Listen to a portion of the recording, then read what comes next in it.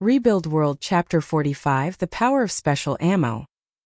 After a short argument with Reina and Shirori about his evaluation of Reina, Akira quickly turned back to continue exploring the underground city. He thought that Shirori and Reina would leave him alone after that fight, but unlike what he expected, they both decided to stay there rather than returning back to the defensive point 14. Reina was extremely dejected, but she did not allow her feelings to affect her current work. As a matter of fact, she was performing better than before their argument. It might be because she was no longer bothered by any unnecessary thinking. Shirori, who noticed that, felt hurt. Akira could feel the mood behind him and felt rather uncomfortable.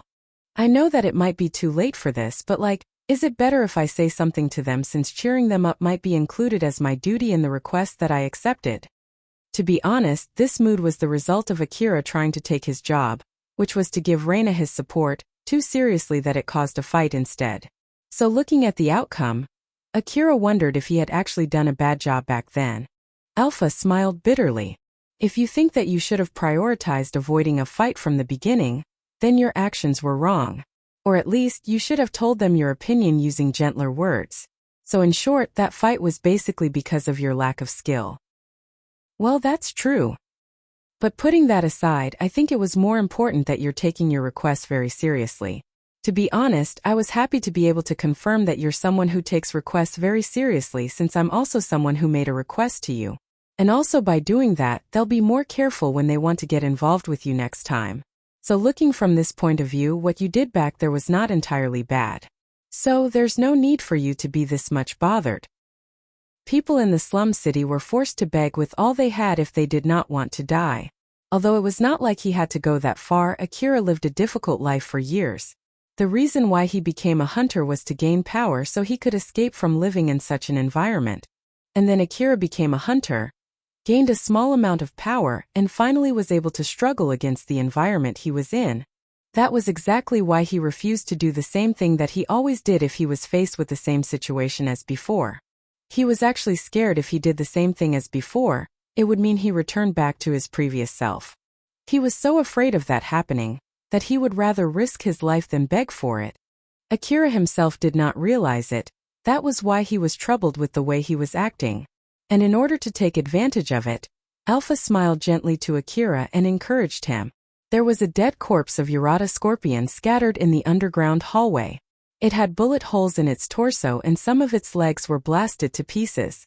Bloods flowed from its wounds and left traces that formed a straight line. Akira checked that corpse and its location in the underground city map. Looking at the direction of the traces left by this corpse, it seems that this is one of the Urata scorpions that attacked defensive point number 15. Assuming that it was dead on its way back to its nest, I might be able to find more dead scorpions which died the same way around here. If I track their traces, I might be able to find their nest, but Alpha, do you notice any other Urata scorpions around the area? I can't find any alive or dead Urata scorpions around the area. I see. It's not like I can finish the exploration just because I found one dead Urata scorpion. I guess I have no other choice but to keep looking for more, huh? Of course I can even help you find traces that normally would be very hard to notice, but they might think it is unnatural if you discover traces that are extremely hard to find. If they ask you how you found them, you'll need to come up with some logical excuses, you know? So what do you want? Want me to look for any traces? Akira thought for a bit before answering back. Let's see. Please do that. With all the things that have happened, I want to finish the search as soon as possible. If they ask me how I found the traces, I'll just tell them that it was just pure luck. Although I told you to come up with an excuse, that's a lame excuse. It'll be fine. Not to mention that the HQ told me to do this because they evaluated my skill when I had your support. If they ask me to explain all of my previous achievements, I can't say anything more other than just being lucky. So it's too late to complain about that now. Akira already made up his mind. Alpha, who was watching how he behaved, smiled at him. Alright, I found it. That was fast. Well, that's just how good I am. As Akira looked surprised and instinctively turned to Alpha, she replied by smiling mischievously, and pointed her finger towards a different direction than where the defensive point 15 was located. And at the same time, She enhanced Akira's vision so that he could see faint traces that he would normally have missed. He could even see an indicator on the floor showing the route that he should take. Akira started walking following the indicator in his vision.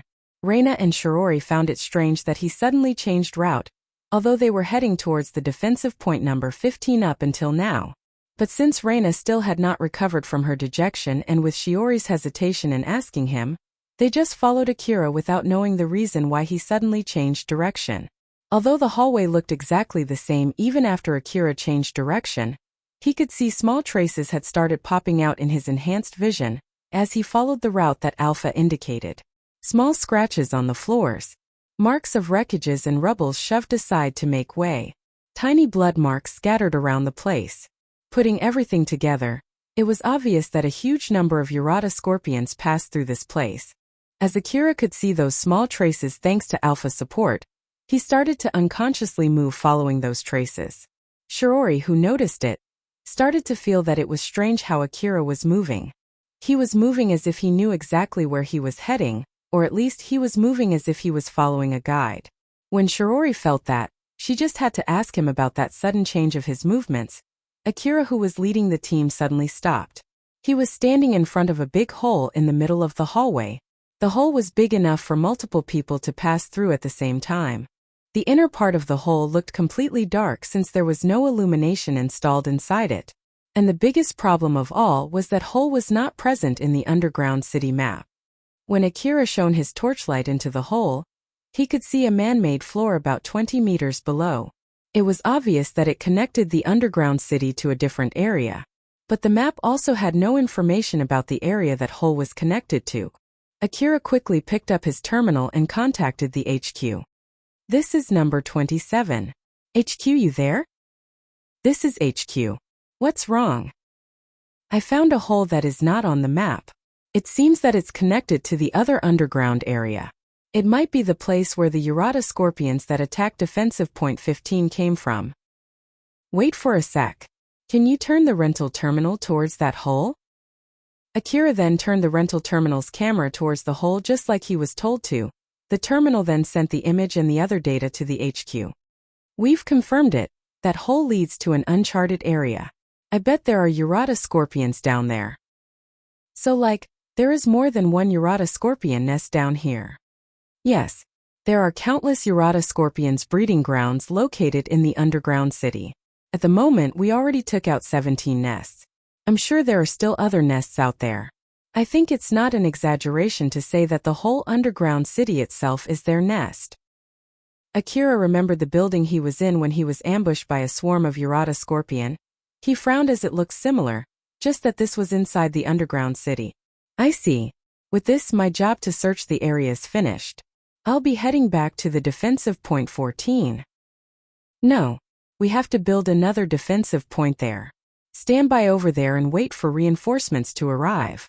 Stop any monsters that try to come out from that hole. Wait for a sec. Only with the three of us? Isn't that a bit impossible? Well, there, you decided to go out alone, so it means that you have enough confidence in your own ability, right? Not to mention that among the two people that came with you, one of them is a skilled hunter among the other hunters in the defensive point 14. I think you have enough firepower there. Securing the safety of the area is also the defense team's job. So just do it.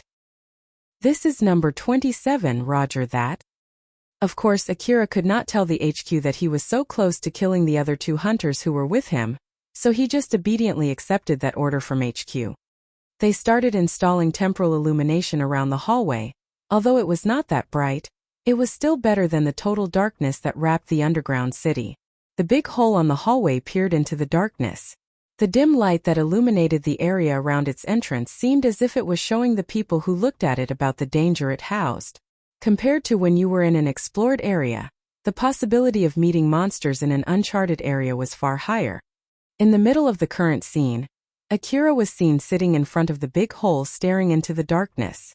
Normally, one would only be able to see total darkness inside that tunnel, but due to Alpha's support, he could see shapes and distances within his monochromatic vision. This vision is really useful.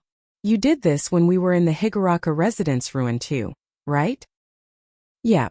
It's better than total darkness, right? Yeah, it is.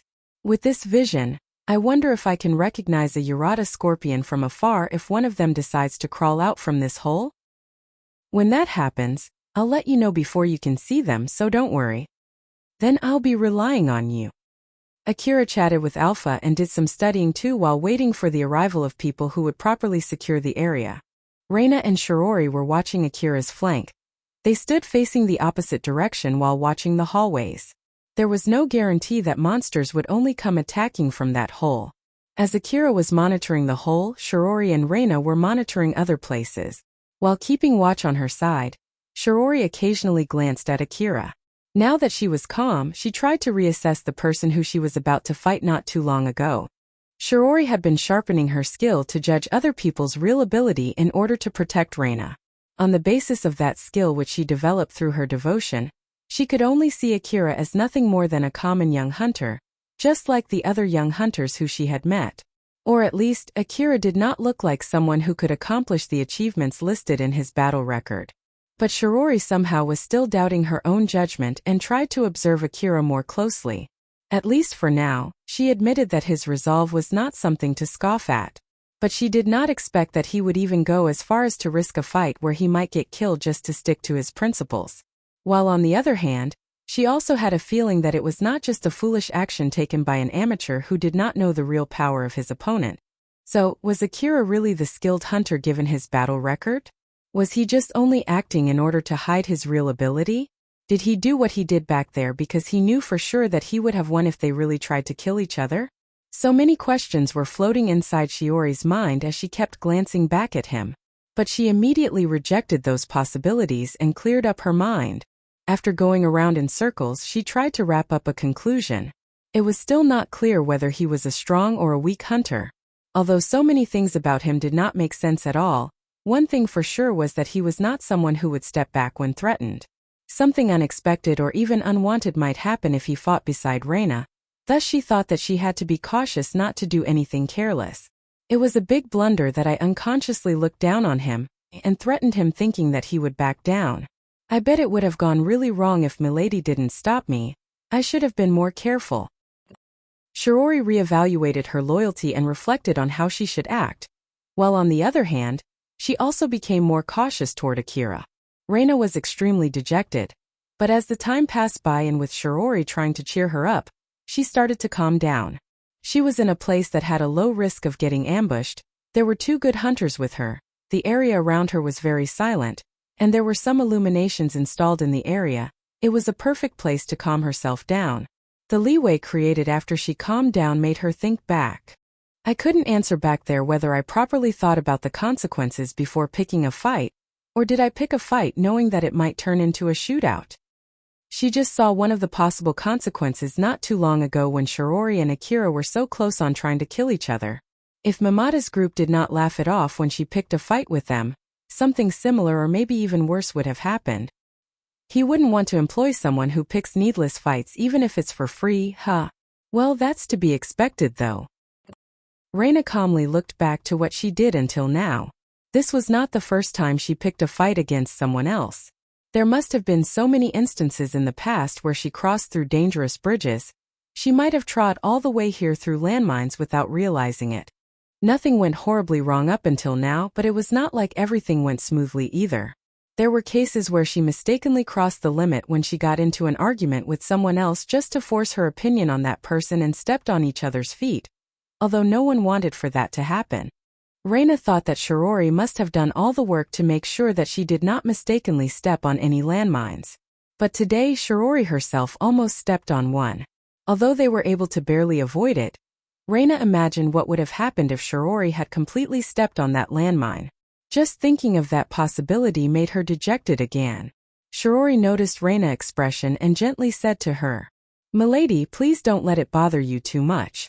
It's important to be able to let it go and move on. Moreover, that was because I made a mistake of provoking Akira-sama. Let's use the experience that we got today to be more careful next time." Reina thought that Shirori provoked Akira because she was angry on Reina's place. She felt both grateful and apologetic for it. "Now that I think about it, I haven't properly said my thanks to you lately. I'm sorry that I always put you in trouble, and thank you very much for always helping me out. I'm sure I'll be giving you more trouble in the future, so is it okay if I keep relying on you? Oh, of course. Just leave it to me.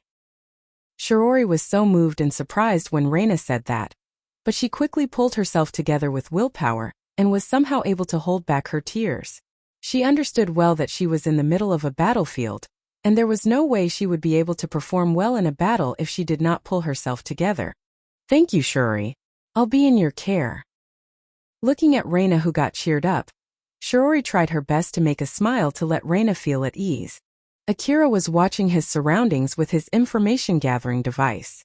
While doing so, he was also watching Reina and Shiori, who were behind him. He knew that he had a big fight with them not too long ago, so he was watching them in case they suddenly shoot him from behind. What are they doing?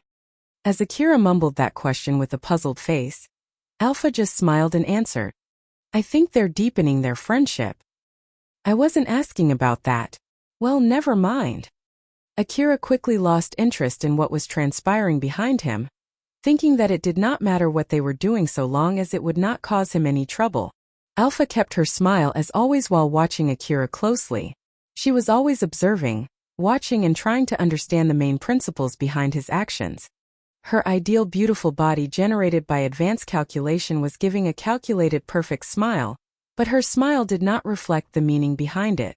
That big hole looked perfectly quiet from the outside, but Akira, who was keeping his eyes on it, suddenly looked grim. He quickly stood up and kicked the rucksack beside him, scattering the ammo that was inside it onto the ground. He then pointed his CWH anti-material rifle into that hole. Reina and Shiori, who noticed that, quickly put their guards up and came closer to Akira. They then glanced towards the hole expecting to find some monsters, but they could not see any monsters. Reina was puzzled as she checked her information-gathering device, and did not find any signals that indicated monsters' presence either. So she turned to Akira and asked him, Did your device find something? I'll take care of this side. You girls take care of the other side. Akira already finished his preparation to shoot. He already had his finger ready on the trigger. Alpha. How many? I picked 124 signals within my scanning range and I'm still counting. The swarm that attacked defensive point number 15 might be just scouts. Well, what can I say? I always get myself tangled in this kind of situation. Akira looked slightly exasperated, while Alpha just retained her smiled. Well, I guess this is to be expected for your level of luck. It's just like the usual, so let's calm down and just deal with it like always. Akira smiled bitterly. You're right. Well then, I'll be counting on your support to win against my bad luck today. Since I spent all of my lifetime worth of luck to meet you, I expect to get good support from that. Okay? Just leave it to me. Alpha stood beside Akira and smiled confidently. Rather than watching her surroundings, Shiori paid more attention to Akira, who was aiming into the hole, as if he had a clear target. She readied her rifle, loaded it with a flare bullet that could be used to increase the accuracy of the information-gathering device, and pointed her rifle into the hole. She then shot a few flares with the same interval between each shot into the hole.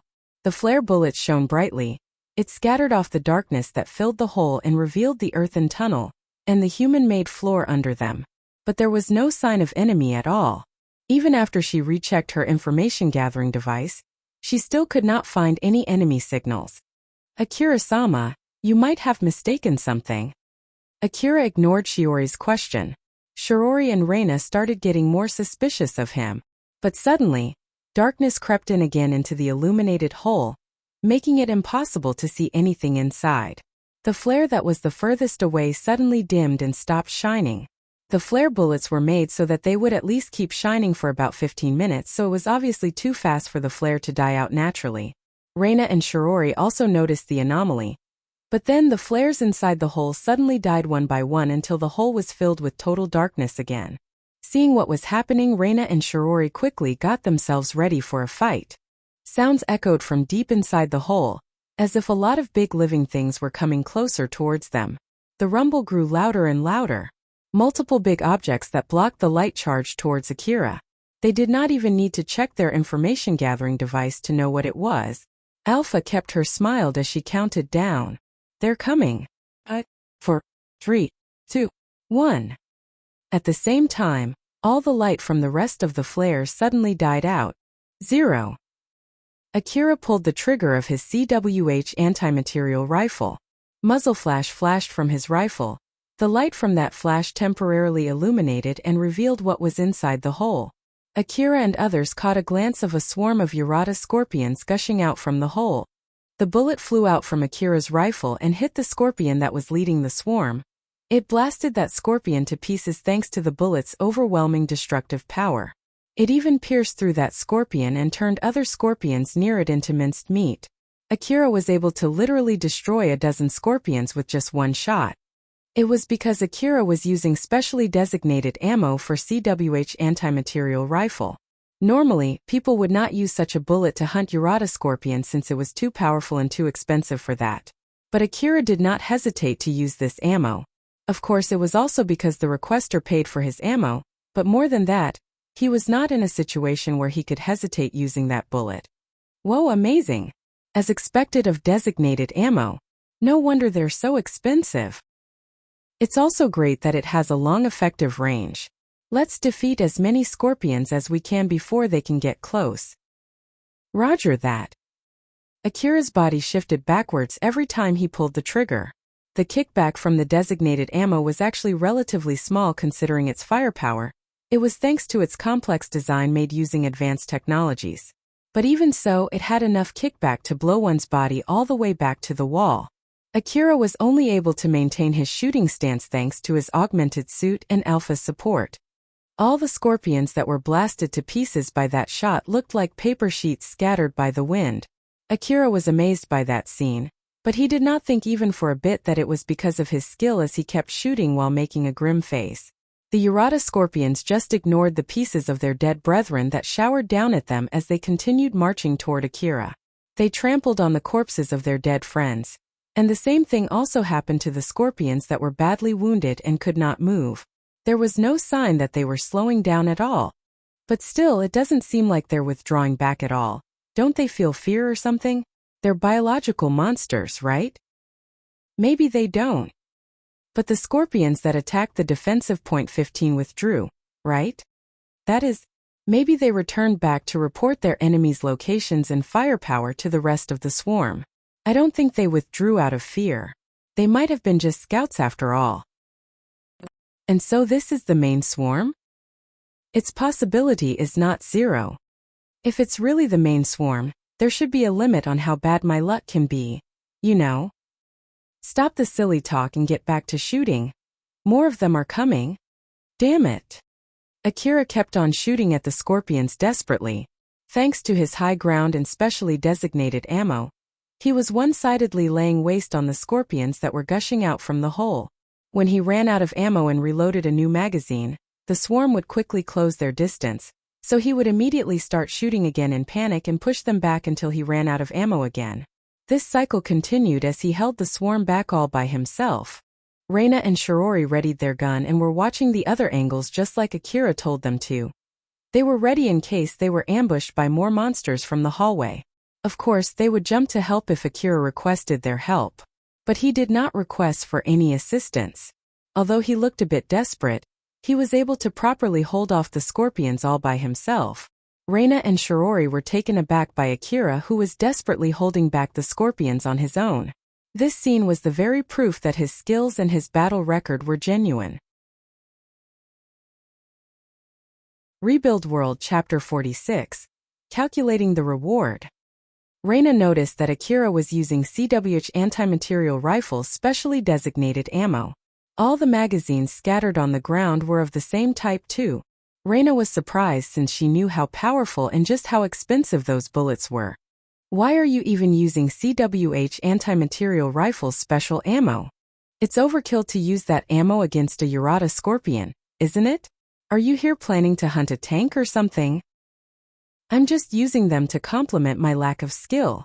Like hell, I would fight a tank. How in the world did you get this many ammo? You would have had to pay a huge amount of money for all of these bullets. Or like, have you been earning that much money? The requester paid for them and they approved it when I told them I'll be using loads of specially designated ammo for Swordsmanship rifle. If you have any complaints, you can go ahead and say that to the requester. I thought that they would refuse when I made that demand, you know. It's exactly because they accepted my demands that I'm here right now. Now that I think about it, those people in the HQ must have predicted that something like this would happen, huh? Damn it. Akira was lamenting his situation. He vowed to himself that he would make good use of this experience. Reina turned to Shiori. She was wondering if Shiori also predicted this situation. By the way, Reina did not expect it at all. I thought that something like this might happen, but the possibility was too small. I believe that the swarm would not be this dangerous if we faced it using all the facilities installed in the defensive point, and with the help of all the hunters stationed there. Reina's eyes started getting watery when Shiori pointed out that hurtful fact. After all, Reina had nothing else to blame other than her own selfishness now that she was in this place. If only she had stayed together with Katsuya's group, she would not be in this situation now. Shiori suddenly turned her gun towards the center of the hallway in a swift motion and started shooting. Reina inadvertently turned toward that direction and saw countless scorpions creeping out from the hallway showered under the flying bullets. There was not even a single scorpion that passed through Akira. So Reina was taken aback when she saw those scorpions. Where are those scorpions coming from? Are there more holes other than this one? Milady, more are coming. Although their number was not too many, the new scorpions closing in from the left and the right side surrounded Akira and the girls. Reina and Shiori started shooting at those scorpions coming from the direction that they were facing. Akira shouted, "Their number is too small for them to come out from another hole. They might be the scorpions that are coming back after exploring the area, other than the defensive point 15. Both hands tied right now, so you girls need to deal with them yourself, okay?" "Okay." After Reina answered back, Akira sounded really desperate when he continued, "I'm leaving those scorpions to you, alright? I'm really counting on you girls, okay? I'm really leaving those scorpions to you girls." Akira was obviously so desperate as he yelled that. At the moment, he had to deal with the swarm gushing out from the hole in front of him, so it was impossible for him to deal with the scorpions coming from his flank. He really needed Reina and Shiori's help in this situation. Reina looked amazed, but she quickly pulled herself back together and smiled confidently. "Just leave them to us." Since Akira was a hunter who was skilled enough to quickly spot that swarm of Urata scorpions and hold back that swarm all by himself, Reina was so excited that someone like him asked for her help. After all, Reina was dejected and felt inferior when Akira told her about his evaluation of her. But now Akira relied on her. It basically meant that he recognized her skill, and this fact greatly encouraged her. It cleared up her feelings of inferiority that was swelling inside her. The irritation and the impatience that had been slowing her down and causing her to make rasher decisions were gone now. Reina quickly started shooting the Urata scorpions that were coming at her. More and more Urata scorpions were appearing in front of her. In the middle of the battle, her rare talent started to shine. She herself noticed that her psyche was heightened and sharpened as she started to smile confidently while shooting at those scorpions. Because of that, she was able to quickly shoot down the scorpions in front of her one by one. Shiori, who from time to time checked how Reina was doing in the midst of the battle, was taken aback when she noticed Reina fighting so skillfully and accurately that she even looked elegant. To think that Milady was this skilled. I guess I really misjudged Milady's skill, but still, why so suddenly? Although she was happy with the unexpected sudden growth, Shiori also found it strange that Reina suddenly got this good. Although it was totally unexpected, it was a welcome surprise. Thus Shiori did not try to think too deep about it. After all, she was not in a situation where she had the leeway to do that.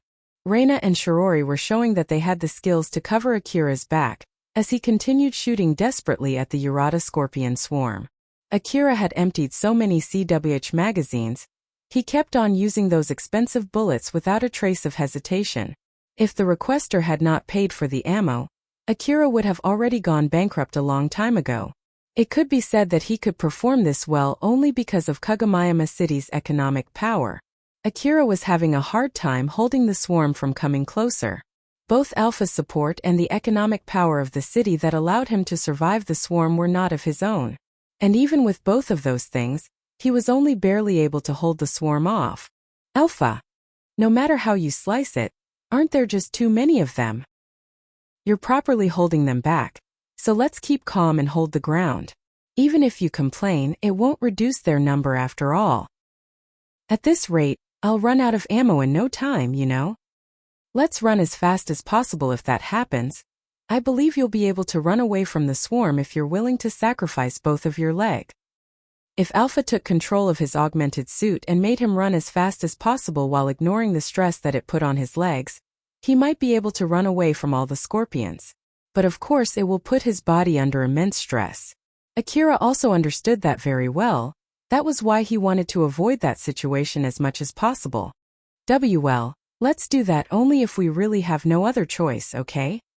Of course. Let's hope that you can take out all the scorpions or the reinforcement from the HQ arrives here before we run out of reserve ammo. That's right.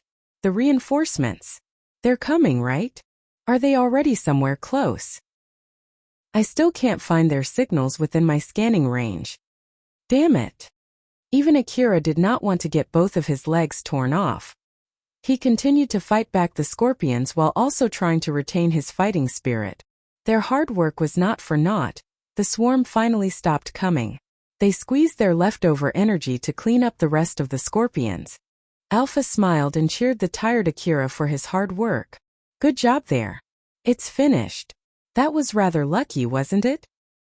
It's done, huh? Akira dropped on the floor right where he was standing. He let out a long sigh as if he was expelling all the tiredness that had built up inside him. But Akira, in the end, the reinforcements didn't come at all. I wonder if something happened to them. Akira quickly reached for his terminal and contacted the HQ. This is number 27. HQ. You there? This is HQ. What's the matter? Where are my reinforcements? They're not coming at all, you know? We've told them to go to your location. They're not there yet? I don't see anyone else here. Thanks to that, we had to deal with a swarm of scorpions just with the three of us. You know, tell them to hurry up. Roger that. Before that, I'll need to access the record from that battle, so wait for a bit. The monitor of Akira's rental terminal changed. It seemed that it was sending some kind of information. But once it was done, the HQ did not immediately answer back. He was about to say something to the HQ, but suddenly the HQ staff gasped. What the heck is this? Wait for a sec. Right after that, Reina and Shiori's terminal rang. Those were calls from the HQ. Reina answered the call and yelled. This is number 17. What's going on with the reinforcement? This is HQ. Can you tell us what's happening there? We just finished fighting against a swarm of Urata scorpions. Shiori then interjected. This is number 18. Let me give a more detailed explanation. We just encountered a huge swarm of Urata scorpions. Most of the scorpions came from the hole. It can be assumed that there's a big scale nest down that hole. With that in mind, please dispatch a search team and an extermination team this way. I see, we're just wondering if number 27's terminal is malfunctioning. Wait for a bit while we access the record of that fight. We've contacted the reinforcement, so just wait there until they arrive. Please wait. What do you mean by malfunctioning? It's the record from number 27's terminal. The number of scorpions that he took out doesn't make sense. So we need to check the record from both of your terminals to confirm it.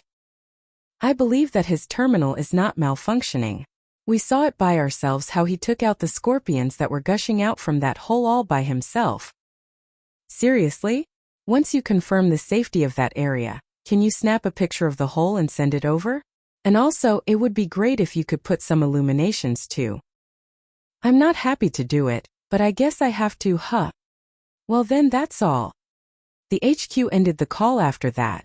Akira was picking up the magazines that were scattered on the ground and putting them back in his rucksack. CWH anti-material rifle's special ammo was expensive already, and it was even more expensive to buy them in the form of a magazine rather than as individual bullets. Akira had used dozens of those magazines and the empty magazines were scattered on the ground. While Akira was picking up the magazines that were still loaded with bullets back into his rucksack, he imagined the money that he would have spent on those ammo if he had to pay them by himself. It did not take much time for him to figure out that there was no way he would be able to pay for it as he looked all gloomy. Akira then turned to Alpha. He sounded worried as he asked, "With all of these ammo that I used, it's not like they would tell me to pay them myself, right? It will be okay, right?" Alpha smiled bitterly as she said, "Don't worry, it will be okay. Maybe. And maybe. I'm not a staff member of Kagamayama City's long-term strategic division after all, so I can't say for sure. But don't worry, it will be okay. I think maybe probably I hope so." You should have stopped at, "It will be okay." Alpha was only teasing Akira and he too knew that, but his face twitched as he imagined what would happen if the unlikely case turned real. As for Shiori, she started scanning the inner side of the hole just like the HQ told her to. She first installed some illuminations near the entrance of the hole. When she finished, the illumination shone brightly and showed the scene inside of that hole. Reina could not help but express repugnance as she caught a glance of that scene. Ugh! Due to the powerful bullet that Akira used, he blew the scorpions into tiny bits. Those tiny bits mixed together with the dead corpse of the scorpions as both of those things were trampled by the countless scorpions that were gushing out from the hole. They were mixed together and kneaded into a single humongous pile of meat. Limbs and other parts of Urata scorpion were sticking out and formed a huge pile of flesh. It made anyone who looked at that pile of flesh wondered how the heck that terrifying thing ended up there. Looking at that pile of flesh, there was no way they could count the number of Urata scorpions that Akira had taken out. They could only approximate the number by calculating the time Akira spent fighting those scorpions, the number of bullets that he shot, and the width and height of that pile of meat. Both Shiori and Reina did not have the leeway of checking Akira in the middle of that battle, but still, they did not expect it to be this intense. Shiori regretted that she accepted that order from HQ. Shiori stopped Reina, who was about to come with her. "Milady, please wait in the hallway. This is not a place for Milady to step into." Reina winced as she replied back, "I'm okay. I can handle this. I believe there's no need for Milady to push yourself too hard. I was the one who accepted that job from the HQ, so please wait in the hallway." "It's okay. I'll help too. Since I also took this request, I might get to see this kind of thing more often from now on, so I might as well get myself used to it while I have the chance." "Oh." Reina still looked scared as she squeezed out a smile and stepped forward to look into that hole. All the pile of meat that covered the ground from the dead Urata scorpions felt so squishy as it absorbed the impact from Reina's step.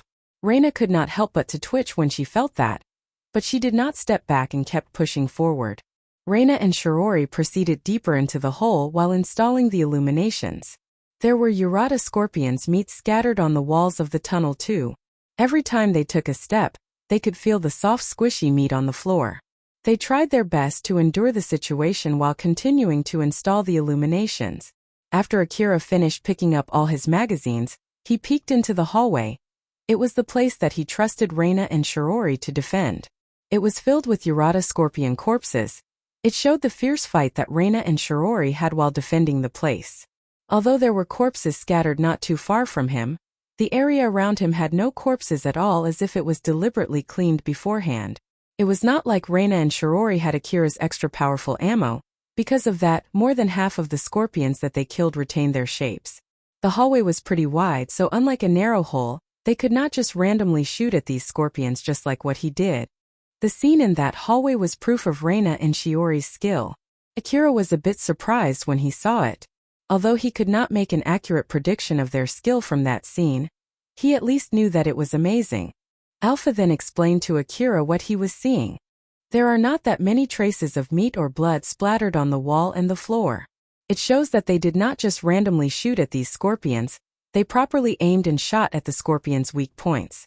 Moreover, to think that both of them could defeat these many scorpions, it seems that they are pretty skilled. Is it possible for me to do something similar? It's perfectly possible as long as you have my support. You can even just run around freely without a care while carrying piercing ammo-loaded H rifles on both of your hands with my support. So in short, I can't do that myself, huh? After all, if I do that, it just means that you'll be controlling both of my arms. And I'm sure it will leave both of my arms broken too, won't it? I'm glad that you're a smart boy. It's a good thing that you can accurately evaluate your own ability. You're mostly correct, although it might break both of your arms, it'll at least save your life. But don't worry, it's not like your arms will be completely torn off from your body. It will only cause some lacerations and you should be able to recover with some medicines. Akira sighed. As I thought, it's too soon for me to take this request. This is a big mistake. Akira was actually asking if he could perform just like Shirori or Reina. Basically, he was trying to compare himself with one of them. But Alpha answered back assuming if he had to face all of those scorpions that the girls faced all alone. Because of that, he was actually misunderstanding Alpha's answer. Of course, Alpha knew that when she gave Akira that answer. Not too long after that, the long-awaited reinforcements finally arrived. It was the rest of the hunters in the defensive point 14 and some hunters from defensive point 15. When Akira saw Katsuya, he turned to Shirori and said, "Although this is a little bit different to what we agreed to, would it be okay if I assume that I already finished your request here?" The request that Akira accepted from Shirori was to provide support to Reina until they returned back to the defensive point. Although it was not like they returned back to the defensive point, their current situation was more or less the same as if they returned back. "Of course, thank you for your hard work." Shirori lightly bowed to Akira and told him that he had officially finished the request from her. Akira lightly bowed back to Shirori and left the group as the girls went to join Katsuya again. Katsuya and the other hunters who did not understand what was going on looked puzzled. Watching Akira step away, Reina looked a bit disappointed. Shirori noticed that, but she felt like it would only cause unnecessary trouble if she asked her the reason, thus she decided to just ignore it. Shirori finally looked relieved. "That was really dangerous, but I guess it's alright now. After this, I just need to warn Milady not to move separately from Katsuya's group again. Moreover, since Katsuya-sama is the group leader, he should have properly stopped Milady." No, that would be me just venting at someone else. It was me who should have properly stopped Milady. Yes, that's it, I should properly evaluate my own action rather than blaming it on someone else. And so Shirori reflected on her actions once more. Akira and the other hunters were keeping watch on that place for not too long before more reinforcements came. It was the exploration team and the extermination team. The place then turned into a proper defensive point and the chain of command shifted to the leaders from both teams in the HQ. The area suddenly became busy with hunters as the exploration and the extermination team were preparing themselves to explore the whole. Akira was told to clean the dead scorpions around the area. After all, those corpses were obstructing the hunters there. Not to mention that some new scorpions might conceal themselves among the corpses. But it was not like they could carry those scorpions to the surface, so these corpses were only gathered in a safe place in the underground city. Akira was carrying the scorpions one by one. Although they looked heavy, the scorpions were pretty light for their size. "These scorpions are lighter than I thought. Is it because of my augmented suit?" Akira thought that Alpha increased the power output of his augmented suit while he was carrying the scorpions. But Alpha shook her head and denied his guess. "Nope, they're actually pretty light. They'll grow lighter if you leave them for a while." "That's weird, why is that?" "There are various theories, but it's not like there is any definite proof which confirms any one of them is correct. So just take it as it is and don't think too much about it. One of the theories says that the nanomachines that were spread during the Old World era accelerated their decomposition process. Some of the theories even say that it has something to do with the colorless mist. Just think about it, although the hunters regularly kill a lot of monsters, you don't find that many corpses in the ruins, right? But with the number of the monsters that the hunters kill every day, it should be normal to find some rotten corpses from time to time, right? Now that you mention it, that's indeed weird. I sometimes find bones and skeletons, but I don't find rotten corpses at all. I see, so they were decomposed at an accelerated rate. Huh? Wait. Then how about that greedy crocodile corpse that we found not too long ago? Isn't it weird that we found it still retained its shape when it should be quickly decomposed? The outer skin does not get decomposed, so instead it might be empty under its skin. Or maybe its skin has some kind of preserving function that makes it decompose slower. Different species of monsters decompose at a different rate after all. Not to mention that the location also affects the decomposition rate. But then again, like I said, there are many theories trying to explain it. Well, this underground city is basically the old world territory too, so the cleaning Nanamakine's density might be higher than usual down here. That might also be the reason why this place is so clean even though it's a huge amalgamation of monsters' nests. Had these monsters created a stench from their natural processes, then this underground city that's filled with those monsters would have created a stench, right? You're right. Well, it's good that this place is kept clean. It's just that I can't help but get curious about it, you know? There were a lot of weird things in the Eastern District. Most of the people in the Eastern District blamed the old world technology for those weird things. And it was true that most of it was because of the old world technology. For better or worse, Akira and the other people of the Eastern District had already gotten used to it. But if you look at it from another perspective, it meant that there were a lot of old world relics in the Eastern District. These relics contain knowledge and technology that might cause irreversible damage and chaos, or maybe even destroy the world if they were misused. The people who were alive in the previous era could not fight back the destruction that these relics brought and became ruins.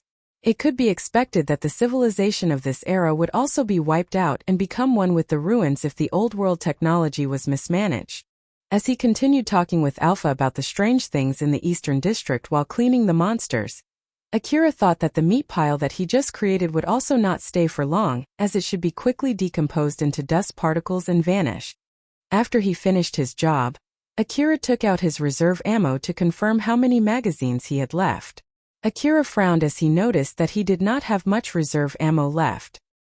He would not be able to fight another swarm of monsters with the amount of reserve ammo that he had now. He would have no other choice but to run away if he encountered another swarm. He would have to let Alpha take over his augmented suit to help him run away, which of course would cause him to go through excruciating pain on both of his legs. But that was only half the reason why he frowned. Akira's rental terminal suddenly rang. It was from the HQ. Akira hesitated a bit when he answered the call. This is number 27. This is HQ. We've finished examining your battle record. We have some questions regarding the same. I won't pay for the ammo, okay? I just won't. Akira quickly said that first. He sounded desperate when he yelled at his terminal. Akira used a lot of CWH anti-material rifle special ammo to fight the scorpions. It could even be said that he was wasting more ammo than needed, and Akira himself knew that fact. It would not be strange if Akira was told by the HQ to pay for the ammo that he wasted with his own money, but unfortunately, he did not have the ability to pay for them. The HQ staff understood what Akira was worrying about. He chuckled and said, "Don't worry about that. The requester will pay for those bullets. There's no change regarding that. Even if they thought that the amount of the bullets you use don't fit the result, they would only cancel their contract and reduce your reward." Akira let out a sigh of relief. He calmed himself and asked again, "I see, so then what do you want to ask me?"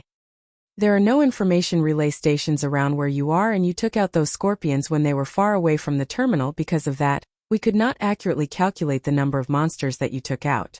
And so we will only calculate your reward based on the approximated number of monsters that you killed. Do you have any request as to how we should calculate your reward?"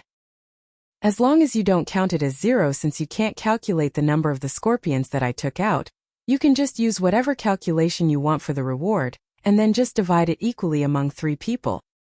Are you sure you're okay with that?" Akira believed that he did not say anything weird.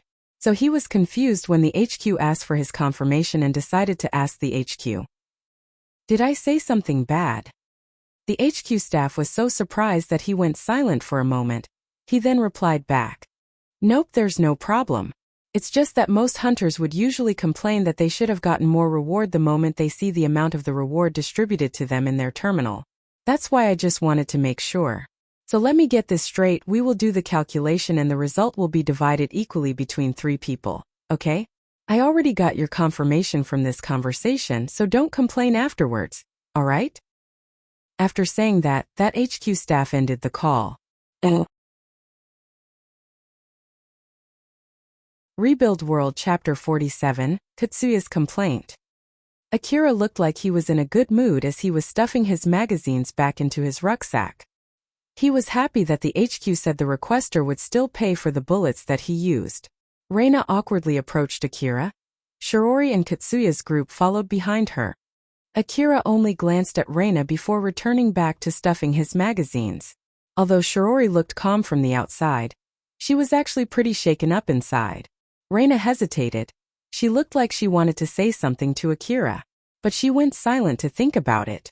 Once she had thought enough, she said, I heard about your call with HQ regarding the reward distribution, and if I'm not mistaken, it seems like you told them to divide the reward equally for 3 people, is that correct? Yeah, they asked me what to do and I did say that. Reina looked a bit troubled. Looking at her made Akira uneasy too. Both of them were staring at each other, trying to understand why the other person said what they just said. But since their way of thinking was totally different from each other, neither could not catch the meaning behind their short conversation. But before they could clear up the misunderstanding, Akira quickly drew a conclusion and looked annoyed as he said to Reina, "Are you thinking of telling me to give you all the reward from that battle since I was in the middle of your support request and what I did was just a form of support for you? Just to let you know I won't do that, okay?" Seeing how Akira's mood worsened, Shirori quickly put her guard up. The same happened with Katsuya and his team. Reina could not immediately understand why Akira said that, but the moment she did, she shook her head in panic. No, that's not what I meant. It's the opposite. The opposite. You took out more than half of the scorpions that we defeated, right? So if the reward is divided equally, it would mean that my reward will be way bigger than it should. Are you okay with that? We stopped them together, so it's only to be expected to divide the reward equally, right? Well, if I had to pay for my own ammo, I would like to divide it equally after covering for my ammo expense. But since the requester paid that for me, so I'll just divide it equally with 3 people. To be honest, I don't want to argue too much about that. Or is that you have any complaints about it? Well, not really, but...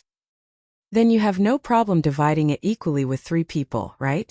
If the reward from the extermination request is only divided according to the number of monsters that you take out, won't the hunters who focus on scanning enemies only get a small amount of reward? It'll definitely cause a fight, you know? If not for Reina and Shirori, Akira would have found himself surrounded by scorpions back there. Reina and Shirori did work well. Akira seriously thought so. Moreover, it was not like Akira had discussed with them beforehand as to how to divide the reward. He could not think of any better way to share the reward other than dividing it equally among the members of the team that was formed on the spot. Although Reina understood what Akira was saying, it was not like that was enough to convince her. It was true that she did not want to be a deadweight for him, but she also understood that she could not produce the same result as him. "Milady, since he is okay with it and it doesn't reduce the amount of reward that we receive, I believe we should just accept it. Arguing might only cause a needless fight." Shirori was signaling Reina that continuing it might cause another fight with Akira. Thus Reina quickly decided to stop arguing and said in a panic, "Why, you're right. It's not something worth fighting about." "So, is that all?" Reina was about to answer that question, but Shirori suddenly interjected. "That would be all. We're sorry to have troubled you. Milady, let's return now." Shirori immediately suggested Reina to consider withdrawing from the conversation. Reina looked a bit troubled with her sudden request before awkwardly leaving that place together with Shirori. After they walked away from Akira, Reina asked Shirori, I was trying to be careful back there. Did I do something wrong?" Reina was actually trying to be careful not to cause a fight, but then Shirori suddenly pulled her away from that conversation. So she thought that she did something that she should not have done. Shirori frowned as she answered, "Well, it's true that you caused a misunderstanding which worsened Akira-sama's mood, but I believe it was because of Milady's clumsiness. But again, with that being said, you can't blame your clumsiness. It's wrong to assume that the other person will always understand what you're trying to say. There's always a possibility where the other person misunderstands and their misunderstanding might not get cleared up or even become worse. But I just wanted to talk with him. You know? Milady, you yelled at him once that he can just die alone somewhere. So, I believe that you should not rush into a conversation so quickly. You should give him some time to cool himself before talking to him again. He's not like Katsuya-sama. He would not just laugh it off if you make a spicy remark about him." "Why, you're right. I understand." Reina wanted to know how well she performed. She wanted to know Akira's opinion about her performance. That was why she wanted to talk more with Akira. But it seemed that she had to postpone that for now. Reina looked depressed since she understood that it was all because of her own action. Reina and Shirori had left Akira to his own devices, but Katsuya and the other two girls were still there. Katsuya looked hesitant as he asked Akira. There's something I want to ask you. What do you mean with that support request? Akira answered back apathetically. Just ask Reina. Katsuya was a bit annoyed by Akira's behavior, but he held himself back and asked Akira once more. We're hunters from Drankum and she's one of my team members. Well, I'm basically the leader of our team, so I wanted to know what she did when she was away from the team. I need to give a full report to the gang, you see. It has something to do with the reward, so can you please tell me? Just ask her. Akira answered back again apathetically. It was as if he did not care at all. Katsuya raised his voice and pressed for an answer again. Is it something that you can't tell? Or is there anything that you're trying to hide? You can get all the details from her, can't you? Or is it like you're someone who doesn't mind leaking the request that you took from others without asking for approval? Akira was someone who took his request very seriously. Although he was not told to keep it secret, it was not like he was told that he could freely tell other people either. Not to mention he got so close to trying to kill them. Thus he thought that it was for Reina and Shirori to decide what to tell and what to hide. Akira thought that Katsuya could just go ahead and ask Reina instead. If Reina and Shirori told Katsuya everything, then it must be something okay to tell others, but if they refused to tell Katsuya, then it was indeed something that he should not share with others. Akira concluded it as such, and that was why he told Katsuya to just ask Reina and Shirori instead of him. Akira's behavior was rubbing Katsuya the wrong way. He just went silent and continued packing his magazines as Katsuya was glaring at him. Yamaina looked worriedly at Katsuya. Katsuya had a bad habit of taking actions thinking that he was correct. He was simply worried for his teammates and he was only thinking of doing his duty as the team leader. One thing for sure was that Reina and Shirori fought with some monsters when he was not around. He just wanted to know what happened. That was all. But the person who knew what happened would not tell him anything, rising Katsuya's anger. But even so, Yamaina thought that it was not enough of a reason to cause a fight. At this rate, Katsuya might start yelling at Akira or even use force to make him talk. Yamaina decided to calm him down before that happened. Katsuya, let's just go back. It's faster if we ask Reina. Yamaina? Katsuya was shocked, believing that Yamaina took Akira's side rather than his own. Looking at how Katsuya reacted, Yamaina was able to immediately predict what he was thinking, so she quickly tried to explain it to him. It's not like you can fully trust an explanation from a random stranger, right? So I think it's much faster and more reliable if we ask Reina, who's in our team. Yamaina smiled gently at Katsuya when she said that. Yamaina worded it out as if she was mocking Akira. This was something that she would never do normally. This was done not only to calm Katsuya down but also so that Akira would blame her instead if anything bad was to happen. I agree. It'll only cause you more trouble if he gave vague or even fake answers. Eri stated that straightforwardly. Katsuya finally calmed down after hearing Eri and Yamaina. You're right. I guess it's true that it's meaningless to ask him, huh?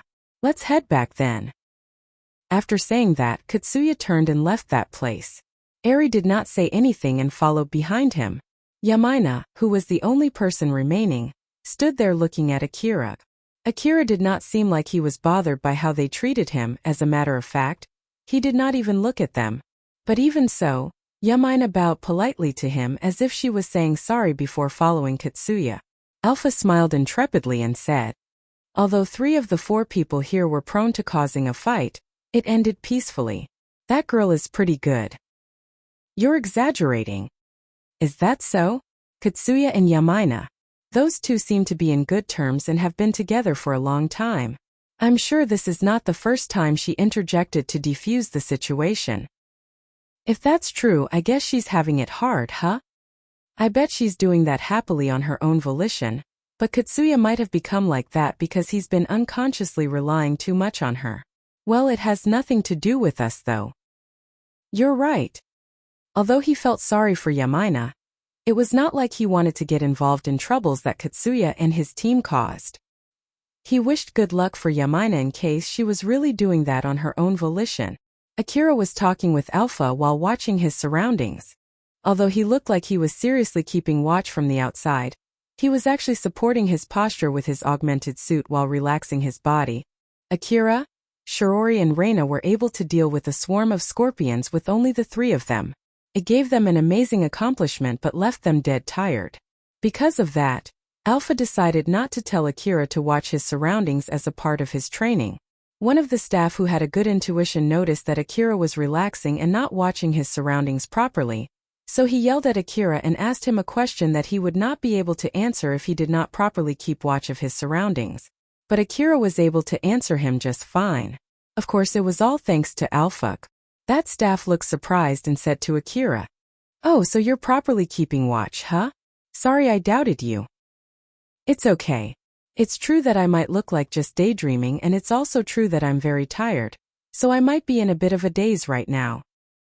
Akira answered back straightforwardly. Although that staff could not see her, Alpha was floating beside him while smiling. I see you're the one who found that hole connected to the uncharted area, huh? I also heard that you went through a fierce battle too. I'm sorry, but it seems that you need to work for a little longer." "I understand." The staff then went back to continue his work. Alpha turned and smiled at Akira. "You did well dodging him." Akira smiled smugly. "Well, it's fine, isn't it? Since I can do all of these things only because I have your support, it's all thanks to you. Not to mention that I would not be able to do this request if I don't have your support, so if that much of lying is not allowed, then I shouldn't be here in the first place. I'm 100% relying on your support after all." You're not wrong there. If Alpha stopped her support, Akira would just turn into a deadweight. So he was planning to keep on relying on her so as not to slow the other hunters down. Although in the end it caused a staff to doubt his own intuition when he noticed Akira relaxing, it was an acceptable sacrifice looking at the bigger picture. It was way better than getting ambushed by a swarm of Urata scorpions. After the small conversation, Akira kept watch of his surroundings as time passed by without anything interesting happening. The Kazusuhara underground ruin exploration and Urata scorpion nests extermination went on for 24 hours. After all, the monsters in the underground city kept active regardless of whether it was night or day. Thus the hunters had to stand watch 24 hours to secure the area. Akira's shift lasted for 8 hours. It was the shortest working shift available. The hunters who wanted to earn more money could stay in the underground city for 24 hours. But of course, Akira was planning to immediately return back home after 8 hours. Alpha told Akira that his shift was almost done, so he pulled out his terminal and contacted the HQ. "This is number 27. HQ, are you there?" "This is HQ. What's wrong?" "My shift is almost over, so please send another hunter to take my place." "Oh, wait for a sec, let me check again. Number 27, huh? You do fulfill the minimum working hours quota. And there's no problem with the number of hunters present there, so you can just go ahead and return back home. Thank you for your hard work." "What should I do with my rental terminal?" "You can carry it around as long as you're taking this request. If you're afraid of losing it or breaking it, you can come to the temporary HQ and hand it over to our staff. If it's too much work to do, you can just carry it with you back home. For tomorrow, you just need to go to the first floor of the HQ with that rental terminal. Even if you lose it, you'll just get your reward subtracted. In the end, it's just a cheap mass-produced terminal and we have a lot of reserves left. After all, they often break in battles." "Roger that. I'll return back home for today. Be careful on your way back. Remember that you won't get any reward from the monsters that you kill if you get attacked on your way back home. That's all. Once again, thank you for your hard work." The HQ then ended the call. Akira's work for that day was completed. Akira took the request for 1 week, so there were still 6 days to go. Although his bad luck was rather worrying, it would be great if he could finish his shift just fine like today for the remaining 6 days. Alpha smiled and hoped that would be the case. "Good work for today. You survived another day, we just need to do it 6 more times. Let's give our best. We're not done yet for today. It's not safe yet until I'm back in the city, or at least, I should not put my guard down before I'm back to the surface. Your detection ability will turn back to normal once we're out from the underground, right? That's right. Let's head to the surface as soon as possible. It's a good thing that you didn't immediately drop your guard just because the situation has calmed down. It's proof that you've grown.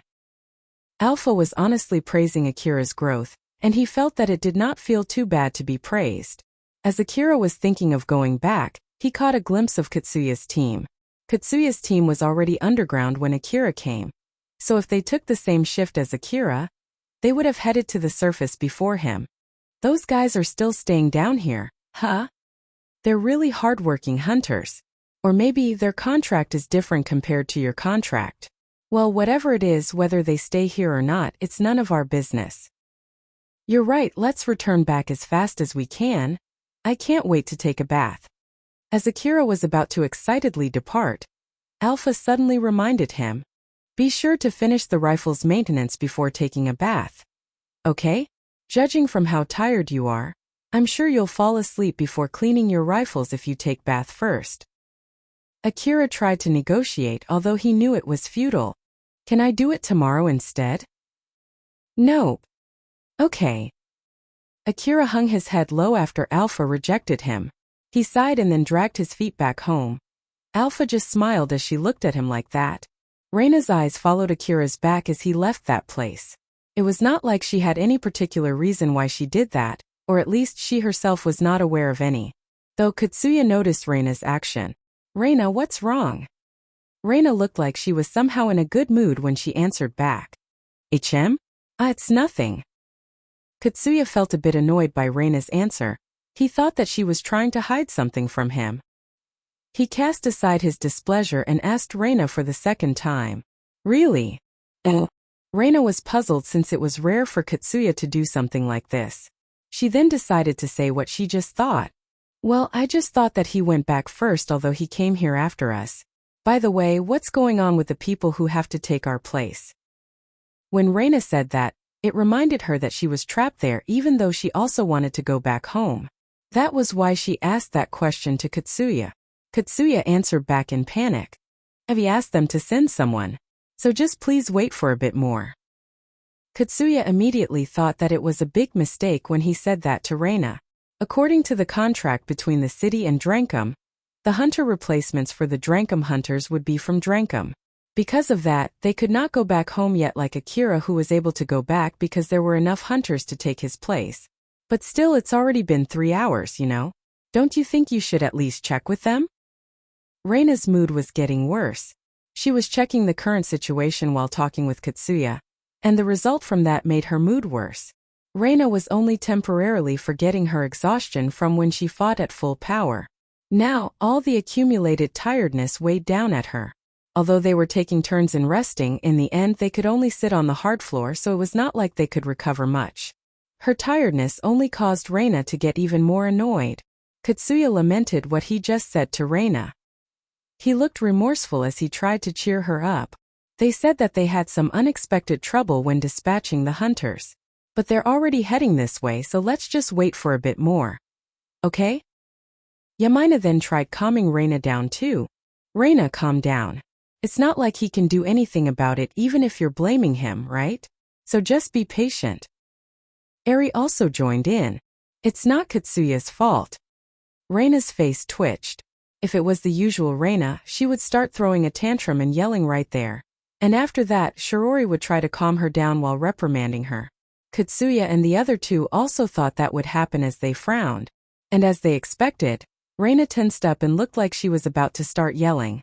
But unexpectedly, she stopped and immediately tried to calm herself down. Reina was gritting her teeth as if she was holding back something. She then let out a big sigh. I guess you're right, I'm sorry. Katsuya, Yamaina and Eri were surprised by the unexpected turn of events. Reina was a bit displeased when she noticed how the others reacted. What's with that face? Do you have any problems with what I said? Nope, nothing, right, Yamaina? Yeah. It's good that you won't cause a ruckus at every single thing. The last remark that was from Eri caused Reina's face to twitch, but that was all. Reina sighed while trying to calm herself down. It did not take long before she returned back to her usual mood. Akira judged that he would not employ Reina even if it was for free, which was the second worst possible evaluation. He did not take back that evaluation even after he was about to get into a fight with Shirori. Then Akira asked the HQ to divide the reward from that battle equally among the three of them. It showed that he judged she deserved to get the same amount of reward as him. Reina thought that he made that evaluation after seeing her skill. That was why she was in such a good mood. Shirori looked at Reina with a conflicted gaze. It was obvious that Reina's skill had grown, but the trigger of that sudden growth was because she met with Akira. Shirori actually hoped that trigger was her. After all, she stayed beside Reina in order to help and support her. Katsuya looked at Reina, who was talking with Shirori. The usual fiery Reina was no longer there. He thought that might also be the reason why she was able to hold herself back from yelling. Katsuya knew well when Reina changed. It was after she followed Akira. Back then, Reina broke off from his team and chased after Akira. And when they met again after that, she had already transformed. When Katsuya asked her what happened after she left the group, Reina proudly told him that she fought against a swarm of Urata scorpions. She told him how she fought valiantly, and Shirori, who was with her, confirmed that it was true. By the way, both Reina and Shirori decided to hide the fact that they were so close to getting into a fight with Akira. Even for someone like Reina, she knew well that it would only cause needless trouble if she told Katsuya about that. Reina was mostly in a good mood after she met up with Katsuya's team. Many would think she was in a good mood because she went through a good battle, but Katsuya did not believe that was the only reason.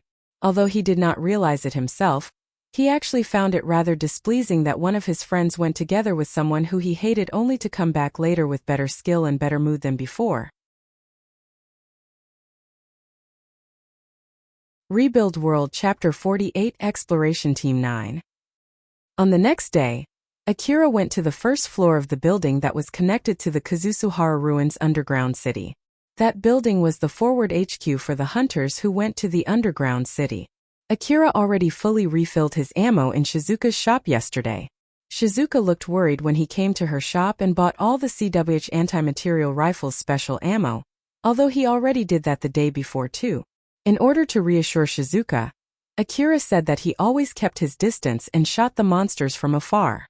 It was exactly because he was thinking of keeping his safety that he bought all of the special ammo. He was somehow able to convince her after explaining it to her as such. Akira was not lying.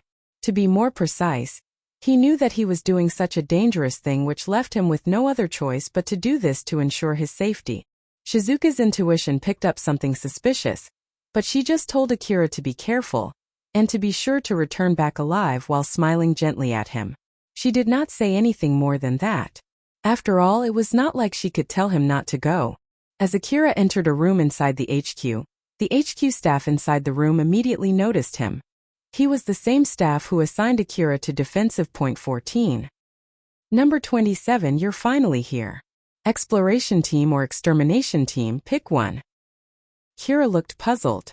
Yesterday he was given the choice to either join the defense team or the exploration team, but this time he was not given an option to join the defense team. Can I join the defense team again? If it's possible, I want to join the defense team again just like yesterday. No, can do. Exploration team or extermination team. You can't pick the defense team. It's because of the skill that you showed yesterday. The HQ thinks that it would be a waste to assign you to the defense team. Aren't you glad that we think highly of your skill? Wait for a sec. If you're going to evaluate me from my performance yesterday, you should evaluate it as a part of the defense team. Well, it's not like I can do anything about it anyway. It was the people on the top who decided that. There's nothing I can do about it no matter how much you complain. So just give up and choose either of the two. Well, although the level of danger varies, I believe that there is not much difference. Akira hesitated. If he did not want to travel around an uncharted area, he should join the extermination team. But if he hated the idea of fighting Urata scorpion swarms or charging into their nest, then he should join the exploration team. Since it seemed that Akira would not be able to decide on anything soon, Alpha made a suggestion to him. You might be able to avoid fighting monsters if you join the exploration team, but on the other hand, you might be thrown into unexpected battles. As for the extermination team, they should have better firepower to fight the monsters, but there's no mistaking it that you would have to fight monsters. After all, that's the main job of the extermination team. If you want to make sure you have enough support in case you get to face something like yesterday again, I recommend you join the extermination team. Akira made his decision and said to the HQ staff, "I'll join the exploration team." "Alright. That's it, it's done. Follow the instructions on your terminal and go to the defensive point 19. Then follow your next order there." Roger that. As Akira turned around and headed to the defensive point 19, that staff looked at Akira's back while making a puzzled face. The terminal on that staff's hand was showing the data about Akira. This the boy who Kobayashi endorsed. He is also the one who signed the ammo waiver. Lastly, the one who's assigning this boy's post is also him. This must be the same Kobayashi, huh? In short, it's him who sent that boy here. To think that reckless guy really took a liking to this boy. I'm not sure if this boy is actually lucky or not. Kobayashi was affiliated with both Hunter Office and Kagomayama City. He was in a position where he had the veto right in this underground city exploration joint operation. This Kobayashi guy who had met Akira in the past was pretty infamous. To go out in the world and return back alive, or to go out in the world and die, Kobayashi loved such lifestyle, and he believed that the hunters who considered this as their way of life shone the brightest. He was famous among his peers for proactively pushing the hunters who he was interested in and helping them live such a way of life. There were hunters who had the skill but not the opportunities. These hunters wished for a chance to overturn their lives. When Kobayashi found these hunters, he would gleefully offer them high-risk, high-return requests. To these hunters, his offer was very attractive. There were only two possible outcomes for those hunters: either win big or lose big. Most of the hunters who took such offer from Kobayashi ended up dead. Even those hunters who had the potential to grow successful if they were given more time. Some of them went out searching for glory and returned triumphantly, while some of them died in pursuit of greater glory. I don't know if he should be happy with this chance or should he hate it. He might still be alive if he did not take this request. After all, when it comes to gambling, it's easier for him to lose his bet the more he gambles. That staff looked like he felt sorry for Akira as he mumbled. On his way to the underground city, Alpha asked Akira, "Akira, is it okay if I ask you why you chose the exploration team? If you want to avoid unexpected fights like yesterday, it's better if you join the extermination team, right? But in exchange, I would have to use a lot of CWH special ammo. I want to retain as much ammo as possible, you see. Moreover, if I join the extermination team and something like yesterday happened, they might think that I'm a very skilled hunter and force me to fight monsters that I can't fight without special ammo. I want to avoid that no matter what." Akira and Alpha stared at each other. Akira's answer somehow sounded like an excuse to her. "What? It's true that I can get more experience if I join the extermination team, but it would be meaningless if I die, am I wrong? You'll be contributing to her revenue if you buy a lot of CWH special ammo from Shizuka's shop, but on the other hand, it'll make her worried every time you do that. You prioritized the latter, didn't you?" Akira could not answer back. Alpha then continued, "It's not like I'm blaming you for picking that option. But if you ask me, I would rather you get yourself better equipment and get strong enough as soon as possible so that you can take out Urata scorpion swarms like they're nothing. That way you don't have to worry about anything." "Well, you're right." Akira replied back swiftly and bluntly. Asterisk, asterisk, asterisk. Akira arrived at defensive point 19. The defensive point 19 was located in a big hall in the underground city. It was placed there in order to secure the uncharted area around it. There were multiple hunters stationed here in order to protect this important defensive point. It was also used as a place for the exploration and the extermination team to rest. Because of that, the hall was bustling with hunters. There were some staffs from the HQ in the middle of the hall giving orders to the hunters. Akira followed the instructions on his terminal and headed to the center of the hall. One of the staff noticed Akira and called him. "You're number 27, right? The exploration team that you're going to join is in the midst of an exploration right now. Wait here for a bit until they're back. You can do anything you want as long as you stay in this hall. If you have nothing to do, you can at least help us watch the place and clean up any Urata scorpions that you see." Roger that.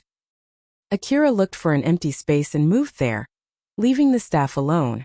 That staff took out his terminal and contacted the exploration team. This is defensive point 19. Exploration team 9, answer me. A girl's voice was heard from the terminal. This is exploration team number 9. Isn't it a bit too soon for the regular report? Is there anything wrong? The extra hunter that you requested has arrived. Come back here if you want to pick him up. A guy's voice suddenly interjected it, inquiring about that new hunter. It better be someone useful, all right? We have enough people for scanning the area. What we need is more firepower, you know? Don't be picky. Well, he took out a whole load of Urata scorpions yesterday. I'm sure he'll be useful. If you don't like him, you can just choose the same guys that you chose before. Don't you realize that we went through all the hassle in picking him because you didn't want to go with those previous guys? That guy then replied back in annoyance. I would rather go alone than bringing those guys along. Then the voice returned back to the girl from before. We'll head back to the defensive point. Be ready to receive the data that we gathered. That's all. The staff ended the call. He then turned to another staff and said, Exploration Team 9 will return soon. Be ready to send the data to HQ. Even if the data conversion from the previous one is not over yet, be sure to at least properly receive the new data. Yes, sir. The other staff saluted him and left to make the preparations. That staff looked at his terminal and mumbled, well, looking at that boy's battle record from yesterday, I'm sure it will be all right. His terminal was showing the hunter data for Akira, but the thing that worried him the most was Kobayashi's name there.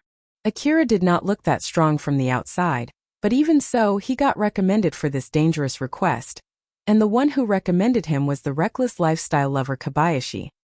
His name made that staff doubt Akira's ability, but he then decided to trust Akira's battle record from yesterday. Akira looked around and checked the area around the defensive point. The route that he took to that place was very well illuminated, but the other areas around that place were still pitch black. The underground city was wrapped in darkness without any lighting. Akira did not know whether they did not install illuminations in the other places because they just ran out of illuminations or because those areas were not safe yet. Among all the hunters who were guarding or just resting in that hall, Akira found some familiar faces. It was Katsuya's group. So those guys are also assigned here, huh? It seems to be so. But Akira, now that we know they're here, let's put more distance from them. Why should I do that? It will only cause trouble if they approach you again. All right. Akira could not refute Alpha's words, so he moved to the opposite side of the hall from Katsuya's group. He then just stayed there while watching his surroundings. As Akira was wondering if he could get lucky such that he would just have to stay in that place until he finished his shift, all of a sudden someone called him from behind. Akira! Akira turned to the source of that voice and saw Sarah walking towards him while lightly waving at him. Akira went to meet Sarah. He made a slight bow and asked, Sarah-san, are you taking this request too? Yeah. Although to be more precise, we took the request to guard the temporary HQ, but we somehow got assigned to explore the underground city instead.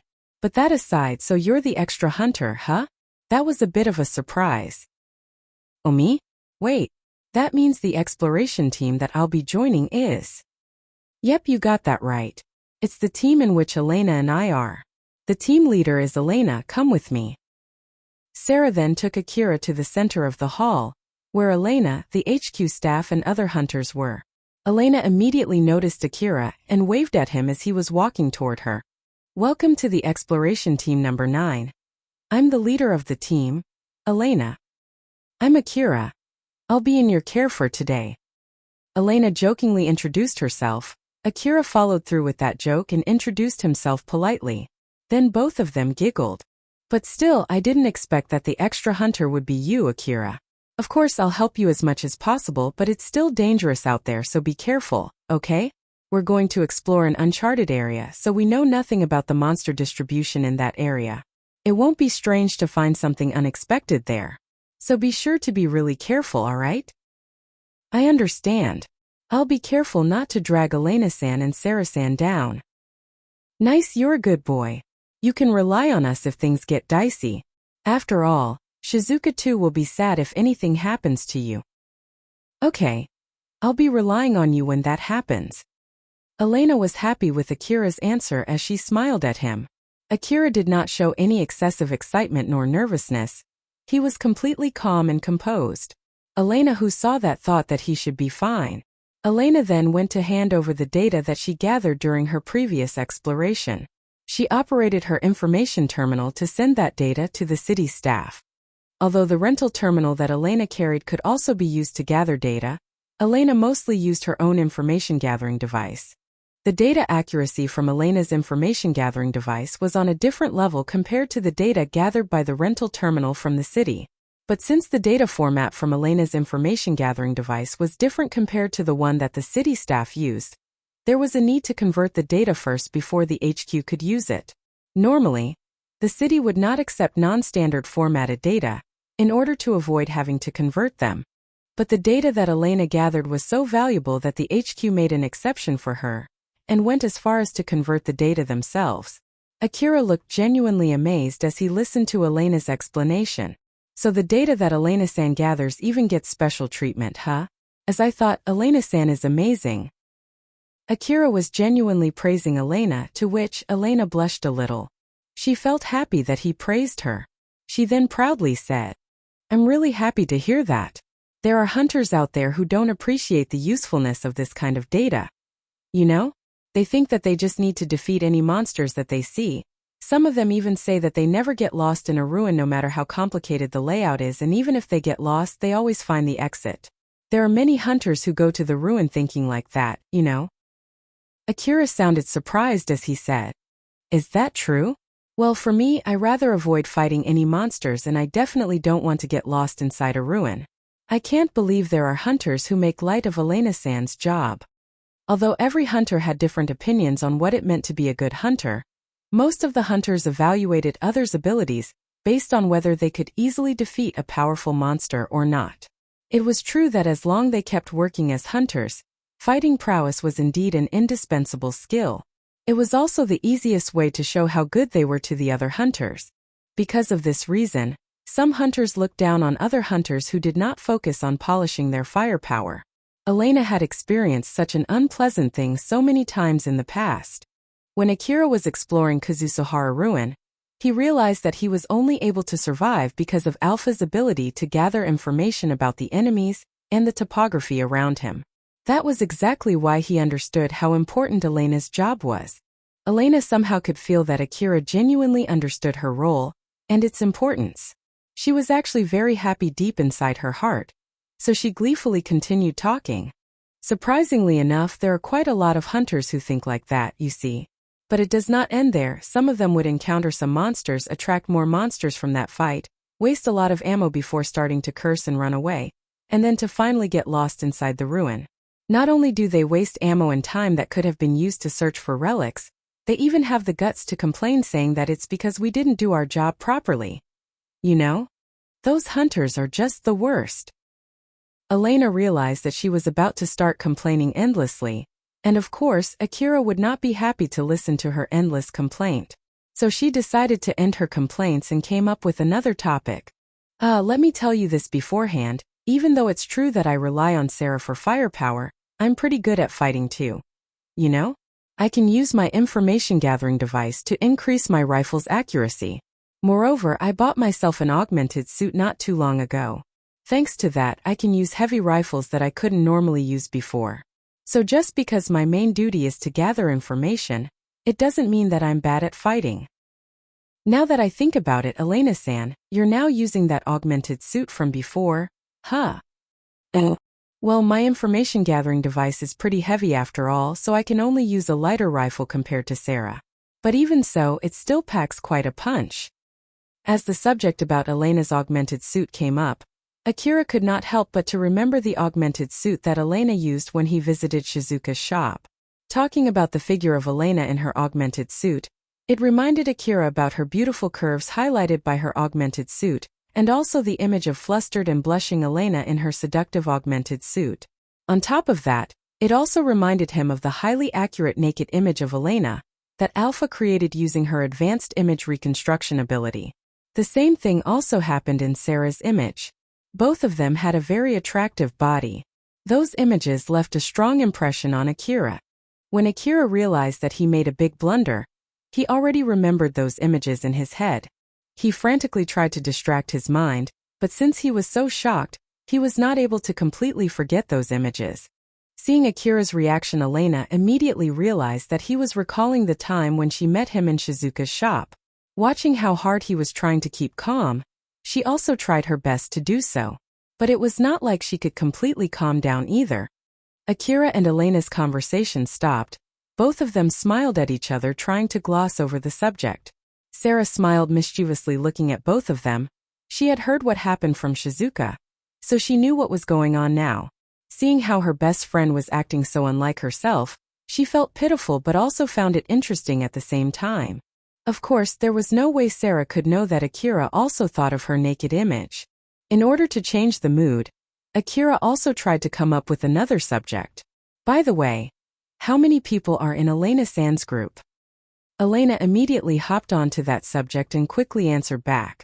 With you included, it's 4 people. 4 people?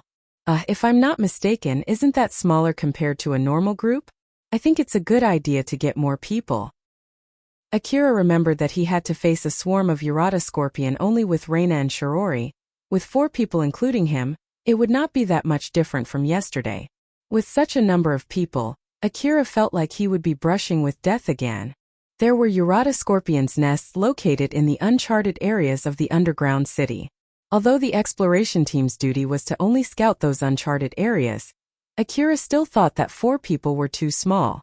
Of course, there was also a possibility that such a small number was not a problem with their abilities, but it was not a number that could reassure other hunters without any further explanation.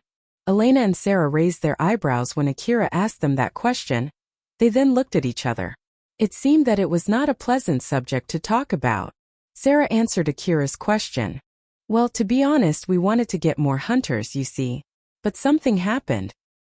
What happened? This time, Elena answered Akira's question. There was some compatibility problem with the other hunters who joined this team before, you see. Although such situations are not rare, I really hope they take care of things like that beforehand. Akira looked at both Sarah and Elena. Judging from their expression, he noticed that there was a slight difference between Sarah's expression and Elena's expression. He thought that Elena and Sarah had different kinds of problems. Elena's problem was with the group itself, while Sarah's problem was more on a personal level. Suddenly, the last person in the team joined their conversation. I'm really sorry. I'll be sure to tell them to take care of that problem beforehand next time. The last member of the team was Shikarabe, a hunter from Drankum just like Katsuya and his friends. He was the hunter who acted as Katsuya's guardian in the past. But right now, Shikarabe had been released from that position and Katsuya's group was already moving separately from him. Shikarabe turned to Akira and said, I'm Shikarabe. I'm also on the exploration team number 9. Are you the hunter who will join this team? I'm Akira. I'll be in your care for today. Shikarabe looked at Akira as if he was evaluating him. I do welcome an extra hunter, but I hate to get someone who would pull us down like the previous one. Are you sure you're not mistaking something? Although Shikarabe sounded as if he was provoking him, Akira just answered back as if it was nothing. If you think that I'm a dead weight, please tell that to HQ. I've tried. It's the HQ who assigned me here after all. So if you want to complain, then complain as much as you want to the HQ and get a replacement for me. To someone who was obviously telling him that he was doubting his ability, Akira replied back telling him to blame the people who sent him to that place instead. In the first place, Akira preferred to be assigned to the defense team, so he did not want to listen to the other hunters' complaints that should have been directed to the people who assigned him to the exploration team, even though he did not have enough skill. His answer was the opposite of what Shikarabe expected. He thought that Akira would start boasting about his skill or snap back at him who doubted his skill. But looking at how he reacted, it seemed that Akira did not feel any displeasure towards other people who looked down on his skill, and that was rather surprising for Shikarabe. Shikarabe tried to hide his surprise as he intentionally mocked and provoked Akira. That sounded really pathetic. Don't you have confidence in your own skill? But Akira replied back calmly. I don't know what you're expecting in terms of my ability, but at least, I know for sure that I don't have enough ability to say things like, everything will be okay since I'm here now, or like, don't worry, I'll do something about it. So if you're talking about that, then yes, I'm not confident enough with my skill to say things like that. After hearing Akira's answer, Shikarabe burst out in laughter. His mood turned better as he said, "It's all good, I'm sorry about that. I know a lot of foolish hunters who are so full of their abilities even though they have no proof to support their claim. At least I know that you're not one of those fools. Well, I bet it'll be alright. The people in the HQ are not that stupid as to send someone with questionable skills here." Shikarabe said that as he grumbled and apologized to Akira. "I've already finished my preparation. I can go anytime you're ready." Elena checked her information terminal, which was transferring data. Her terminal showed the estimated time needed to finish the data transfer. "We'll go once I'm finished with the data transfer. It'll still take about 5 more minutes. Are you okay with that, Akira?" "It's okay. I can go anytime. HM?" Alpha suddenly pointed her finger and Akira instinctively turned to that direction. Not too far from them, he could see Katsuya's group walking towards him with Katsuya leading in the front. He obviously looked displeased. Rebuild World Chapter 49 Elena's Judgment. As Akira turned his head, Elena, Sarah and Shikarabe instinctively followed him and saw Katsuya's team approaching them. Shikarabe's face turned sour. Elena put both of her hands on her face while Sarah just smiled bitterly. Alpha then warned Akira, "I don't think I even need to tell you this, but be a good boy and try not to cause a fight. Okay? I know Elena-san and the others are here too. I'm sure they're not here to pick a fight either." "Well, I wonder about that." Akira looked confident with his guess, but Alpha refuted him, making a serious face. From how Alpha was acting, Akira thought that she was worried if he would cause a problem. So he reminded himself to act carefully. Elena let out a sigh and said to Shikarabe, "If it's another problem among Drankum hunters, be sure to sort it out yourself, okay?" "Of course. You can just blame me for everything he says." Shikarabe stated that out flatly. Akira, who did not know what was going on, looked at Elena. Sarah noticed him and explained the situation to him. Just like Elena said, there was a compatibility problem earlier. Originally, we planned to go out with more people. But it seems that among the hunters that Drankum sent, there's a hunter that Shikarabe just can't get along with, and so Shikarabe vehemently said that he would not go with that hunter. Sarah and Elena then told everything to Akira. Sarah, Elena and Shikarabe were originally a part of the temporary base construction aid request. Sarah and Elena formed a team of 2, and were given the duty to patrol the area and take out any monsters they find, while Shikarabe was dispatched together with the other hunters from Drankum, and had similar duties.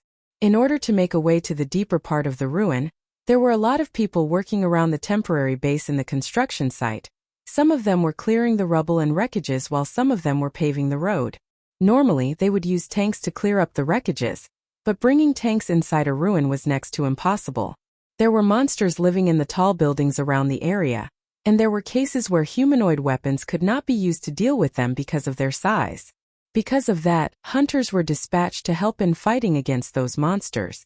As the road from the temporary base extended deeper into the ruin, the workers encountered more monsters, each seemingly stronger than the last. And in order to deal with those monsters, the hunters with enough skill to be stationed in the front line were dispatched.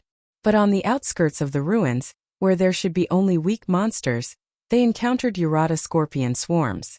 Then a later investigation showed that there were multiple Urata scorpion nests in the underground city. Given the size of the underground city, it was perfectly possible for it to be connected to the deeper part of the Kazusuhara ruin. Because of that, the commander in the temporal HQ on the surface had no other choice but to send some of the hunters from the surface to the underground. And that was the reason why Elena, Sarah and Shikarabe were here. The 3 of them were originally skilled hunters who were stationed in the front line. They only needed to pick up some hunters immediately to form an exploration team. Since Shikarabe was affiliated with Drankum, the original plan was to team up with some other hunters that Drankum had dispatched to form an exploration team. But there was a problem. The hunters that Drankum sent were Katsuya's team. Even in Drankum, Katsuya and Shikarabe just could not get along with each other. Especially Shikarabe. He really hated Katsuya's guts. Shikarabe was strongly against the idea of teaming up with Katsuya and his friends. He said that he would step out if they joined the team, or that he would do all their worth of work too, so there's no need to take Katsuya's team. He even said that if things got really bad, he did not mind if Elena and Sarah used him as a decoy to save themselves. This was an internal problem of Drankum. Thanks to Shikarabe's highly evaluated skill and his good connection with someone among the higher-ups in Drankum, in the end, his selfish appeal was accepted. After that, the HQ sent Akira to join their team. Shikarabe and Katsuya were arguing while Akira was listening to Sarah and Elena's explanation. Katsuya suddenly yelled while glaring at Shikarabe. "Give it a break already. I'm no longer working under you. I have no reason to listen to you. Don't you know that you're troubling Elena-san and Sarah-san just because of your selfishness?" Shikarabe replied back while posing as if he was picking a fight. He was not even trying to hide his hatred toward Katsuya. "Before spouting something like that, you should know how much trouble you'll be giving them if we let you join the group. Now get lost." They sounded like they would not come to a compromise anytime soon. At this rate, they would just continue arguing forever. Katsuya was so happy when he found out that he would be dispatched together with Elena and Sarah. He thought that it was the chance to show them his growth and redeem himself from their last evaluation of him. Although he also hated the idea of being in the same group with Shikarabe, he was planning to endure it. But Shikarabe cut short that opportunity just because of his selfishness. So it was understandable that Katsuya was angry at Shikarabe.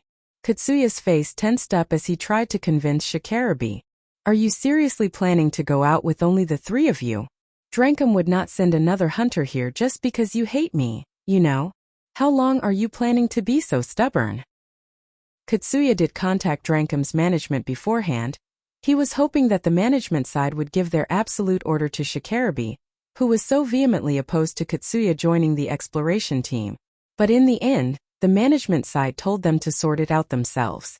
It was because Drankum's management wanted to avoid using its right to force Shikarabe, who was a veteran and skilled hunter, or Katsuya, who was like the representative of the young hunters in the gang. Although the Drankum's management sided with Shikarabe, they did not send another hunter from Drankum here. So Katsuya thought if Shikarabe met a monster strong enough to give him a hard time, he might let Katsuya join the exploration team. That was why he went to talk to Shikarabe, who just returned from an exploration. Shikarabe smiled lightly. "Don't worry about that. The HQ already sent an extra hunter. It's Akira. He seems to be pretty strong, doesn't he? It seems that he took out a huge number of Urata scorpions yesterday. Even the HQ approved him, you know?" Shikarabe said that and introduced Akira to Katsuya. Katsuya and his friends turned to Akira. They did notice Akira's presence, but they did not think that he would be the extra hunter for the exploration team. They thought that he was only talking to Sarah and Elena since they knew each other. "He's not a hunter from Drankum, you know?" "So what? The HQ was the one who recommended him. I bet he'll do just fine. In the first place, Elena and Sarah are not from Drankum too, am I wrong? Our rule says that when we need a skilled hunter for a certain request, we'll be prioritizing hunters from Drankum. That doesn't mean that we have to take deadweight useless hunters with us and divide our hard-earned reward with them. You know? Are you misunderstanding everything that you've experienced up until now or something?" Shikarabe was looking down at Katsuya, and Katsuya was glaring at Shikarabe with rage. They were totally against each other. The only reason why it did not break into a fight was because both of them knew that they should not fight in that place. If it was not for the hunters around them, it would have been a very dangerous situation. As it looked like it would not end anytime soon, Elena interrupted and put an end to their argument. "It's time, let's go." Elena immediately turned and left the place after saying that. Akira and Sarah just silently followed behind her. Shikarabe smiled mockingly at Katsuya before following suit. Katsuya kept glaring at Shikarabe's back as he was leaving that place. His gaze then shifted to Akira. "That boy again, huh?" If Akira was not there, Shikarabe might back off and let Katsuya join their exploration team. Katsuya unconsciously thought so as he mumbled angrily. Akira, who just joined the exploration team headed by Elena, continued walking deeper into the underground ruin with a grim face. Every exploration team was given a certain job. The exploration team number 9, to which Akira was assigned to, got the duty to map an uncharted area of the underground city. In order to at least understand the rough layout of the uncharted area, they brought a survey device to map out their surrounding. But of course they had no information about the area that they were exploring. They did not know what kind of monsters were living there nor its count. Moreover, the hallways in the underground city formed a system of a labyrinth. And on top of that, it was unlike the defensive point where there were illuminations. The uncharted area was still wrapped in total darkness. It was the territory where those monsters which could live in dark conditions roamed around. To delve into the uncharted areas, to bring back information on the layout of the area and the monsters roaming that place, and to ensure a minimal level of safety for the extermination team that would go there later. These were the jobs of the exploration team. In other words, these were the jobs for Elena's team, which now included Akira.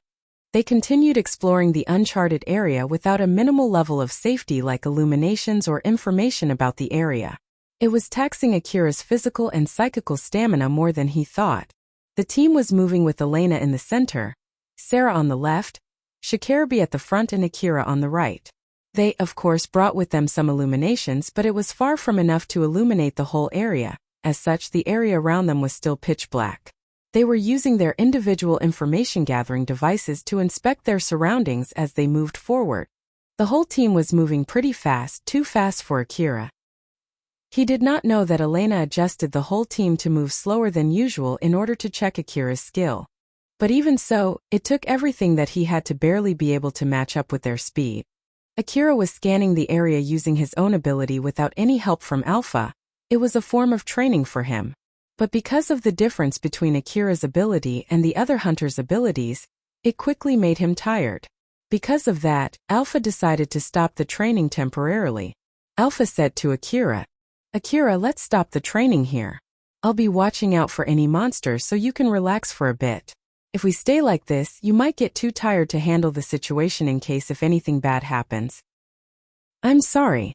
To be honest, I'm already at my limit right now. So, is it okay if I leave it to you?" "Of course, just leave it to me and relax. Nervousness will only cause you to get tired faster. It'll be bad if the tiredness slows you down when you need it the most." "I'm really sorry.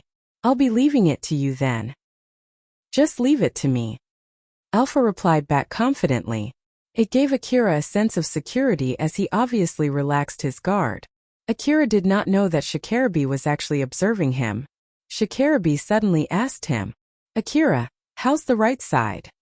Akira was a bit surprised as he quickly replied back, "There are 3 Urata scorpions about 50 meters ahead. They're not moving, so I think they're dead. But even if they're just playing dead, since they're not in our way and it doesn't seem like they're coming here either, I think it's fine to just ignore them." Shikarabe turned to Elena. He was asking for her confirmation, so Elena quickly responded, "He's right." Shikarabe looked a bit surprised when he heard Elena's answer. "Roger that. That's weird. Here I thought that he lowered his guard, but it seems that he's doing his job properly, huh? I guess my intuition has dulled." Of course, Akira was only repeating what Alpha said to him.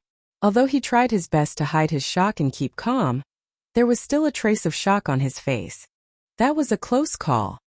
Shikarabe was able to accurately grasp the fact that Akira lowered his guard. As Akira caught a glimpse of the skill of a real veteran hunter, he gritted his teeth to stop himself from making a bitter smile. But on the other hand, his face turned stiff because of that. It was not like Shikarabe asked Akira that question in order to warn him. Akira was added to that team as extra firepower in the first place. So even if he lacked surveillance skills, Elena could cover him just fine. If it bothered him, Shikarabe could just watch his right side too. It was only a question to help him judge whether he should do that or not. Sarah and Elena were surprised by how proficient Akira was. After all, that level of area scan was close to Elena's level, who specialized in that skill. Sarah and Elena did not think that Akira's searching ability was that good. But of course, their prediction was correct. After all, in reality it was Alpha who was scanning the area. Shikarabe suddenly said gleefully, What a jackpot to think that not only he's good with fighting, he's also good with surveillance too.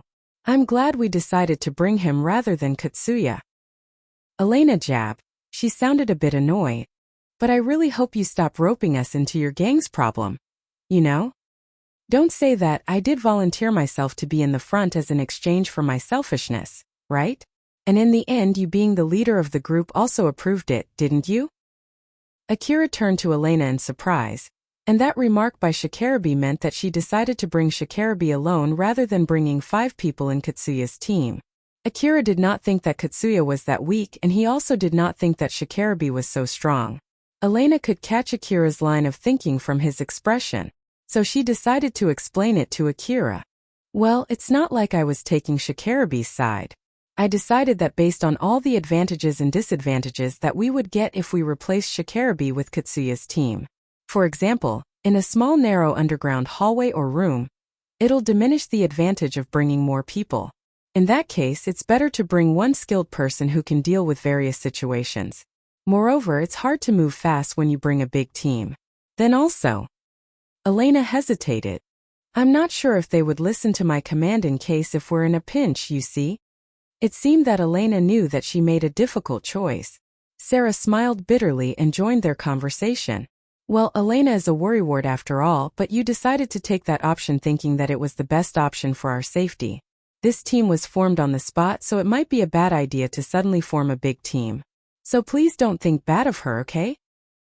Akira smiled as he answered back. Of course not, it's just that because of my inexperience I thought that more people would definitely mean it would be safer. That was why I found it a little strange. It's not like I'm doubting Elena-san's decision. If Elena-san thinks so, I'm sure that it's the correct decision. Shikarabe then said in a good mood. I agree with that. I can assure you that it was the correct decision. I used to work together with them, you see, so I know a lot of things about them. Katsuya often takes action without approval thinking that he's absolutely correct. Yamaina and Eri are only there to support him, so they obey whatever he says. Reina is impulsive and hot-tempered, while Shirori is only there prioritizing Reina's safety. All of them are full of problems. Especially that Katsuya, if he finds something that he doesn't like, he'll always go with voting and take over the command. Since the other 4 are always backing him, his opinion will always come out on top. He would not even notice that and insist that it's a decision they made together. I can guarantee that. If they do something like that in the uncharted area of the underground city, it'll definitely break the team. In the worst case scenario, it might even cause the whole team to get wiped out. That's why it would be a big mistake to bring them here. Although he still did not know for sure whether that was correct or not, Akira at least knew that Shikarabe really hated Katsuya's guts after listening to what Shikarabe just said. Elena sighed. Leaving aside whether that information is accurate or not, I wanted to cut off the need to worry for something like that, and that's the biggest reason why I decided not to bring them here. I'll be very careful not to give any bad orders, so Akira, be sure to obey my orders, okay? If you want to know why I give you a certain order, you can just ask me and I'll explain it to you. I understand, don't worry, even if you make a bad decision, I'm sure that it's still better than if I were to make the decision myself. And when I ask you about your reason, that's not because I want to complain. Please think of it that I only asked the reason just in order to learn. Akira was being honest when he said that. He did not think even for a second that his judging ability was better than Elena. Moreover, Alpha herself also recognized Elena's skill, so he had no reason to doubt her decision. Elena blushed as she replied back. I'll give my best to answer your trust. Sarah was smiling mischievously when she saw how Elena was acting. Elena noticed her and returned with an intimidating smile, so Sarah quickly turned her face back to watching the hallway.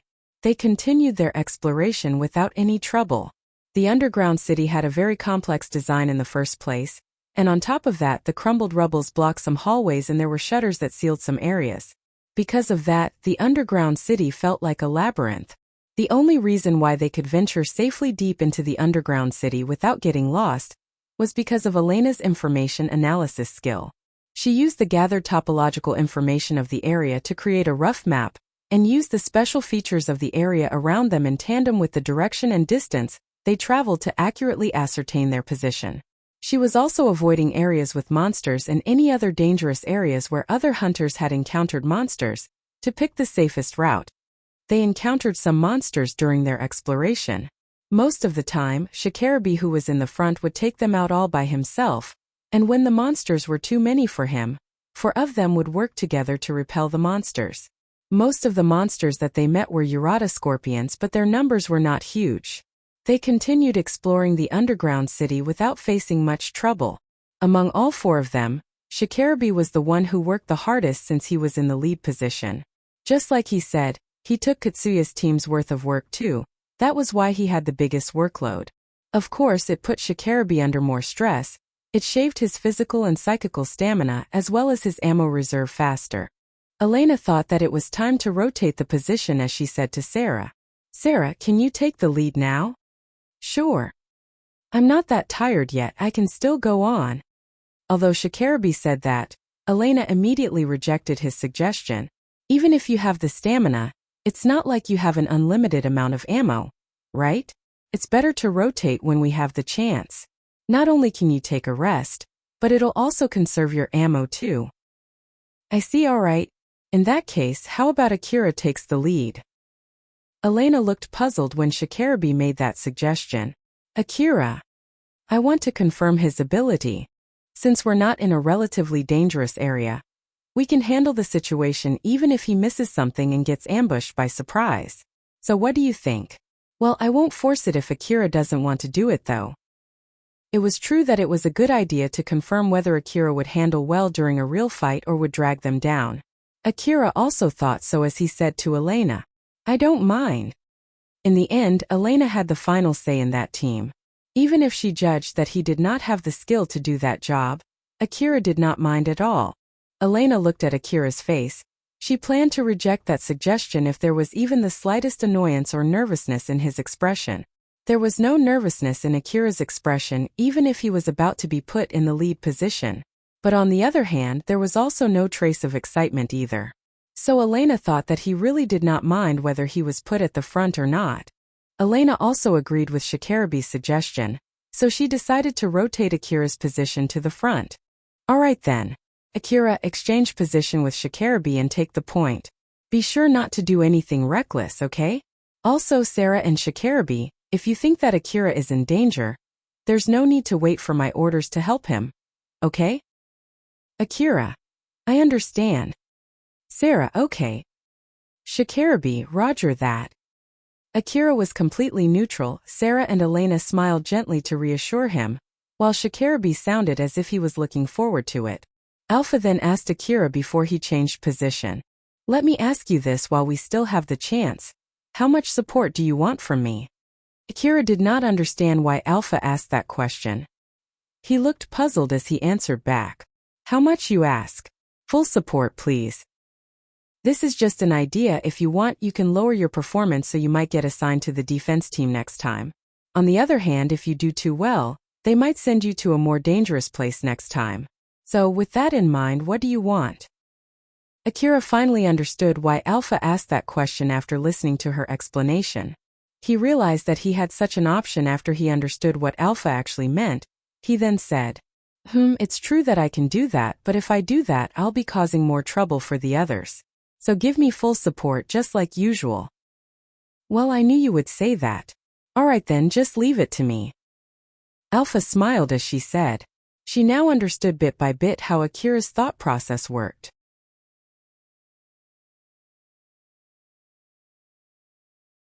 Rebuild World Chapter 50 Underground Exploration.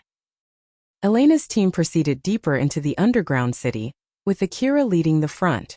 With Akira leading the team, they moved more or less at the same speed as when Shikarabi was in the lead. Moving with that speed was completely above Akira's ability, so he relied fully on Alpha to watch for any monsters. Although Akira had limited visibility through the darkness thanks to his enhanced vision, it was not like he used that to spot monsters. It was Alpha who was using the information from that enhanced vision to detect monsters. From the other person's point of view, it looked like Akira was moving forward without even checking his surroundings. The only reason why the other hunters did not say anything about that was because Elena was also scanning the area and Akira was able to answer correctly when Shikarabi questioned him. And even if Akira missed something, the other hunters thought that it would not cause a fatal situation. That was why the other hunters let him take the lead. Alpha suddenly said to Akira, "Akira, there are 3 scorpions up ahead. Take them out before they notice you." Akira's vision was enhanced by Alpha.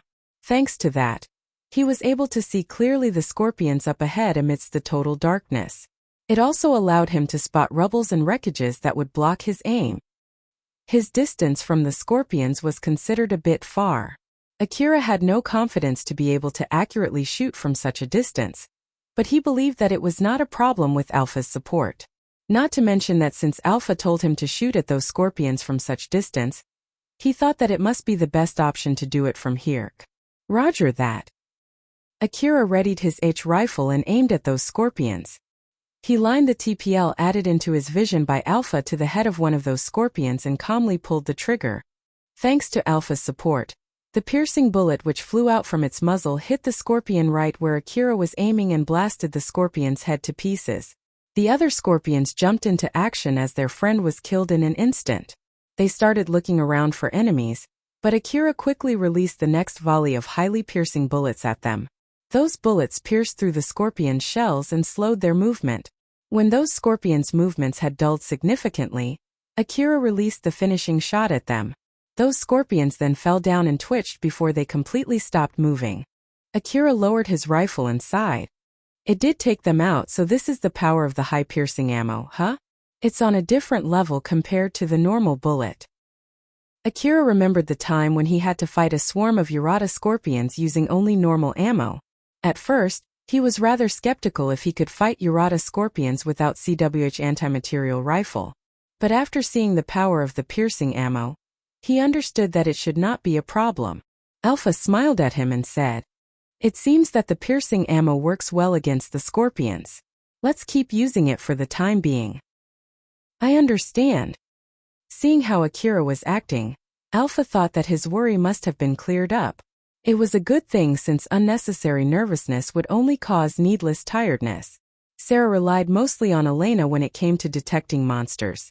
After all, compared to the information gathering device that she was using, Elena's information gathering device was way better. In case if Elena noticed something, she would send that data to Sarah, and then Sarah would be able to accurately spot any monsters around her. But Sarah did not get any information about the scorpions that Akira just took out, so she turned to Elena and asked her, "Elena, can you send me the data about those scorpions?" "Sure." Elena then sent the data about the area ahead of them to Sarah. The new data that Sarah received was displayed on her visor. "Thank you. Yep, I see it. 3 Urata scorpions.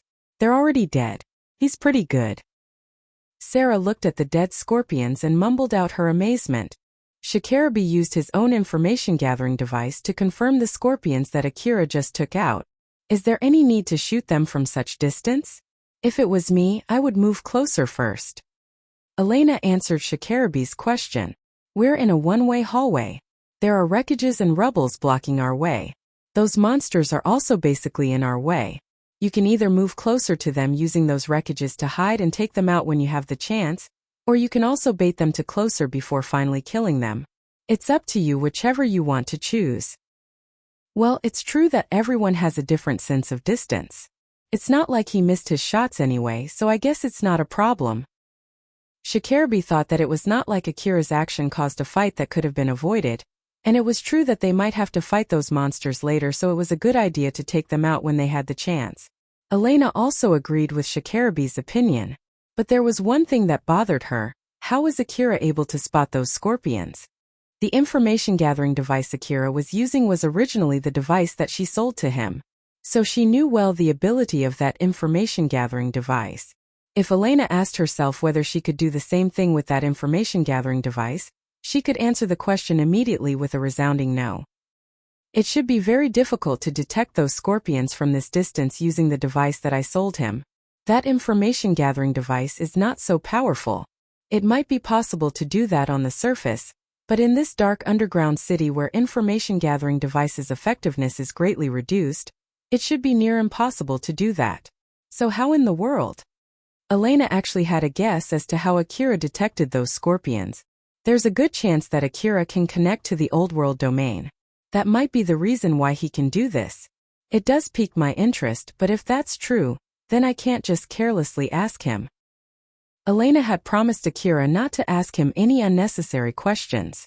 Although she was interested in him since he had better detection ability compared to her who was the team's main in surveillance, it was not enough of a reason to break her promise with the person who saved her life. On top of it, if she really asked him if he could connect to the old world domain, it might cause a fight in which they were forced to kill each other. If he could really connect to the old world domain, Akira might have slowly but surely noticed the fact that she and Sarah were suspicious of him.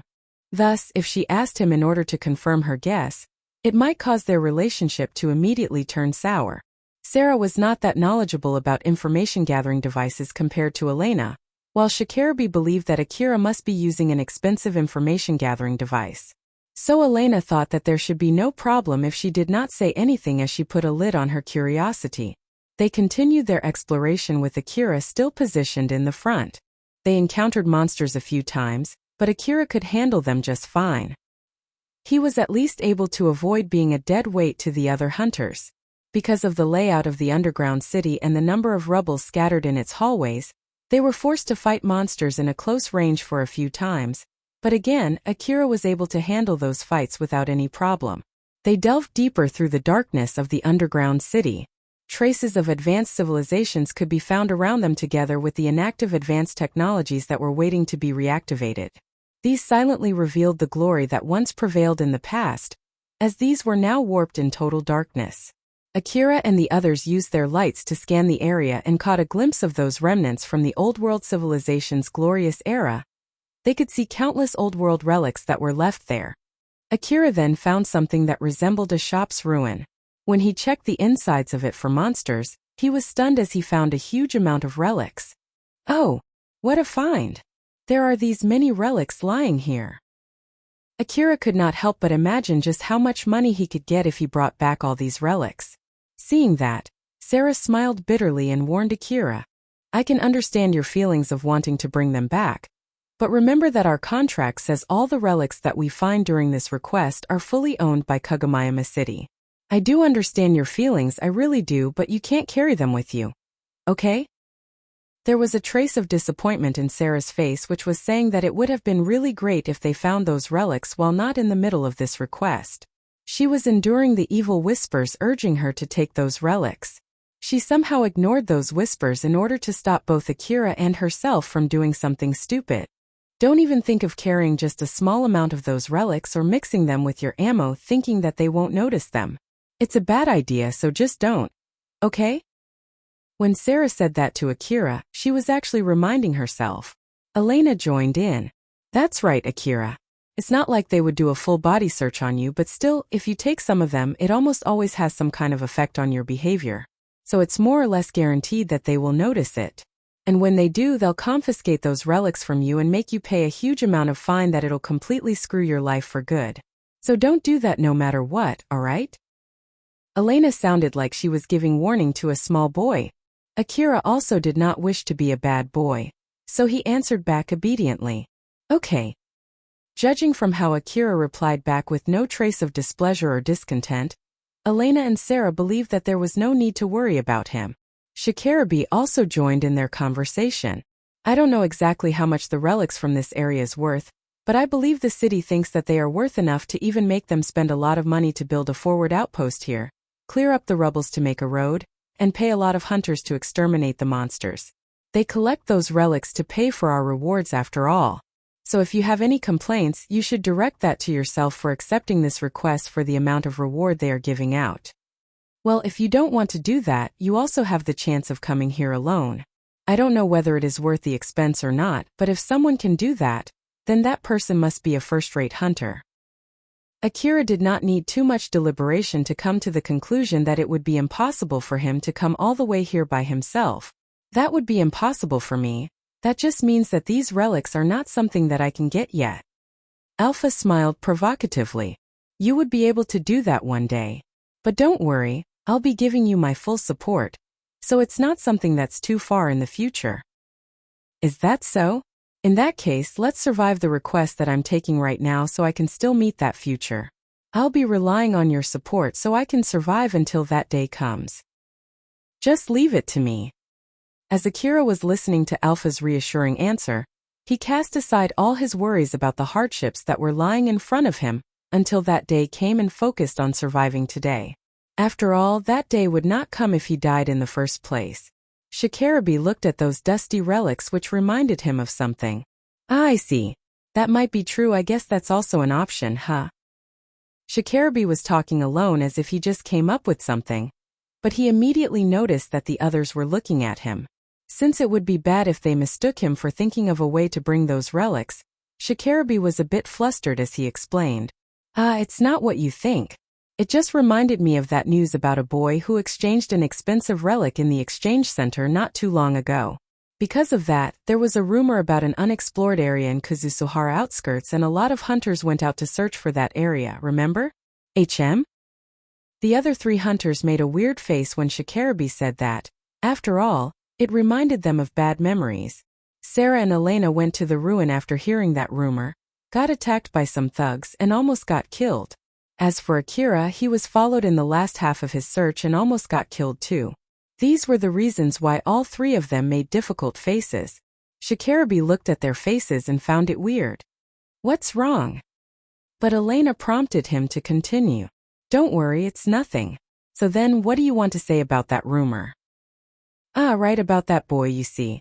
I bet he found a way underground. This place is still in the outskirts of the Kazusuhara ruin, right? So I just thought that he must have found an entrance somewhere and got his relics from the underground city.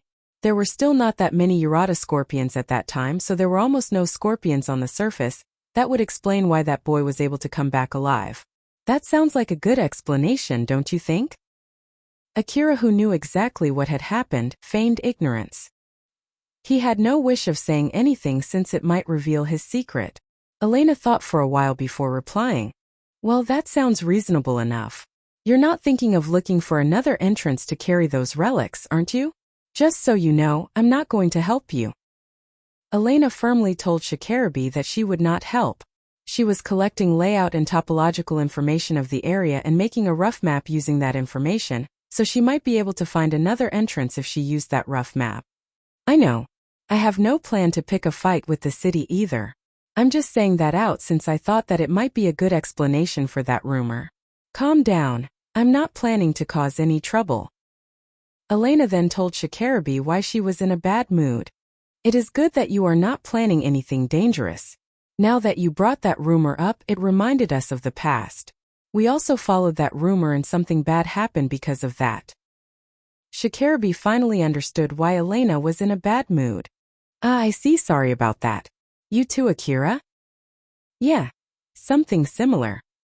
In reality, Akira actually was the source of that rumor. He was attacked by some hunters when he was just starting out without any real equipment. He then got attacked once more by former hunters looking to rob him of his relics when he returned back. That rumor only brought trouble for him. Shikarabe knew how powerful Sarah and Elena were. Even if they went to the outskirts of Kazusuhara ruin where the rumor was referring to, it should not cause them any trouble. That was why he was rather curious why Elena and Sarah were in such a bad mood. But still, I never thought it would bother you that much. What exactly happened? Did you miss a good request just to chase that rumor? Sarah went silent for a few seconds before answering. Well, a lot of things happened, but in the end we came back with more money, so I guess it's a plus in the end. Not to mention that we got to meet someone nice and got valuable experience. It was a good trigger to reevaluate ourselves. Result-wise, it ended up well, so I think that's good enough. But of course, I can only say that now after all is done. How about you, Elena? Elena smiled and replied, You're right. I guess it did end up well. I guess I'll settle with that since it'll only keep bothering me otherwise. So yep, I think I'm glad I went behind that rumor back then. Sarah laughed. Yep, that's right. Not to mention that our luck got better since then, or more like we're doing pretty well since then.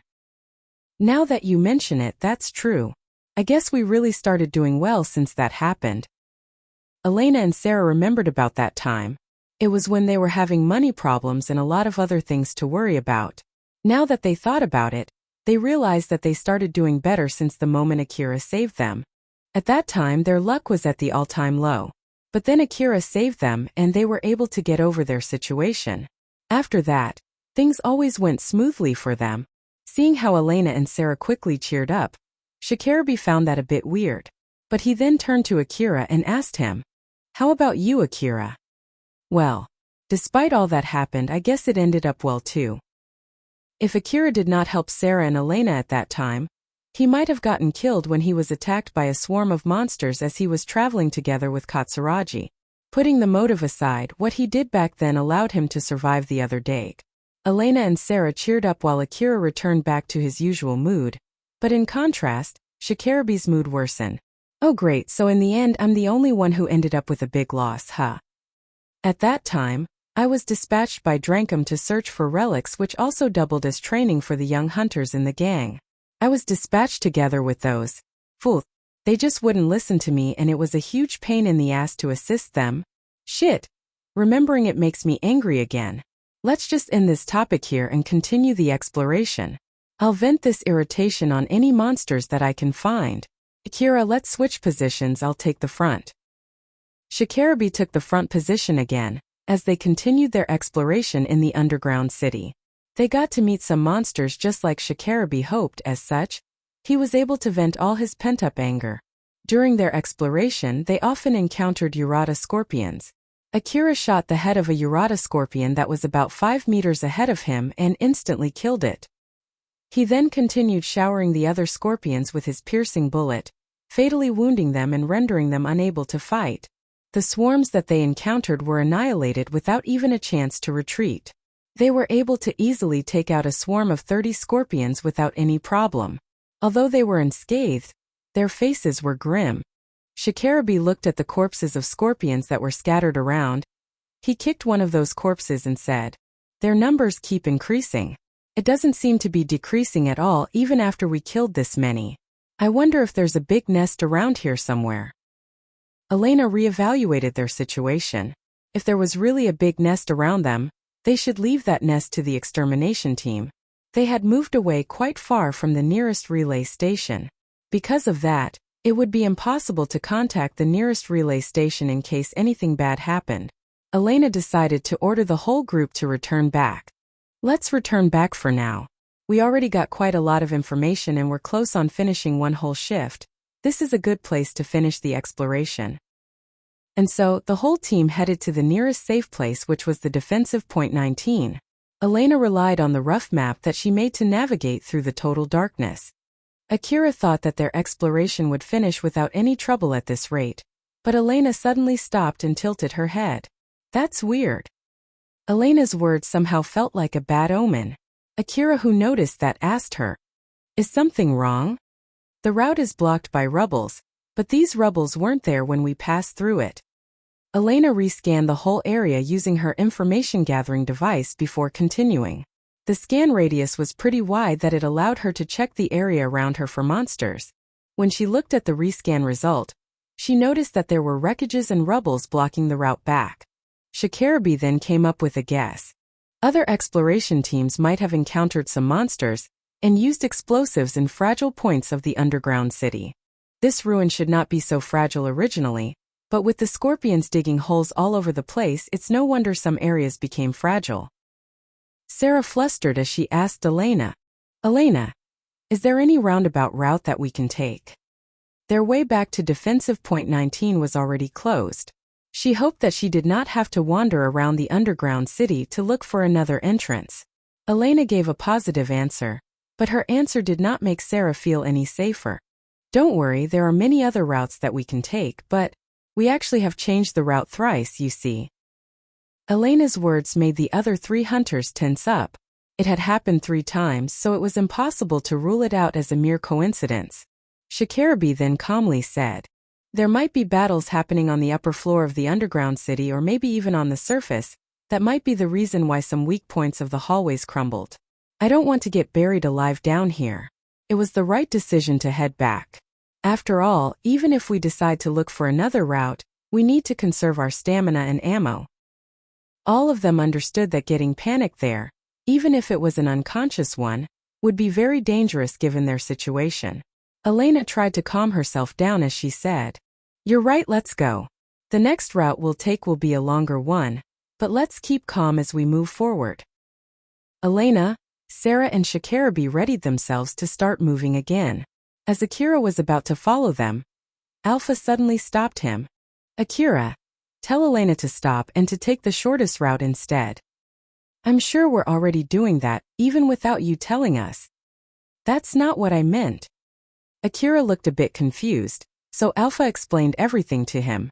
Although her explanation included a lot of assumptions, if those assumptions were correct, it would be really bad unless they came up with a solution soon. His face immediately turned grim. Akira sounded dreadful when he called Elena. Elena-san, can you stop for a bit? When Elena looked at Akira's serious expression, she immediately tensed up. It was not because she put up her guard on Akira, but it was because of the situation that they were in.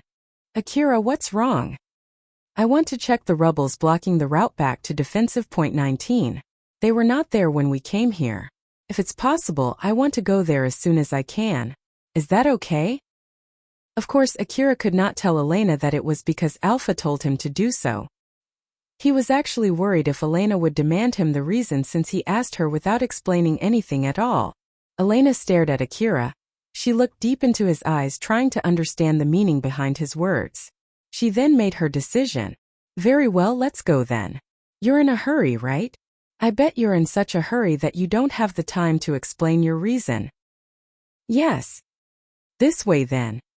Elena only said that before quickly starting to run. Akira and Sarah immediately followed behind her.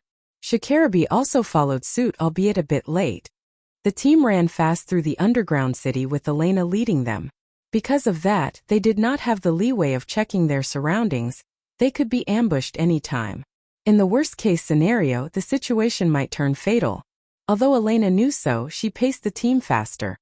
Shikarabi did not understand why Akira came up with that suggestion, and he was surprised that Elena took Akira's suggestion even without asking his reason. He then shouted from the back while watching the flank. Hey! Can you at least tell me the reason why we are doing this? It was completely understandable that Shikarabi would ask that question, but Elena immediately shot his question down. Do that later. You promise to obey the team leader's order, right? If you don't want to, you're more than welcome to stay behind. I'll be sure to ask you later, all right? After he said that, Shikarabi clicked his tongue and continued running. Since they did not spend their time scanning their surroundings, they were able to reach their destination faster. Akira reached that place first since he already overtook Elena. He suddenly stopped not too far from the wreckages that were blocking their way. Elena and the other hunters who saw him also stopped behind him. Alpha looked worried as she said to Akira, Akira, take out your CWH anti-material rifle. You can thank the requester for paying your ammo expense again later today. Akira's face turned grim. Is it that again? Yep. Akira changed his rifle from H assault rifle to CWH anti-material rifle. He then readied his gun and aimed at the wreckage in front of him. Elena, who saw that, was surprised. Akira, what are you doing? Those things are not wreckages. Akira only said that before pulling the trigger of his rifle. The CWH special ammo left the gun's muzzle and pierced through the thing that blocked the hallway. That bullet pierced and tore through the scorpion shell and blasted it to small pieces.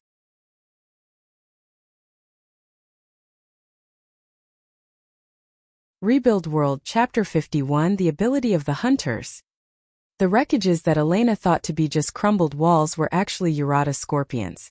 Since it was a hallway that they had passed through once, she only made a quick scan of the area. If she had done that close enough, she would have noticed that they were monsters.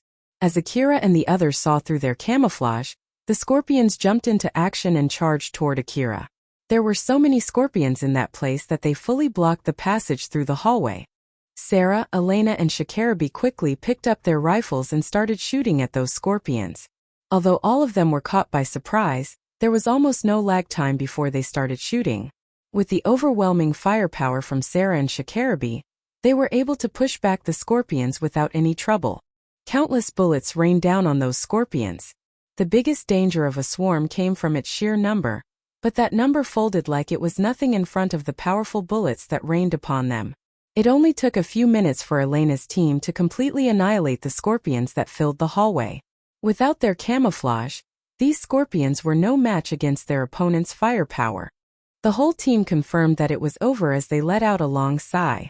But Akira, who had not lowered his guard even after the battle was over, spoke in a serious tone. Elena-san, let's head to defensive point 19 as soon as possible, or at least we should get close enough to contact them. In the worst-case scenario, we might have already been surrounded right now. I want to break off from their encirclement before they close in. We'll depend on you to lead us while adjusting our pace. Elena quickly ordered the rest of the team.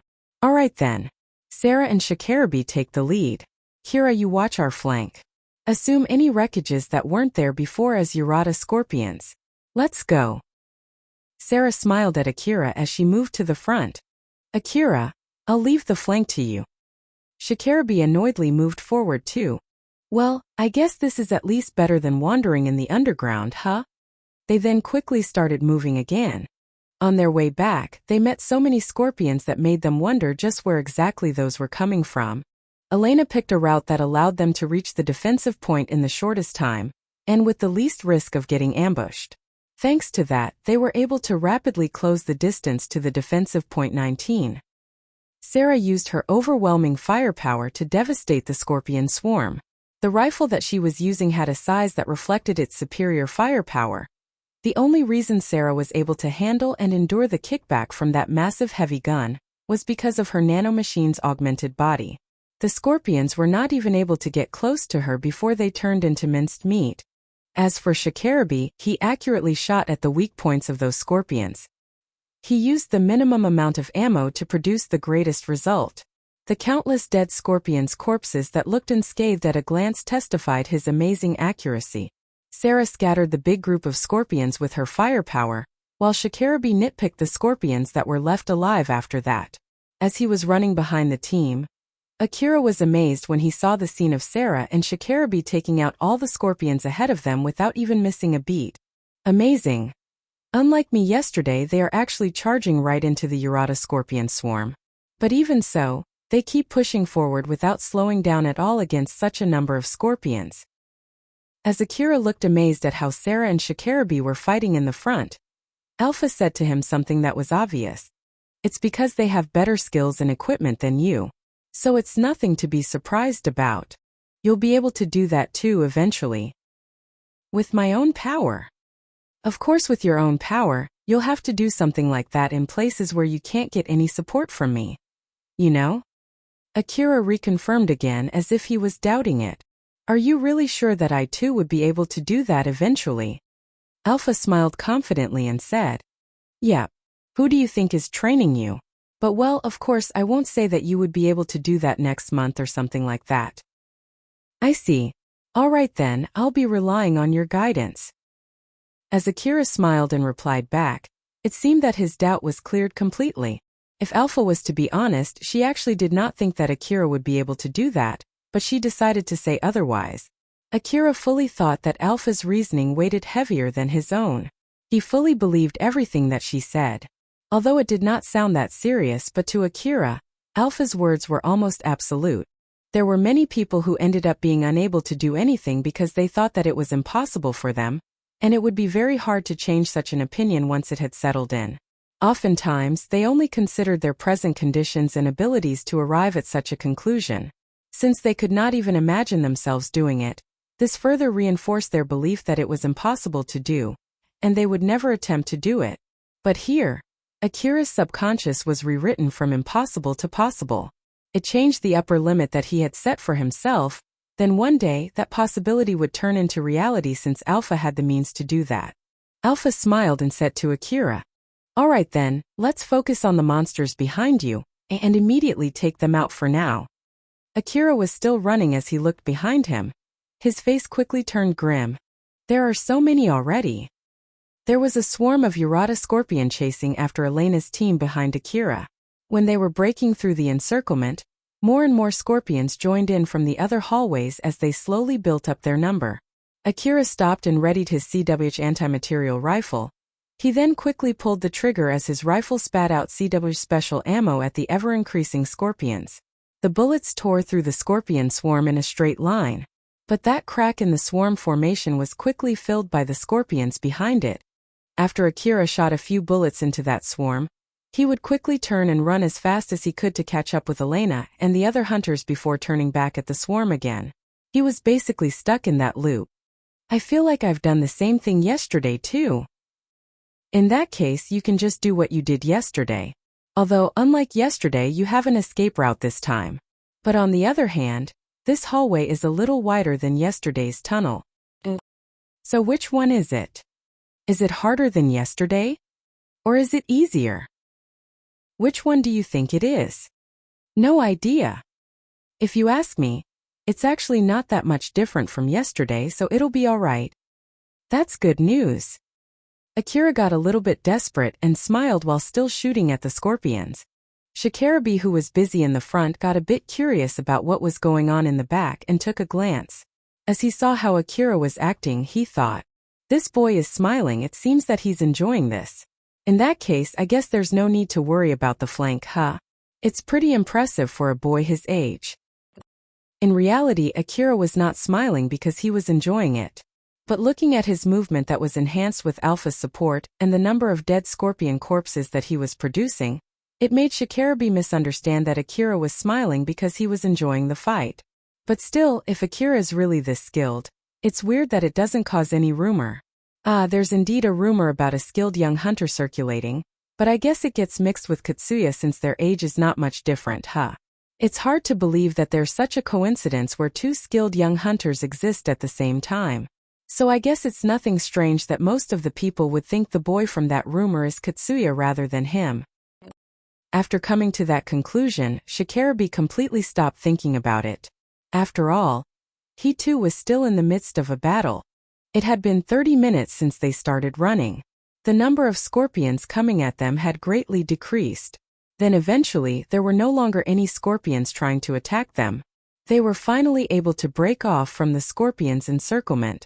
They were already close enough to defensive point 19 to contact them, so Elena pulled out her terminal and tried to contact defensive point 19. "This is Exploration Team 9. Defensive point 19, can you hear me? This is defensive point 19, are you guys on your way back?" "That's correct. And also, we just fought against a huge amount of Urata scorpions. They might be a swarm coming from a big nest somewhere around this area, and we might be bringing that swarm with us, so be ready if we do. I'll fill you in on the details later after we return back. That's all." Roger that. After Elena ended her call, she sighed in relief. Seeing that, Akira lowered his guard and returned back to his usual mood. Elena smiled and spoke to her team. "It's all right now. Let's take it easy and walk back to the defensive point." The rest of her team agreed as they walked back to defensive point 19. Asterisk. Asterisk. Asterisk. When they reached defensive point 19, they were ordered to stand by. Elena was reporting the details of the exploration to a city staff, while waiting to finish transferring the data that she gathered from the exploration. Elena, Sarah and Shikarabe had fulfilled the least needed working hours for their shift. As such, they planned to disband the team once Elena finished transferring the data. But until then, they were to be on standby, ready for action. Shikarabe approached Akira and asked him the reason why he suddenly decided to do what he did back then. Elena and Sarah were also curious, so they joined in and listened to Akira's explanation. Akira then explained to them about the time he was attacked by a swarm of Urata scorpions on the surface. He said that he got encircled before he realized it, and the things that he thought to be just wreckages turned out to be Urata scorpions. That was the reason why he was suspicious if the wreckages that were blocking their route were actually Urata scorpions that were camouflaging themselves. And he thought that if those wreckages were indeed Urata scorpions, then there was a good chance that they were already surrounded back there. Although Akira omitted everything about Alpha, Shikarabe was somehow convinced by his explanation. He then asked Akira one more question to clear up his suspicion. "Well, although it sounded as if you came up with that excuse after going through it, the logic is all there. It's true that your decision back then was the correct one. But still, what would you do if your guess was wrong? Or is it that you were 100% sure you were correct because of something?" Akira did have something that guaranteed he was correct, and that something was Alpha. But of course, he could not say that to Shikarabe. So instead, Akira answered back in a fashion as if he was trying to gloss over that question. If I was wrong, then it would clear up one of my worries, that's all. But there's no mistaking it that it would lower your evaluation, you know? Yeah, I bet it will. I'm sorry to say this, but in that case, give your complaint to the HQ and tell them not to put me in the exploration team again. Akira said that as if it was nothing, but Shikarabe was surprised when he heard it. Akira did not care about his evaluation, or at least that was how it seemed to Shikarabe. There were many hunters who could not stand other hunters looking down at their ability. There were also cases where something like that would affect the amount of reward that they would receive. Being looked down could be a fatal thing. The young hunters received favorable treatment in Drankum. Because of that, they often overjudged their abilities, and most of those young hunters could not stand when looked down upon by others. The other young hunters took examples from the young hunters in Drankum and behaved like them. And so, hunters who reacted like Akira were very rare, and it caught Shikarabe by surprise. Shikarabe's suspicion was not fully cleared yet. He understood that Akira did that while fully knowing that he might be mistaken. But even so, from his point of view, Akira seemed to act as if he had known for sure. Shikarabe asked Akira another question. Is that all the reasons? Did you just really want to confirm your worry even though you knew that you might be mistaken? It seems like you're still hiding something from me, you know? Even if you say so, I can only say that I followed my intuition. There was no way Akira could tell Shikarabe that he knew everything from Alpha, so he could only come up with that random excuse. But surprisingly enough, that was able to clear up all of Shikarabe's suspicions. Intuition, huh? I guess there's nothing more to say if that's the case. There were many top-tier hunters who had sharp intuition. Some of them could feel the position of the monsters that were too far to be visible. Some of them could feel others' gaze from positions that were impossible to spot. Some of them could feel when monsters were trying to ambush them in an area that looked completely safe. Some of them could just simply feel the monsters around them. Their ability to read and understand others' moves was closer to a prediction rather than just a guess. When others asked them the reason behind their decisions or how they knew all of that, they could only say that it was because of their intuition. There were many cases where hunters with good intuition decided to follow their intuition, which allowed them to miraculously survive a very dire situation. Thanks to that, a lot of first-rate hunters had very good intuition. Shikarabe was also one of those hunters who often followed their intuition. So when Akira said that he was only following his intuition, Shikarabe could not question Akira's answer at all. Akira might be hiding something from him and had a different reason why he did that. But whatever it was, his decision was the correct one. So Shikarabe thought that there was no need to chase that subject any further. After he decided to just drop that subject, Shikarabe changed the mood by coming up with a new topic. Well, that aside, when you're working in a team, the result is not everything. It's also important how you produce that result. But again, I guess I'm not in a position to say that, huh? Elena, I'm sorry, but is it okay if I go ahead and leave first? I need to go back to the HQ and write a report for Drankum. Sure. Thanks for the hard work. Sorry about this, I'll be leaving first. After saying that, Shikarabe turned and left the group. Shikarabe packed his things and was about to leave the defensive point when Shirori suddenly approached him. Shikarabe-sama, would it be okay if I ask you some questions right now? He looked around and saw Katsuya's team not too far from there watching him. He thought that Shirori might have told Katsuya not to come here. He looked slightly annoyed as he answered back. Make it quick. I need to write a report back in HQ. I'm pretty busy, you know. Certainly. Shikarabe-sama, how is your evaluation for Akira-sama? What are you planning to do with my evaluation? I don't think even for a millisecond that it would have been better to bring Katsuya's team rather than bringing Akira, you know? I'm sorry, but no matter how incompetent Akira is, I would still pick him over Katsuya's team. I didn't think about that at all. I only want to know Akira-sama's real ability. Why do you want to know that? I think it's none of your business, isn't it? It's just to be safe. I'm ashamed to say this, but I was so close to getting into a fight with Akira-sama yesterday. Thankfully, I was barely able to avoid it, but it was indeed a dangerous situation. In order to not make the same blunder again, I want to know about his ability. Since it seemed that I mistakenly judged his ability, I decided to ask you, Shikarabe-sama. Shikarabe was surprised. He knew well how skilled Shirori was. But even so, something bad happened between her and Akira yesterday that made her even call it a blunder on her part. It was hard to believe that Shirori, who was working as Reina's bodyguard, would misjudge someone's ability. Shikarabe thought for a moment before answering back. Akira's skill, huh? Well, I would not say that he's as good as me or the other two, but he at least did not slow us down at all.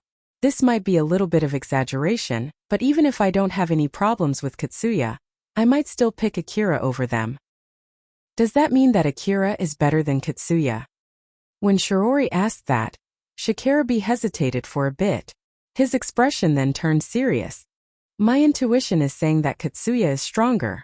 I also recognize Katsuya's ability, but if I bring Katsuya, then he would be bringing extra deadweight with him too, you see. Because of that, I think it's better to bring Akira alone. The reason why Shikarabe hesitated was because he knew his intuition was wrong, but even so, he decided to trust his intuition. If he doubted his intuition that had saved him numerous times in the past now, it would affect his judgment in the future. So he did not say anything to deny it in order to reconfirm his own intuition. I've answered your question. Is it okay if I go now? Thank you very much. Shirori bowed deeply at Shikarabe. He passed beside her, but he suddenly stopped. Shikarabe did not turn back as he said, I guess you're having it rough too. Huh? Shirori raised her head. She also did not turn back as she smiled and replied, It's my duty after all. Duty, huh? I don't know how much you get, but I don't think it is worth all the problem looking over other children too. Please don't worry, my main duty is to protect Milady, and it's only a trivial thing that comes along with my duty. I see. After that, Shikarabe started walking again toward the hallway. Shirori realized what Shikarabe was trying to say to her and sighed. She noticed that Reina and the others were approaching her, so she quickly returned back to her usual self. Reina hesitated when she asked Shirori, what were you talking about? I was asking Shikarabe-sama about Akira-sama, who they brought with them in place of Milady's group.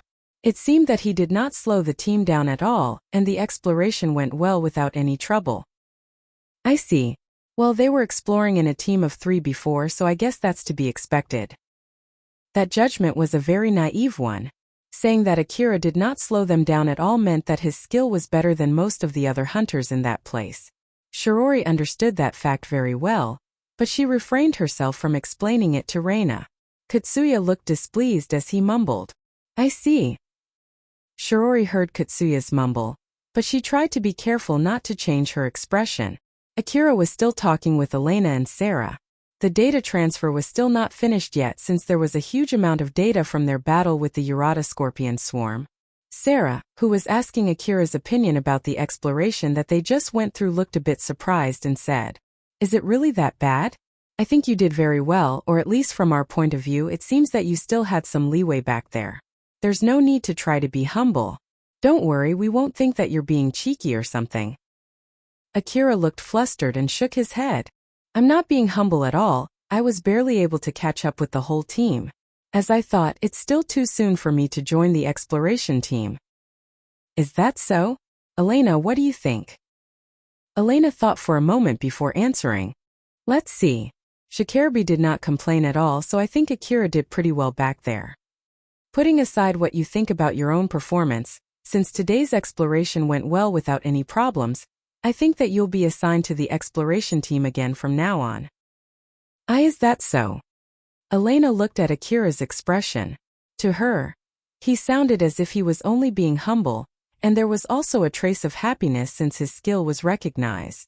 Elena smiled mischievously and said, In that case, as the leader of the exploration team 9, I can mention in the report that you weren't of much use, you know? You might be assigned to the defense team next time if I do that. If Akira was only being humble there, he would start making a troubled face. Elena was looking forward to seeing it.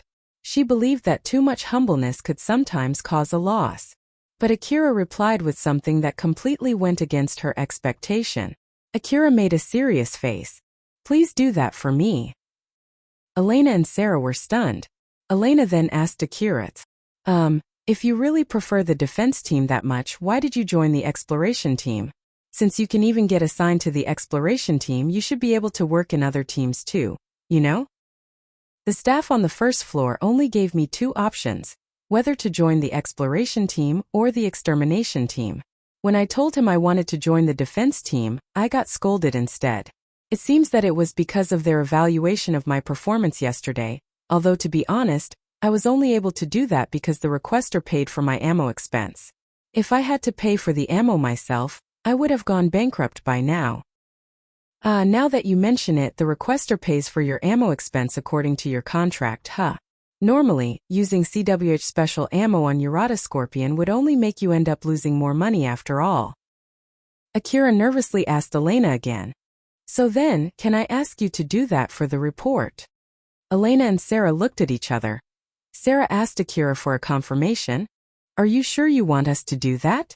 You can definitely earn more money if you join the exploration team or the extermination team than the defense team, you know? Well, it's true that you would spend more ammo, but it will leave a good record in your battle history and give your rank a boost. Yes, I don't mind. I can only enjoy my reward if I'm alive. It's still too soon for me to join the exploration team or the extermination team. From how Akira was acting, Elena and Sarah understood that he was being serious. Judging from his performance that day, most of the people would think that he was being a coward by saying those words. Sarah thought that it was rather strange for him to do that, but to be honest, she was not bothered if Akira really wanted so. Elena thought that it might have something to do with him being someone who could connect to the old world domain, so she decided to stop questioning him. Elena smiled at Akira to change the mood and said, "Okay then.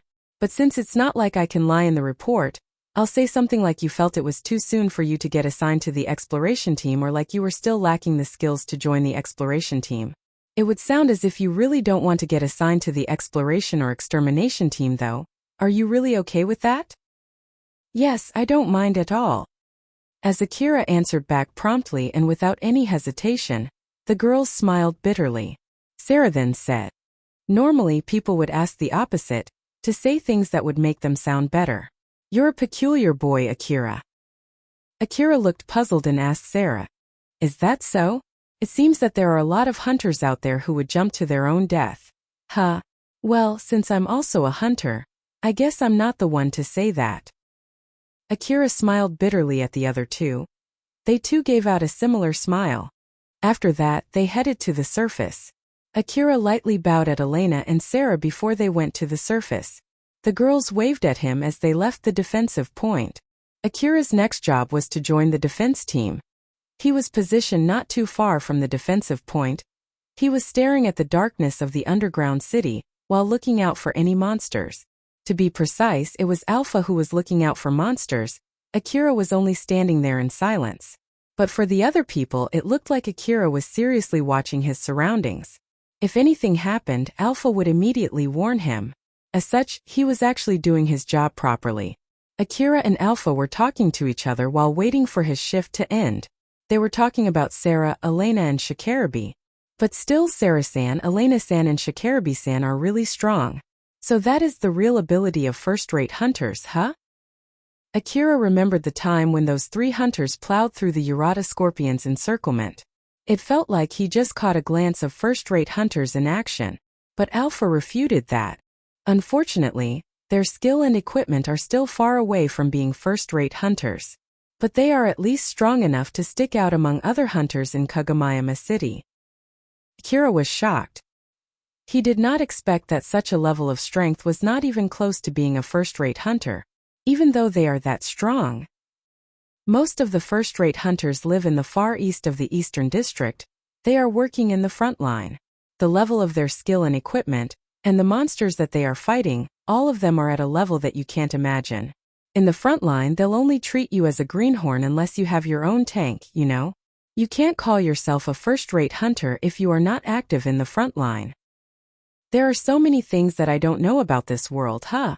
Wait, doesn't that mean that Katsuragi and Darius frequent such dangerous places? Akira worked together with Katsuragi before. He did not imagine that Katsuragi was that strong.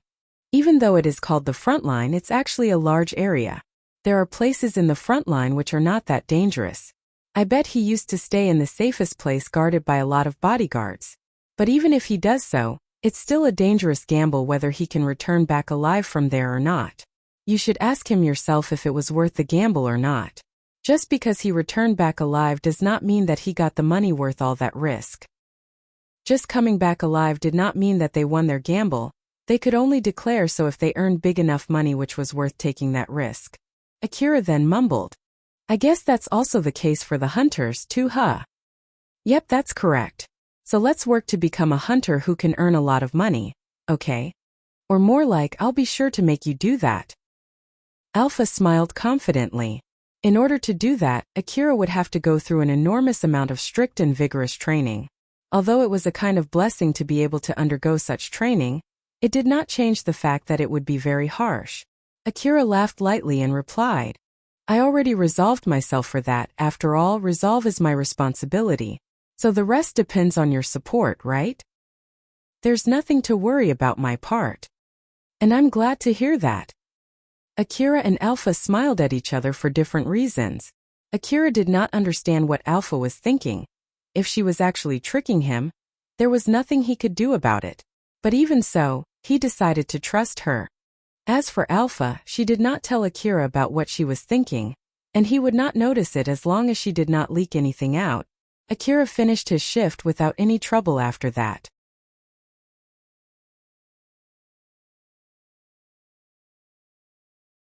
Rebuild World Chapter 52 The Suspicious Person Underground. On the next day, Akira quickly packed his equipment and headed to the Kazusuhara Ruins underground city again.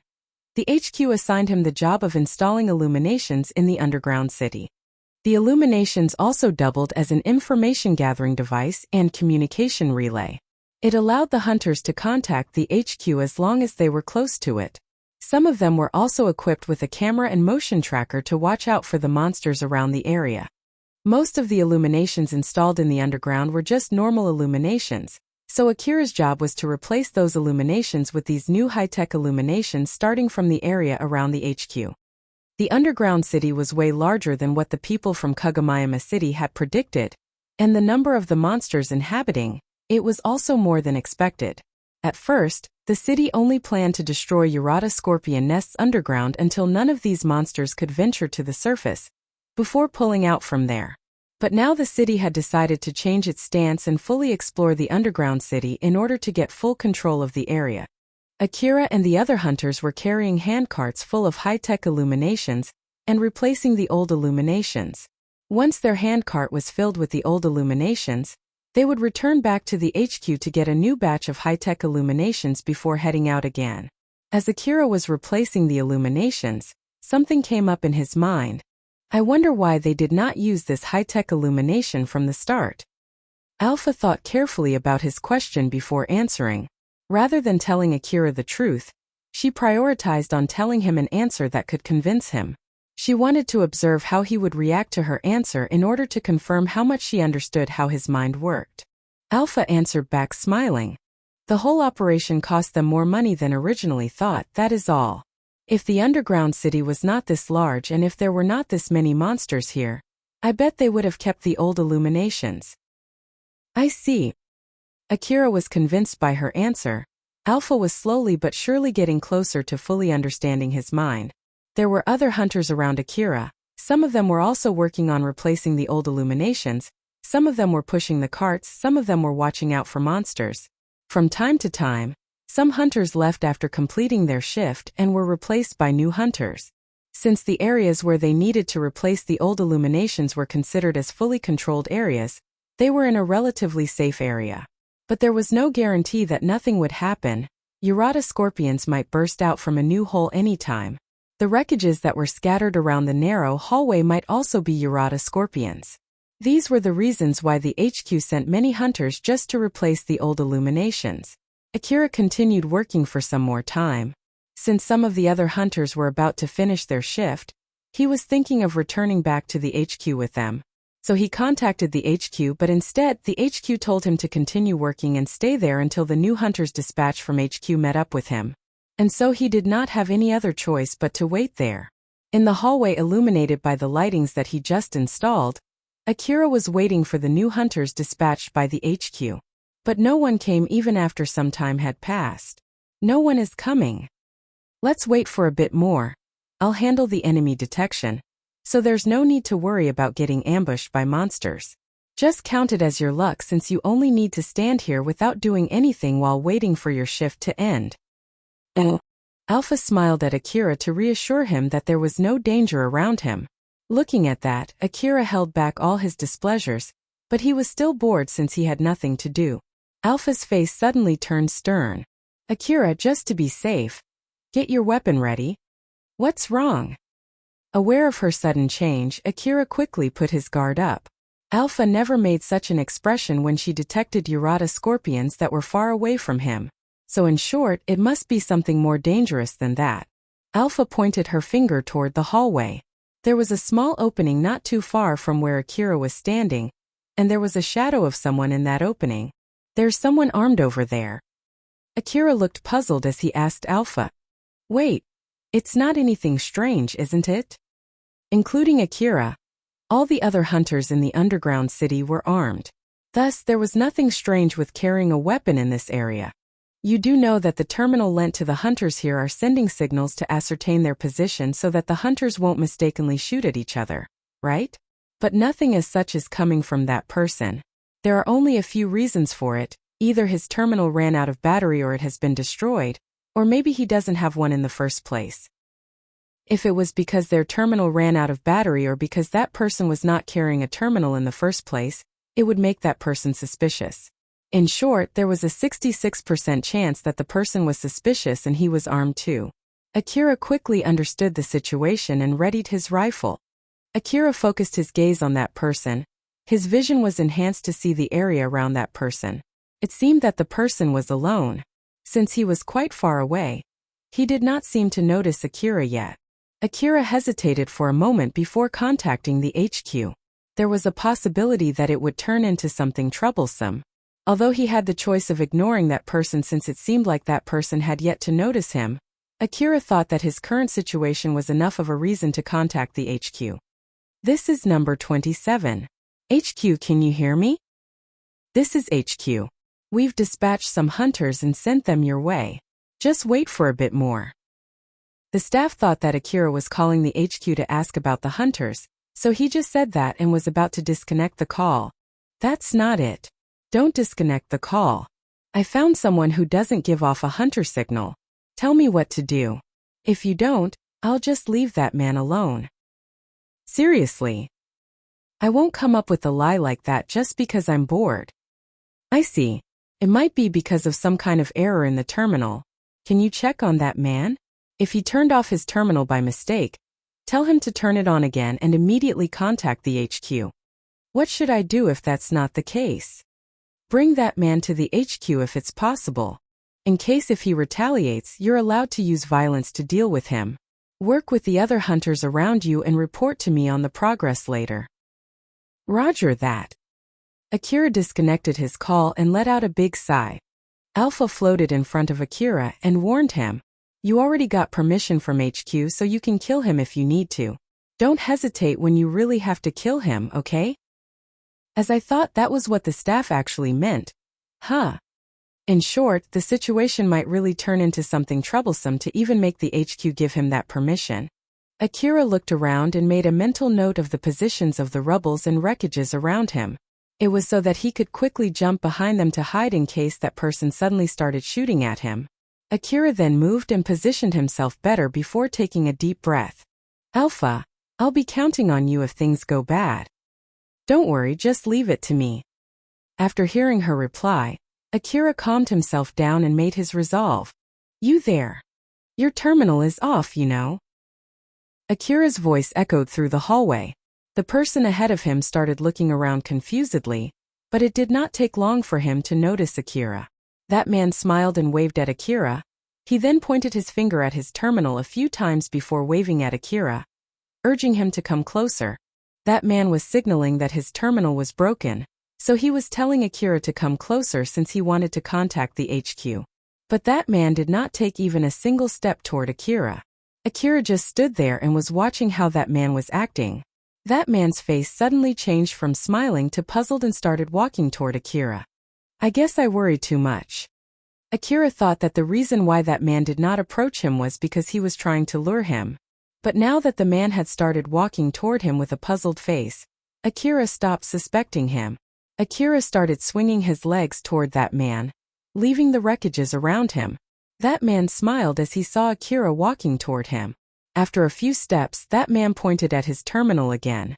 Akira lowered his guard as he slowly lowered his rifle that he was gripping. The muzzle of the rifle in his right hand shifted from pointing at that man to the ground. The very next moment, that man pulled out a handgun and released a few shots toward Akira. Gunshots reverberated through the hallway. Akira could not react in time to that handgun which was suddenly pointed toward him nor the bullets that were released from that gun. The first bullet grazed his cheek, the second bullet hit the information terminal on his left hand, and the third bullet hit the closest wreckage from Akira.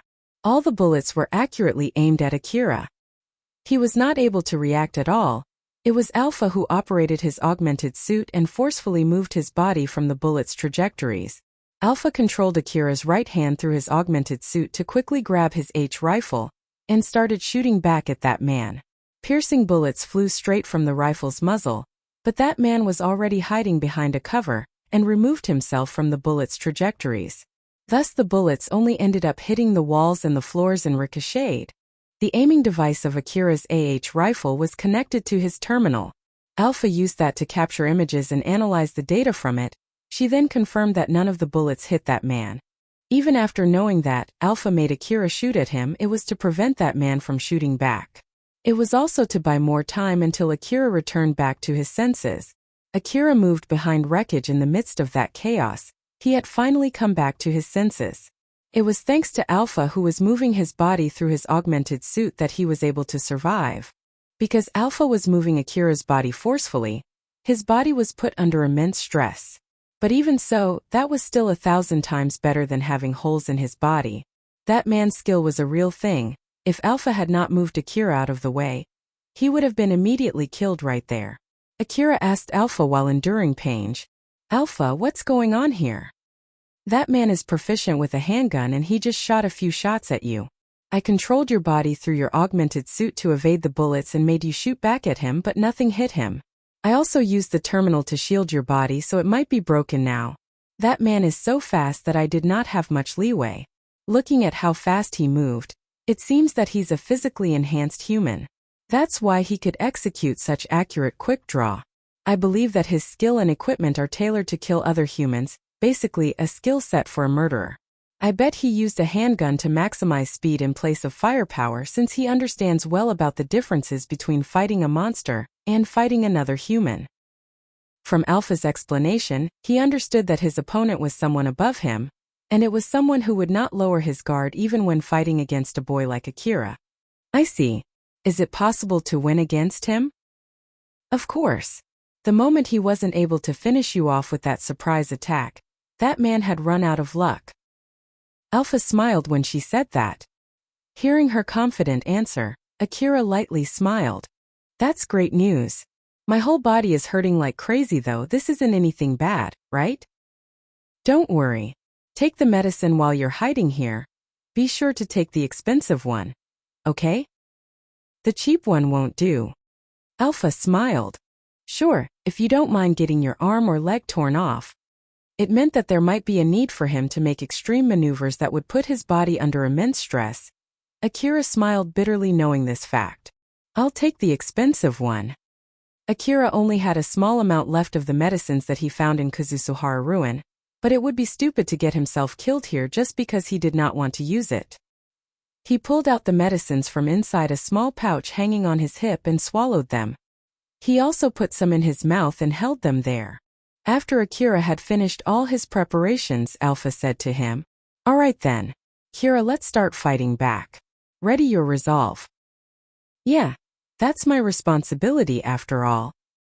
Resolve was Akira's responsibility. He had resolved himself that he would kill in order to survive. It was something that he had always done until now. He lightly smiled, thinking that he might have to keep doing that from now on. Yajima, the person who shot Akira, was shocked by what just happened, but he calmly looked around for Akira. There's no mistaking it, that surprise attack was perfectly executed. His face didn't show that he was acting at all. My shots really caught him off guard and my quick draw was perfect just like always. So how in the world he evaded that? He had the reflexes to evade my shots. Is he always using an accelerator that can only be bought using Chrome? Or is it that he has an enhanced brain? The Eastern District had analyzed all kinds of old world relics to create drugs and medicines. Some of them provided temporary physical enhancement, some of them increased cognitive ability. There were all kinds of medicines ranging from only healing fatigue to recovering from serious wounds. Among all of those drugs, there was a type of drug that caused the users to feel time move slower around them. This drug was known as the accelerator. Many hunters used this accelerator so that they could make an important decision faster than their opponents during a dangerous situation. Among the old world relics, there was an accelerator that would even make the user able to follow a flying bullet with their eyes. On the other hand, using such a drug would put the user's brain under immense stress. If it was a high-quality expensive drug, it would leave almost no backlash. At most, it would only leave the user a little tired. But if it was a strong drug or a cheap low-quality drug, it might leave the user crippled after using it or even cause brain death. Moreover, there were a group of people in the Eastern District who were dubbed as the brain-enhanced people. These people put modifications inside their brain to accelerate their brain functions. Some of them used nanomachines to do that, while some of them stuffed a mechanical processing unit into their brain. They did that in order to accelerate their cognitive processing ability or to add new functions into their brain and gain a better brain than a normal one. But of course it was very dangerous to mess with the brain. Not only with money, but they also had to pay for such enhancement with their flesh or even psyche. Each and every person had different opinions whether such an enhancement was worth the sacrifice or not. Since Akira could connect to the old world domain, it could be said that he already belonged to that group. Without his ability to connect to the old world domain, Akira would not be able to enjoy all of the support that he was receiving from Alpha. So Yajima's guess that Akira had an enhanced brain in a sense was actually correct. There should only be hunters assigned to replace the old illuminations around this area. There's no way someone who could explore the inner part of the underground city is assigned to this place. So why would someone like him be here? Don't tell me that he's a secret agent from Kagomayama City? Did the city discover our plan? He might be a child-type cyborg with someone actually skilled controlling his body. Whichever it is, this is not good. I have to take care of him as soon as possible. Yajima decided to contact his friends. Since he was using the communication device installed inside his brain, he did not make any sounds at all. It's me. How is it going over there? Did you already open a hole to the surface? Yajima's friend replied, We haven't even started yet. Aren't you the one who told us to wait until all the relics are gathered? Yajima clicked his tongue. We have a change of plan. Start digging a hole now and tell the truck to hurry up. Also send Kane and Nelia here. What dash? What's going on there? The city might have noticed our plan. There's someone who could evade my quick draw loitering in this place. It's suspicious that someone like him is even here. In the worst case scenario, that person might be an agent sent by the city. An agent from the city? Are you kidding me? I have no plans on picking a fight against the city, you know? Didn't you say that it's going to be all right? Just shut up. We're already picking a fight with the city the moment we decided to snatch the old world relics owned by them. This won't be a problem if I can kill him and escape this place. Just hurry up with the hole. Yajima then disconnected the call. Yajima and his friends were planning to smuggle the old world relics from inside the underground ruin to the surface. They were working in the exploration team before and had explored the underground city. During that period, they found an impressive amount of expensive old world relics. They knew that they could definitely earn a huge load of money if they sold those relics. But it was almost impossible to bring all of those relics through the entrance that was located in the HQ. So they hid all of those relics in a certain place in the underground city and hatched a plot to carry them out. And since then, Yajima and his friends continued exploring the underground city, while also filling up their hidden relics repository. They found way more relics than they expected and their plan was going well. But then came a big threat to their plan. The HQ decided to replace the old illuminations with new ones. The new advanced illuminations were equipped with a surveillance camera and motion detector. Thus it would be almost impossible to carry all of those relics secretly once the new illuminations were installed. It was already difficult enough for them to move the relics from their hidden repository.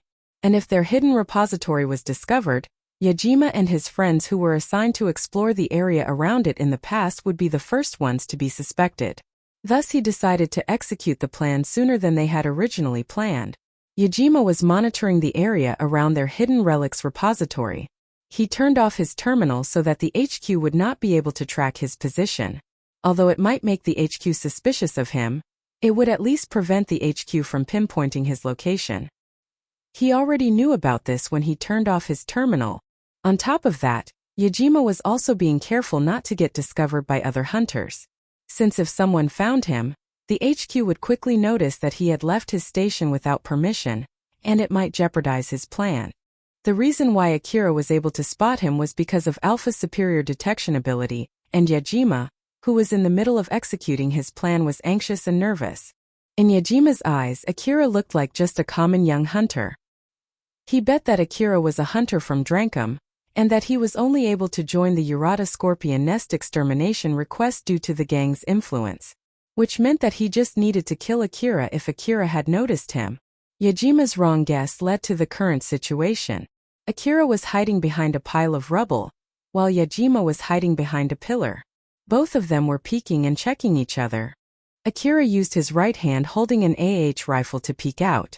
The aiming device of his rifle that was already connected to his information terminal sent the image of the pillar where Yajima was hiding to Akira's information terminal. Then that data was reflected onto his enhanced vision. It was so that he could put holes on Yajima's body the moment he jumped out from that pillar. Thanks to Alpha's superior detection ability, he could even clearly see what Yajima was doing behind that pillar through his enhanced vision. So what do you want to do? Want to try approaching him?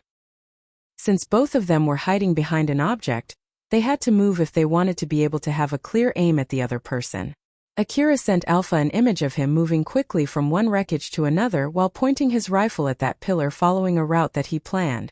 Thanks to his telepathic training that started with Akira sending the image of Alpha's dress through telepathy, he was able to send accurate images now.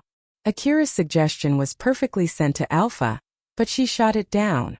No, let's make good use of your equipment advantage first. Take out the CWH anti-material rifle. Roger that.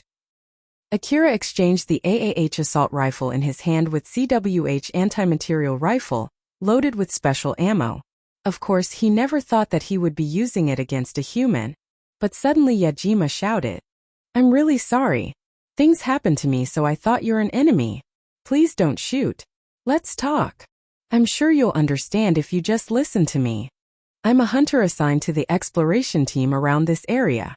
My terminal was destroyed by another hunter, and I can't contact the HQ. So can you please contact the HQ? I'm sure it'll clear up the misunderstanding if you call the HQ."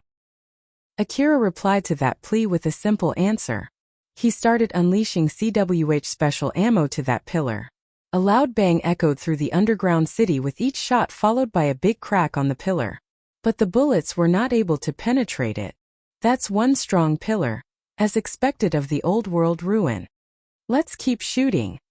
Akira kept shooting at the pillar, and all the bullets that he shot hit the exact same point on it without even the slightest error. The special ammo would instantly kill Yajima once it was able to penetrate through the pillar. Even if Yajima jumped out from that pillar in panic, Akira, who could completely see his image, would immediately shoot and kill him. But if he stayed there, Akira would eventually destroy that pillar and kill him. It was checkmate. Yajima was able to gauge his situation from the tremors of the pillar. He didn't say anything and started shooting.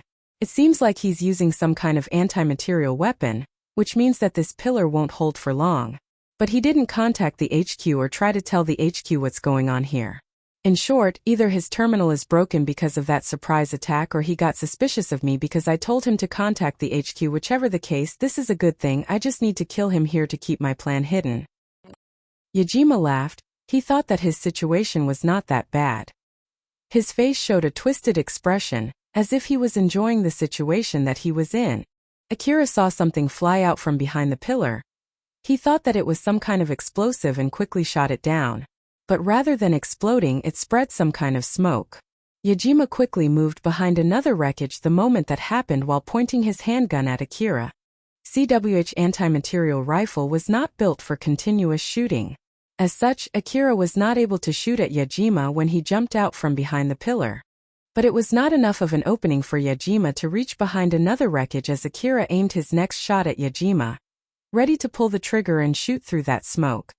But suddenly Yajima's image from the aiming device blurred. Akira was surprised but managed to pull the trigger. The bullet spat out from the muzzle but did not hit Yajima. It stirred the smoke and flew straight before vanishing into the dark hallway. Yajima released a few shots at Akira to keep him in check while still running. Akira quickly evaded and hid behind a wreckage. Yajima too used that small opening to hide behind another wreckage. Alpha, what was that? That's a jamming smoke. It reduces the effectiveness of information gathering devices. It was made using the technology obtained from analyzing the colorless mist. The reason why your vision blurred is because your enhanced vision is based on the data gathered by the information gathering device which is affected by that smoke. Normally, it's used to reduce the detection ability of mechanical monsters, but since most of the monsters in the underground city are biological monsters, it means that he was expecting to fight other hunters down here right from the beginning. What a pain in the ass. As I thought, fighting against another person is different compared to fighting against a monster. But that's the reason why humans survive this long. Well, you're not wrong. Akira smiled bitterly. He had thought that he would mostly fight monsters after getting his augmented suit, but instead, he had to fight against another human now. Because of their tenacity and craftiness, humans were able to survive in the Eastern District which was filled with monsters. Although they had to deal with all of those monsters, they still had the leeway to fight and attempt to kill each other. Humans were still trying to kill each other even now. This might be one thing that would remain unchanged even after they exterminated all the monsters.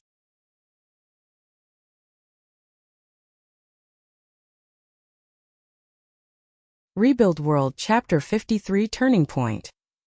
Multiple grenade-like objects flew out from behind the wreckage. Akira quickly grabbed his assault rifle and shot all of them while they were in the air. One of them was a hand grenade. Due to the impact trigger function of the grenade, it immediately exploded instead of bouncing back to the person who threw it when it was hit by the bullet. The rest were information interference jamming smoke grenades. The explosion from the hand grenade caused the jamming smoke to expand very fast. The jamming smoke not only spread around Akira, but it even blanketed the whole area. Akira noticed that and found it suspicious. Alpha, this will also make it hard for him to ascertain my position, right? Is he planning to use the smoke's cover to escape? Akira thought that much of the jamming smoke would affect the information gathering device of both sides, and so his opponent was planning to use that chance to escape. But Alpha replied with an unfavorable answer. The composition of the jamming smoke can be adjusted to increase or decrease its potency. So in short, he could have adjusted its composition to only have a minimal effect on his own information gathering device. If my prediction is correct, he should still have a good ability to ascertain your position. Doesn't that mean that he can clearly see me while I can't? That's really convenient. In the worst-case scenario, it would be as if Akira was fighting without any information gathering device support. He understood the graveness of the situation and made a cynical remark of it, to which Alpha just smiled. You can just let him think so and take him out when he lowers his guard. I don't really know what's going on, but I'll be counting on you. Leave it to me. Akira quickly moved following Alpha's order. Akira's visibility was not affected by too much within that jamming smoke. Since it was not thick, he could still see up to a little distance in front of him. But even so, his ability to detect what was around him was greatly reduced. After all, he did not have the advanced image analysis support from the information gathering device. Akira grabbed his CWH anti-material rifle and shot at the wreckage where Yajima hid. The CWH special ammo flew at high speed and stirred the smoke before blasting the wreckages, making a loud banging sound. He did get some hit on the wreckage where Yajima was hiding, but Yajima quickly moved to the other wreckage before getting hit. Yajima thought that Akira kept on shooting to smoke him out from the piles of wreckages. He was able to confirm Akira's position while hiding himself. It was because his information-gathering device was not affected by the jamming smoke. He was searching for a chance to return shots at Akira. He had absolute confidence in his quick draw skill, at least until Akira evaded his quick draw. But even so, he did not think that there was any need for him to try other kinds of attacks. There was no mistaking it that the quick draw technique was the most powerful technique that he had. As such, he had no other choice but to kill Akira in order to regain his confidence. Yajima carefully gauged his chance. He's just randomly shooting at the wreckages thinking that I might be hiding there. Judging from the fact that he started shooting in a wider radius, he doesn't know my location yet. The jamming smoke is working as intended. He doesn't know my location, but I know his location precisely.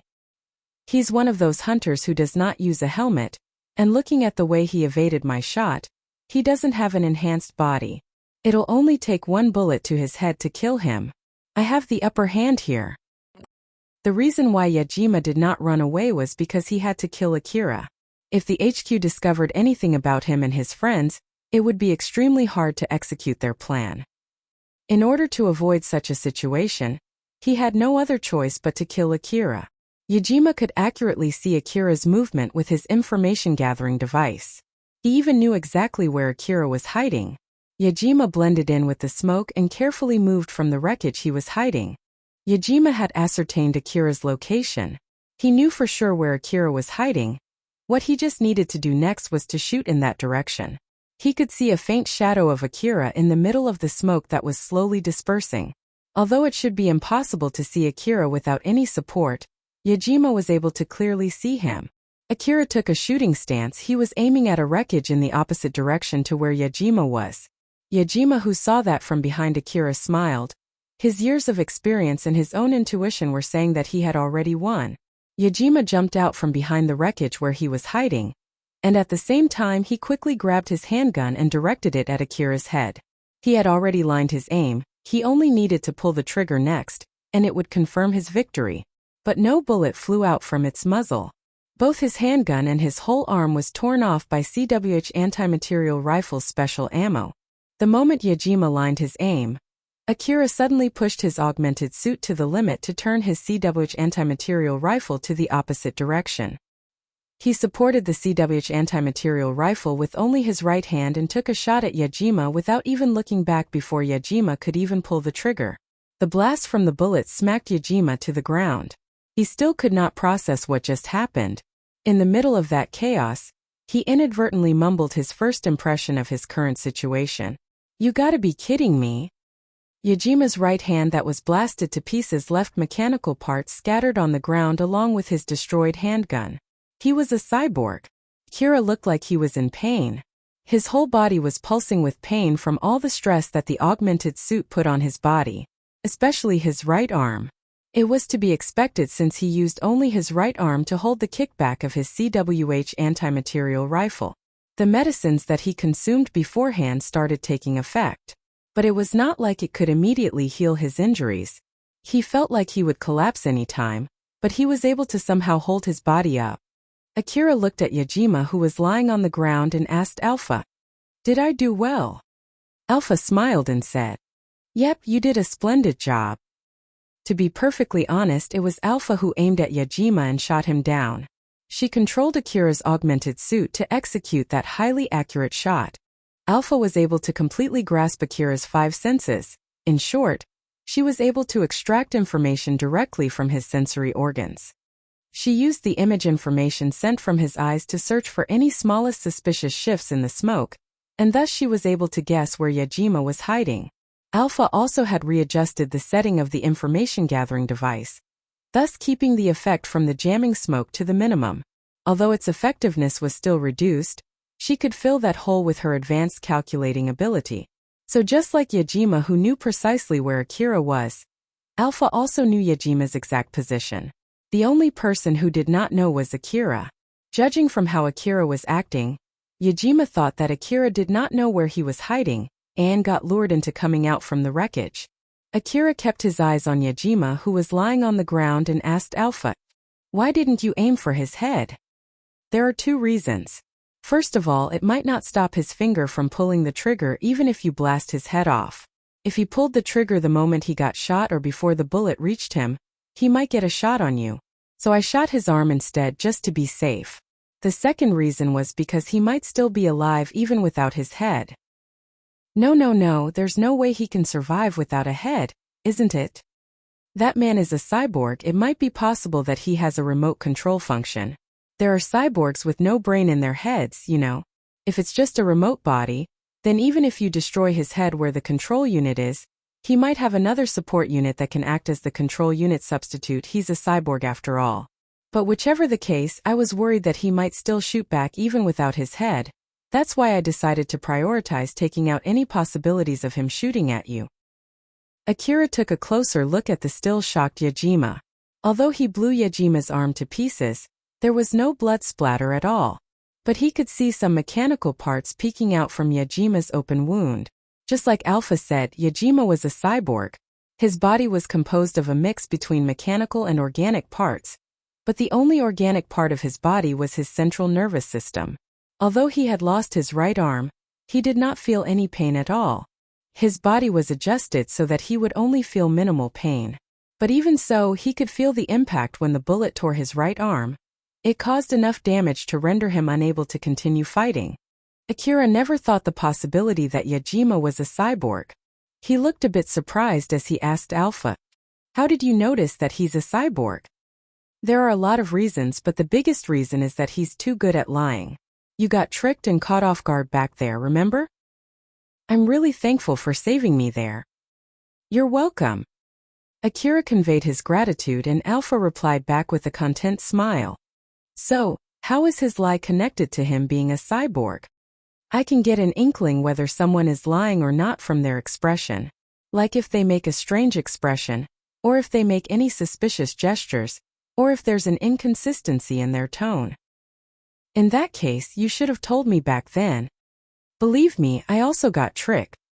But you just said that you can tell if someone is lying, right? There was no sign in his expression that he was lying. But in truth he was actually lying. This means that his expression was not connected to his inner mind at all. The only people who could do that are either cyborgs who can completely control their facial muscles or remote mechanical bodies. I bet he recorded his normal expression and was applying it on his face. I see. Well, you're really amazing. It goes without saying. Alpha smiled at Akira in response to his compliment. As Akira approached Yajima's body without lowering his guard, he heard Alpha's warning. Although it wasn't fatal, the CWH anti-material rifle's special ammo has caused him significant damage. But even so, don't drop your guard. I know. And also reload a new magazine. Although it's not completely empty, the loaded magazine has but few bullets. Roger that. Akira followed Alpha's suggestion and reloaded a new magazine. Although Yajima was badly wounded, he was still someone who was more powerful than Akira. He kept that in mind as he carefully approached Yajima. Yajima was not dead, nor was he knocked unconscious. He was lying there on the ground, completely conscious, and he was thinking hard about how to escape his current predicament. Although he was badly wounded, it was not fatal. It might be hard to fight Akira without one arm, but he still could run away from Akira. But of course he needed to think about what to do since Akira definitely would shoot him from behind if he started running. Yajima had requested reinforcements from his friends, but he did not know for sure when his reinforcements would arrive. No matter how he calculated the estimated time for his reinforcements to arrive, it would only happen after Akira shot his head. So in short, Yajima was already in checkmate. After Akira took a few steps closer to Yajima, he readied his CWH anti-material rifle and pointed it at Yajima. Akira understood Yajima was someone stronger than him, thus it did not seem like he had any plan on lowering his guard yet. He stood at a distance where he could safely kill Yajima, even if Yajima suddenly jumped and charged at him. His gesture and expression were saying that he would not hesitate to pull the trigger if Yajima made any suspicious moves. Yajima looked meek as he raised his left hand toward Akira, expressing his surrender while still lying on the ground. Please stop. It's my loss. Please don't shoot. Why did you attack me? Like I said, It's a misunderstanding. Please, listen to what I have to say. If you just listen, I'm sure you'll understand. Yajima was trembling as he was pleading for his life. He made a plea for Akira to listen to his explanation. Akira had the upper hand here. He basically had Yajima's life in his hands. His situation gave Akira a leeway to reassess and think about his next actions. What to do here? He's sincerely pleading for his life, but that meek look is a lie. His plea for you to listen to him is also a lie. He might be planning to talk his way out, or he's planning to buy time. After listening to Alpha's explanation, Akira turned to Yajima and asked him, "You're planning to buy time, huh? So how long do you need to wait until your friends come here?" Buying time. It's a misunderstanding. I have no plans to do that. I swear. I'm not lying. Akira, that's a lie. Yajima was spouting excuses in panic.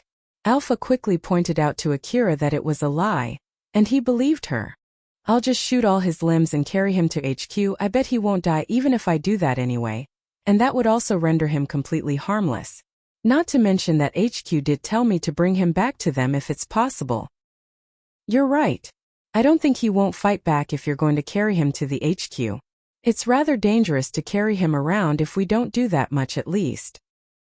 Akira pulled up his CWH anti-material rifle and lined his aim at Yajima's left arm, but the pain on his right arm caused him to stop his action and made him twitch. That hurts. I can still feel the pain though. What's going on? Shouldn't the medicine already be working by now? Even with your augmented suit, it seems that it's still impossible for you to shoot CWH anti-material rifle with a single hand. Your muscles and bones are at their limit. You might need to take more medicines. Then why did you do that? It was because that was the shortest and quickest way to execute that shot. It's also because you were facing the opposite direction from where he was in order to lure him out. Other than that, since it looked like it would be a long lecture, Akira quickly interjected. All right. Basically you had your reasons for doing that, right? Yeah. If it's too painful, you should take more medicines now while you have the chance. Akira pulled out some medicines and swallowed them. Since he had no idea how long it would take for the cheap medicines to start having any effects, he chose to use his precious expensive medicines instead. With this, Akira had exhausted all of the medicines that he found in Kazusuhara Ruin. He let out a sigh. It's all gone now, damn it. Rather than only paying for my ammo expense, I should have made them pay for my medicines too. It can't be helped, Akira. Like I told you before, don't do anything dangerous from now on. Remember to be very careful. Roger that. Akira aimed his CWH anti-material rifle back at Yajima's left arm. Yajima understood Akira's plans from his behavior. He has no plans to listen to me. I guess it's obvious that I'm trying to buy more time, huh? It's thankful that he's not planning to kill me here, but it'll be game over if he brings me to HQ. He's planning to destroy all my limbs before carrying me, huh? He's one careful boy. What should I do now? If he's this careful, even if Nelia and the others arrive to save me, he would kill me first before moving to fight them. I still can't contact them because of the jamming smoke. I'll again once I'm out of the jamming smoke's range.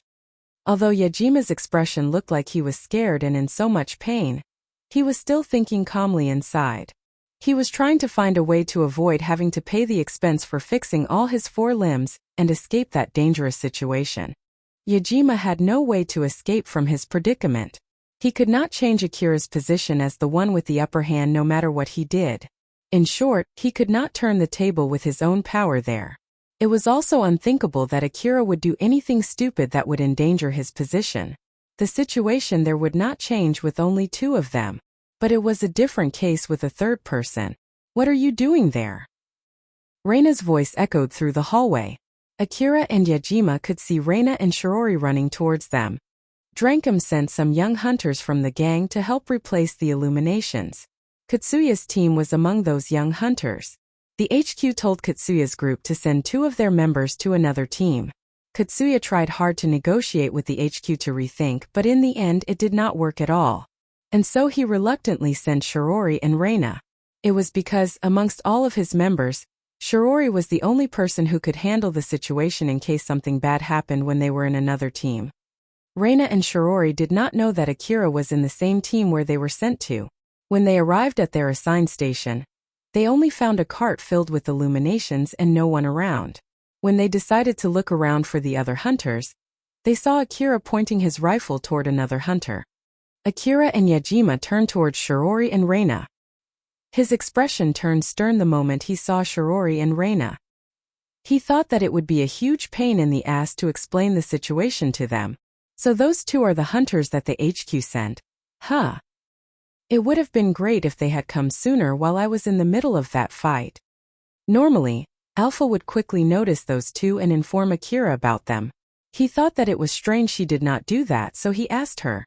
Now that I think about it, Alpha, didn't you notice them before? As I said before, the jamming smoke reduced my detection ability. Ah, you're right. Akira was convinced by her answer. Alpha did not lie. It was true that the jamming smoke reduced her detection ability. But she did not say anything about the fact that she was hoping Akira would at least destroy Yajima's 4 limbs before Shirori and Reina arrived there. Of course, Alpha could just control Akira's augmented suit to immediately kill Yajima. But doing so would mean that she would ignore his will, and to do so, there were many requirements that needed to be satisfied first in order to release her from her bind and execute that action. But more than that, Alpha had to prioritize Akira's wish. That was why she could not just ignore his will and force him to do something. Akira was still looking at Reina and Shirori when Yajima turned to Akira. He looked at Akira's expression and found a ray of hope to get out of his crisis. He knows them, but they're not his friends. Or at least, they are not close enough for them to believe his explanation without questioning it. And this boy just thought that it's a pain in the ass to explain what's going on, didn't he? He thought that those girls won't believe him even if he tried to explain the situation. Although he was snickering inside, his face still looked desperate as he shouted at Shirori and Reina. Help me! He'll kill me! Akira inadvertently turned his gaze back to Yajima. Yajima was trembling and shouted again. This boy shot me out of the blue. He's trying to kill me. Although I was just working on replacing the illuminations. Akira denied in panic. That's not true. Well, it's true that I shot him, but it's because he tried to kill me first. He's lying. I only fought back because he tried to kill me. Are you King kidding me? You were obviously trying to kill me, weren't you? And you're the one who shot at me first too. That's because you pointed your rifle at me.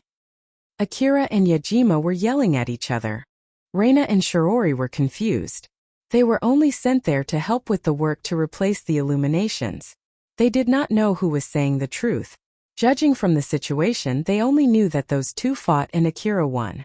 But they could not tell which one was lying and which one was saying the truth. Reina was confused and asked Shirori for help. Shirori, what do you think? Even if Milady asks me, I myself don't know for sure. Shirori did not know what to do. It was at least obvious to her that something had happened which triggered a fight. Since she was once so close to getting into a fight with Akira, a part of her was actually suspecting him. But with that being said, Shirori did not think that Akira was lying. After all, when she asked him in the past, he once told her that he would rather answer truthfully even if it might cause a fight with her rather than coming up with a random answer to evade answering the real question. No matter which one of them was lying, or even if it was just a big misunderstanding between the two of them, there was no way Shirori could tell, and she understood that. Shirori looked at Yajima and Akira with a serious face. I believe that I have to contact the HQ first. Will that be all right? Shirori thought that if any of them looked troubled when she wanted to contact the HQ, then that person would be the one who was lying. Or at least, the possibility for that person to be the liar would be high. So she stared intensely at Yajima and Akira. Akira answered back swiftly. Ah, right, you can go ahead and contact the HQ. I did report to the HQ that I found a suspicious person who's not using the terminal from the HQ. Then HQ gave me permission to deal with that person even if it meant that I need to kill him. You'll understand the situation once you contact the HQ. Yajima shouted. That's my line. Just contact the HQ. I'm sure you'll realize that I'm saying the truth. Akira and Yajima were glaring at each other. Reina pulled out her information terminal to contact the HQ, but her call would not go through. I can't get any connections to HQ. Yajima, who heard Reina's mumble, said. That's because this boy used jamming smoke. You knew that this would happen when you told them to contact the HQ, didn't you? You're the one who used the jamming smoke. I don't have any grenades on me. Just check me if you don't believe. That's only because you used all of your grenades. Just stop lying already. Akira and Yajima glared at each other again.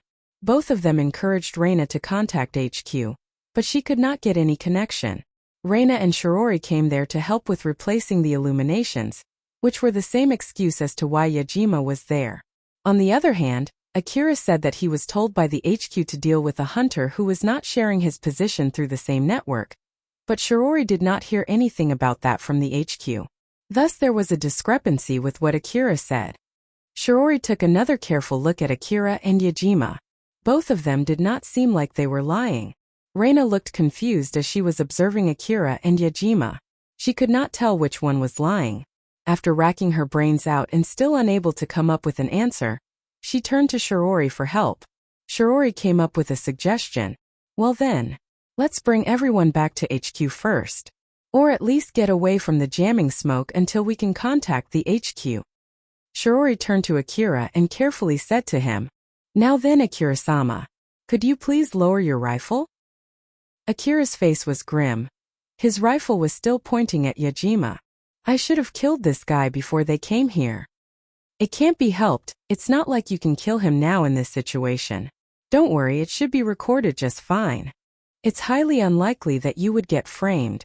Since we were also originally planning to bring him to the HQ, let's think of it as a good thing now that you got more help to bring this man to the HQ. Akira calmed down after Alpha said that to him. Since Akira did not lower his rifle, Shirori put up her guard. Akira-sama, I already heard you.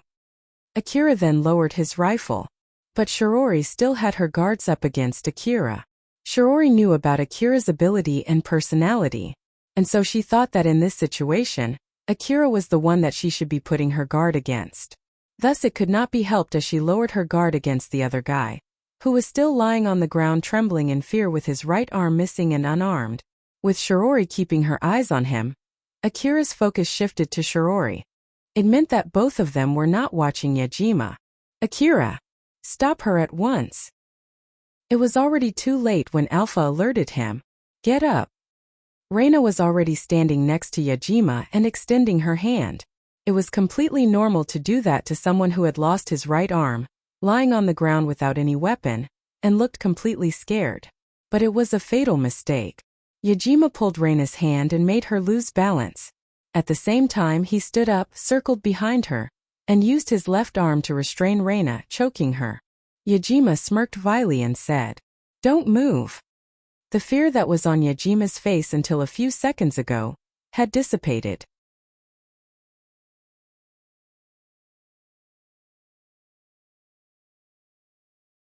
Rebuild World Chapter 54. Their respective decisions. Looking from Akira's expression, Yajima understood that Akira did not think Reina and Shirori as his friends, while from Reina and Shiori's expression, he understood that they too did not regard Akira as their friend, and they did not understand the current situation. Yajima knew that he could use Shirori and Reina to get out from this dangerous situation, so he decided to exploit them. When Akira lowered his rifle, Yajima was actually celebrating inside. After all, he at least was able to get out of the situation where he could be killed anytime. He now just needed to wait until the effect of the jamming smoke weakened to contact his friends for help. And so, he decided to start acting in order to buy more time. But fortunately, someone who did not have her guards up suddenly approached him without suspecting anything. Yajima was thankful for his devil's luck. Reina, who was captured by Yajima, squeezed out some words while in pain. What are you doing? Yajima laughed vilely as he replied back. He was obviously mocking Reina. Are you seriously asking me what I'm doing? Do I really have to explain this? I didn't think there's someone that stupid, you know? I think this situation explains itself really well. But I guess just to be safe in the rare case if those two also don't understand what's going on, I'm basically holding you hostage to threaten the other two people in this place. Yajima stopped smiling and turned to Akira and Shirori. Don't move or I'll kill this girl. Although his voice was calm, it was clear that he was serious. Akira and Shirori did not make any moves while staring at Yajima. Akira's face was stern as he glared at Yajima. As for Shirori, she was obviously directing her killing intent toward Yajima. Although she tried hard to keep a calm expression, she was actually furious inside and it was projected from her eyes. She glared intensely at Yajima as if she was trying to bore holes through him with her gaze. Yajima looked at Akira and Shirori who just stood there and said, "Very nice. It's really helpful that you guys are smart enough to understand what's going on." Yajima still kept his eyes on Shirori and Akira as he said to Reina, "Now then, since your sorry brain can't understand what's going on, I'll let you know about this too. I can easily crush your neck with my hand, so don't do anything stupid. It might be true that I've lost my right arm and was lying on the ground until a few minutes ago, so it's completely understandable if you're thinking of waiting for a chance to escape. But that would be a big mistake. I won't lower my guard and I'm not so weak that you can break away even if there's an opening. If it seemed like I lowered my guard to you, it's just because I look so from your point of view, and you were completely mistaken. You might not believe my words, but looking at how the person who's wanting to help you is just standing there obeying my words, I hope you understand the meaning of that." A moment of silence drifted. After confirming that Reina did not try to fight back, and Akira and Shirori did not do anything suspicious, Yajima continued. "That's good. Then throw down your weapon." Shirori quickly dropped the gun that she was holding. She also dropped down the gun in her holster and any other weapons that she had on her. After she removed all of her weapons, she took a few steps back. Shirori kept her eyes on Yajima for even the slightest opening. When she removed all of her weapons, she noticed that he frowned slightly. Yajima turned to Akira. Shirori looked puzzled and turned towards him too. Akira was still gripping his rifle. He still had his guards up as he was staring at Yajima. "Akira-sama, could you please drop your gun?" Shirori pleaded with Akira to drop his gun. But he did not say anything while still staring at Yajima. "Akira-sama, I hear you." Akira only said that, but he did not look like he was going to drop his rifle anytime soon. Yajima frowned. He tightened his choke on Reina and made her groan in pain. Shirori looked hurt when she heard Reina groan. Yajima calmly said, "I'm sure you heard what I said. Or is it that you wouldn't listen to me? Are you saying that you don't care if she dies? How much more would you demand from us? Is it until your friends come here and kill us? I don't know what you're thinking, but I don't have friends. If you drop your gun, I'll just withdraw to the hallway and let this girl go after I gain some distance from here. Promise you that. I didn't tell you that I'm going to release her if you drop your gun, huh? My bad. So do you get it now? You're thinking of stealing relics, aren't you?" Yajima slightly reacted when he said that. Akira then continued, "I got that right, didn't I? Back then when you tried to kill me, you didn't try to make any excuses and instead immediately tried to kill me without hesitation. Which meant that the moment I saw your face, you had no other choice but to kill me. You're a cyborg, so you can freely change your expression the way you want. But even so, you still tried to kill me when I wanted to contact the HQ. I bet there's something down here that you don't want the city to notice no matter what." Akira's guess was correct. Yajima and his friends had hidden relics in multiple places in the underground city, and one of those places was around that area. His friends should already be transporting the relics from the other places. His job was to guard that place until his friends came there to carry the relics. Akira continued, "You're planning to kill everyone who saw your face, aren't you? Since we know your face, the city staff would easily identify you after all. You're basically picking a fight with the city. They would have a bounty for your head. So in order to avoid that, you have no other choice but to kill us. Am I wrong?" Yajima, who was only listening without saying anything, replied, as if he was reproving someone that would not listen to him. "It seems that you're misunderstanding a lot of things here. I don't mind telling you where you went wrong with your guess that is full of holes, but I have a feeling that you would not listen to me no matter what I say. So, for how long do you need to buy time? How strong are your friends? Seeing how you're taking this slowly, it seems that they're strong enough to be able to kill us easily. Even if I go along with your rubbish talk, one thing for sure is, this girl will die if you don't drop your gun. If you kill that girl, there's no mistaking it that you won't leave this place alive. But you'll still kill her even after knowing that, huh? I guess you're confident that you have enough power to deal with us then. Akira and Yajima locked gazes with a serious face. There was a moment of silence before Yajima coldly said, "This is the last warning. Drop your gun." "No thanks." Akira swiftly refused Yajima's demand. They stared intensely at each other. Shiori's face was already turned pale as she was watching them. Yajima sighed. "Is this boy for real? He knows my plan and also knows that I'm not planning to leave anyone alive. What should I do now? I don't know for sure when Kane and Nelia will arrive. This boy might decide to shoot me on the spot the moment he sees Kane and Nelia. My cyborg body is badly damaged. I don't think I can evade if he shoots at me." Yajima looked exasperated. "Although I'm taking hostage a beautiful girl like her here, you're really a cold person, you know? Don't you have any sense of righteousness in your heart?" "I don't want to hear that from the person who's taking that beautiful girl hostage. It's fine for me, I'm a villain after all. I can do bad things without feeling guilty at all. It's the special right only for villains, so a hero can't afford to do that. Well, putting that aside, since it seems that this hostage isn't important to you, I'll just ask the other person who cares for the hostage." Yajima then turned to Shiori. "If you don't want this girl to die, go kill that boy." The moment Yajima said that, Akira put up his guard against both Yajima and Shiori. Yajima noticed that slight change and inadvertently took a step back while still holding Reina. Akira still had his CWH anti-material rifle pointed downward. If he had pointed his rifle at Yajima, Yajima would have reacted with something more extreme. Shiori was in dismay and exchanged glances between Akira and Reina. She was shocked and confused as she was put in that absurd situation. Akira chose not to drop his gun. The rest was up to Shiori to decide, and all the available options that she had were hopeless. Akira was waiting to see what Shiori would do as he asked Alpha. "Alpha, what do you think?" Alpha replied back almost instantly, "I think she'll decide to attack you. And the reason for that? It'll allow the hostage to live longer by attacking you. If she doesn't follow what he said, he would realize that there's no meaning in holding the hostage and kill the hostage.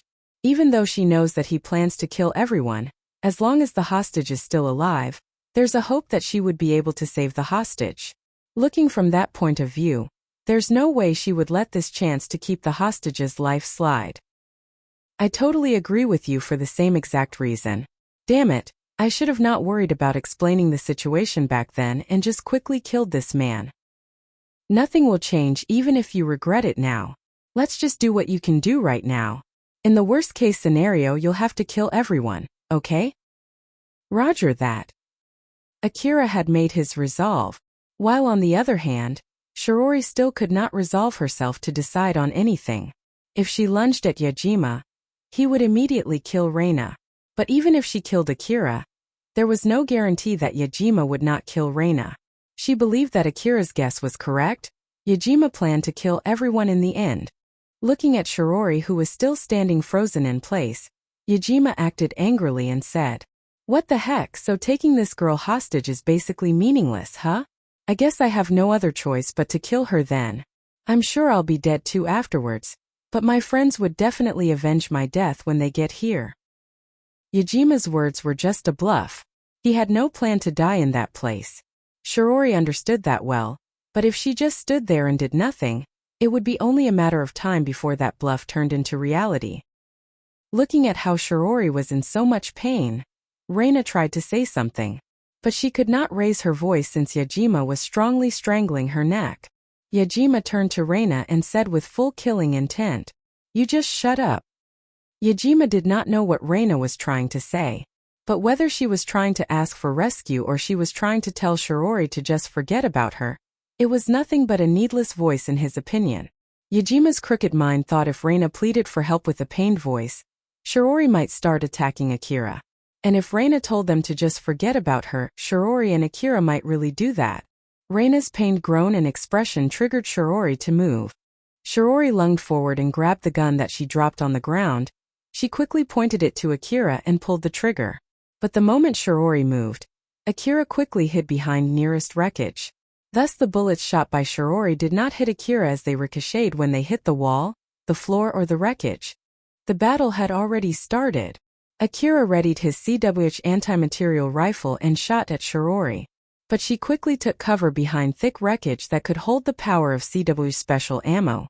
She used her experience, skill and observation ability to predict when Akira released shots and took cover from the flying bullets. If Shirori chose wrong wreckage, the CWH special ammo would easily penetrate through the wreckage and cause a fatal injury. If she mistakenly read when Akira took a shot, the CWH special ammo would turn her into minced meat in an instant.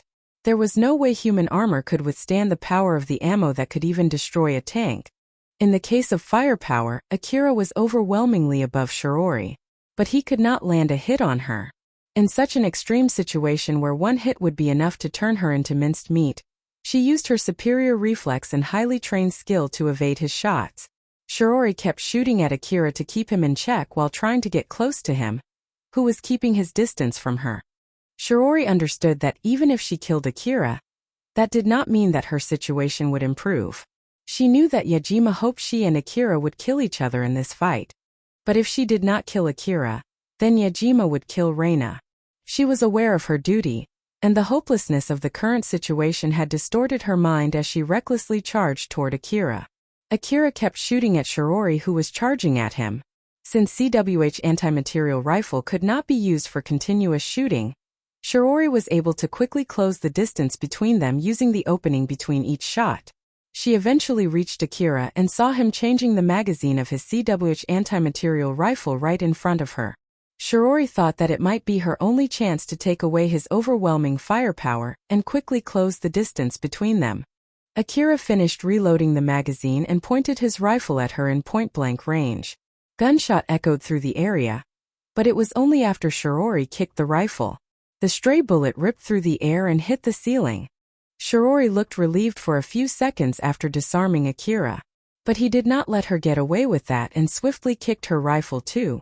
Both of them lost their weapons as their rifles landed on the floor away from them. Both Akira and Shirori did not think even for a second about picking up their rifles, as they quickly decided to continue the fight with CQC. They both had non-enhanced bodies and were using augmented suits. Since both of them were not using a helmet, single hit on the head using the augmented suit would spell instant death. They leapt forward with the goal of inflicting that single fatal blow.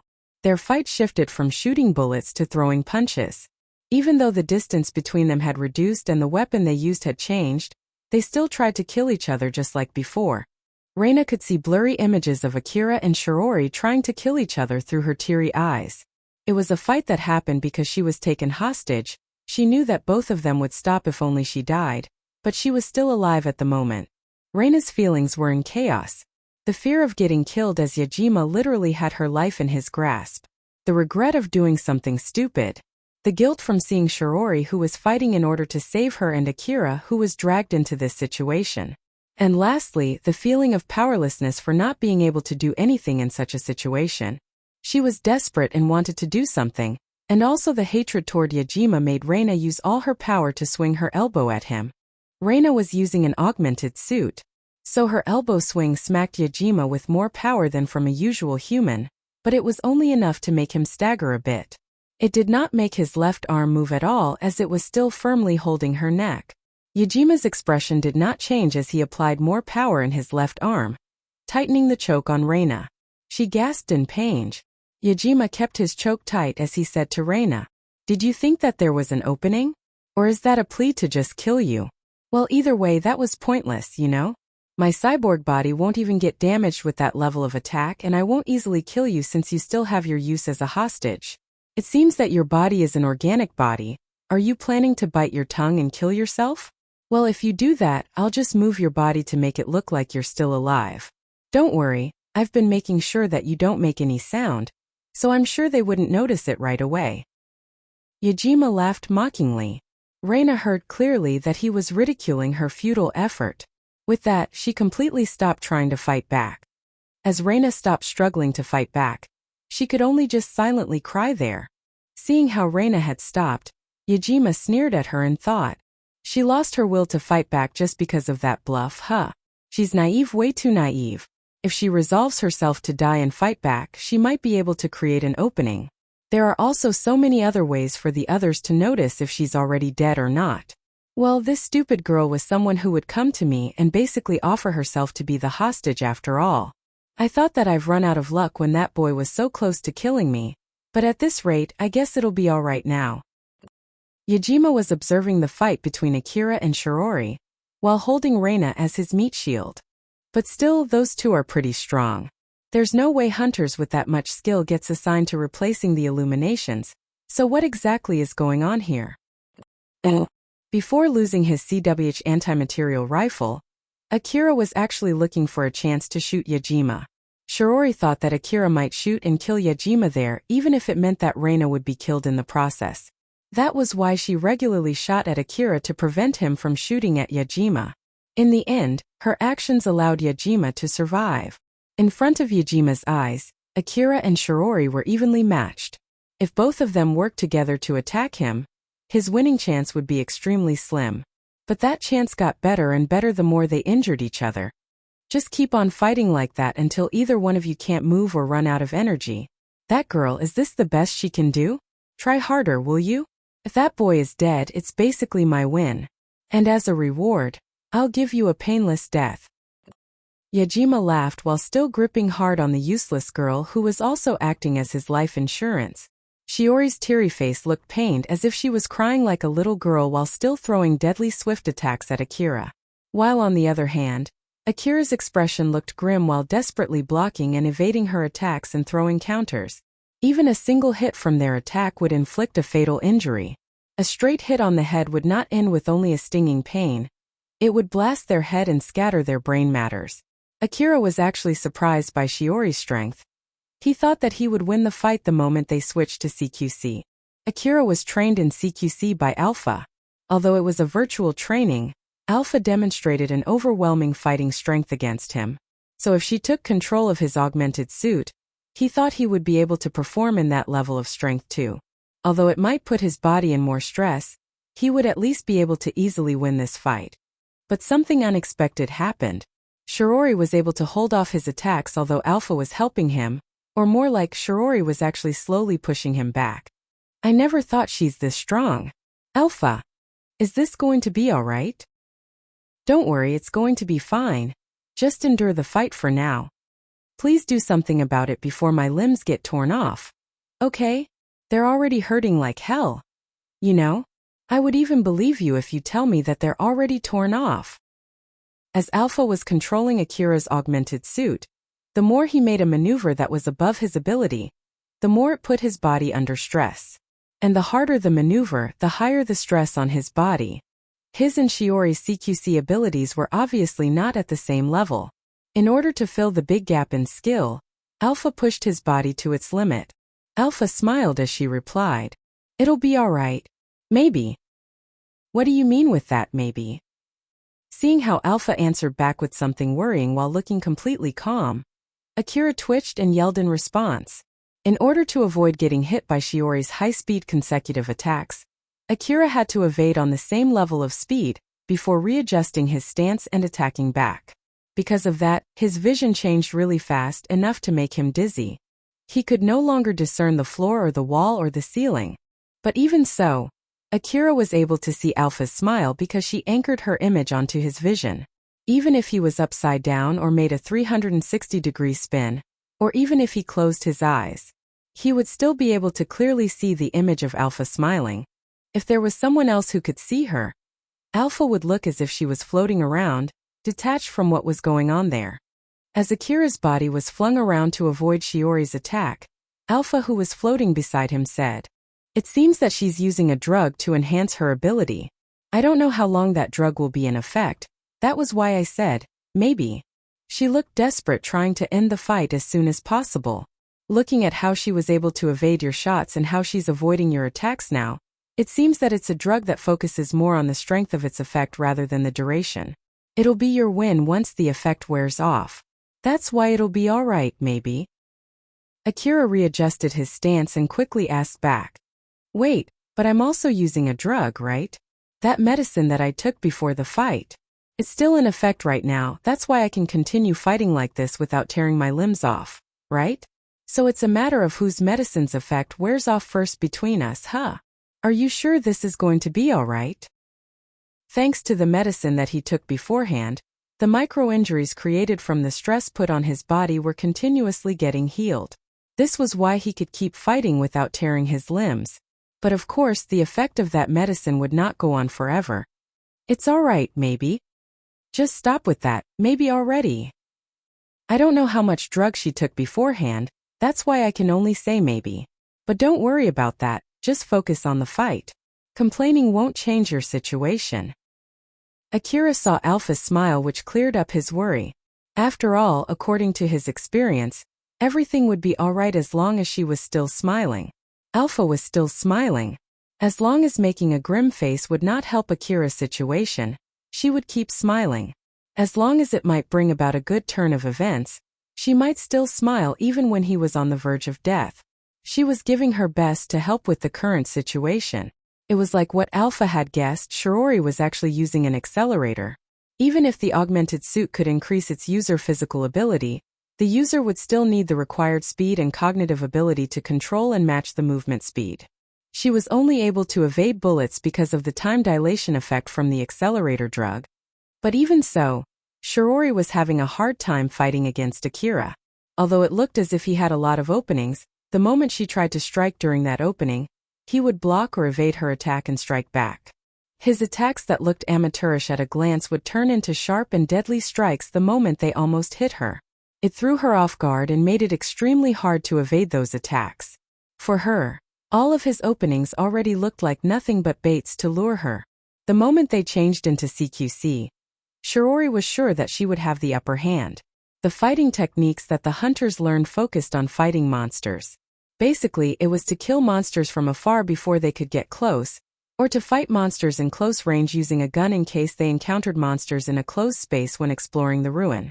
Those were the usual skill set for the hunters. In short, they were not usually trained to fight another human.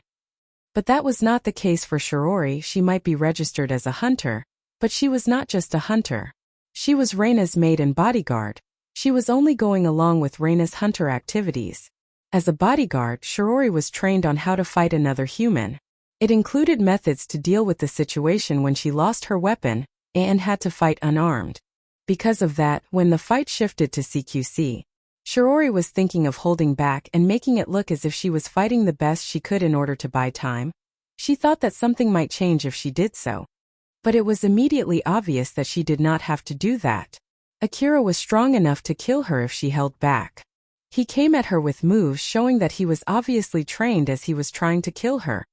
To think that he's this strong.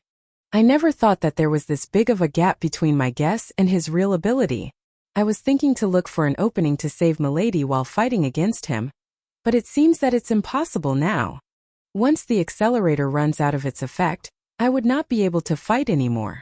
Milady, I might not be able to save you this time. What should I do? What should I do? Helplessness continued to corrode Shiori's heart. The feeling of despair started dominating her sense of loyalty. She kept on struggling while making a pained expression. She would not give up until there was nothing that she could do. But that end was already creeping close.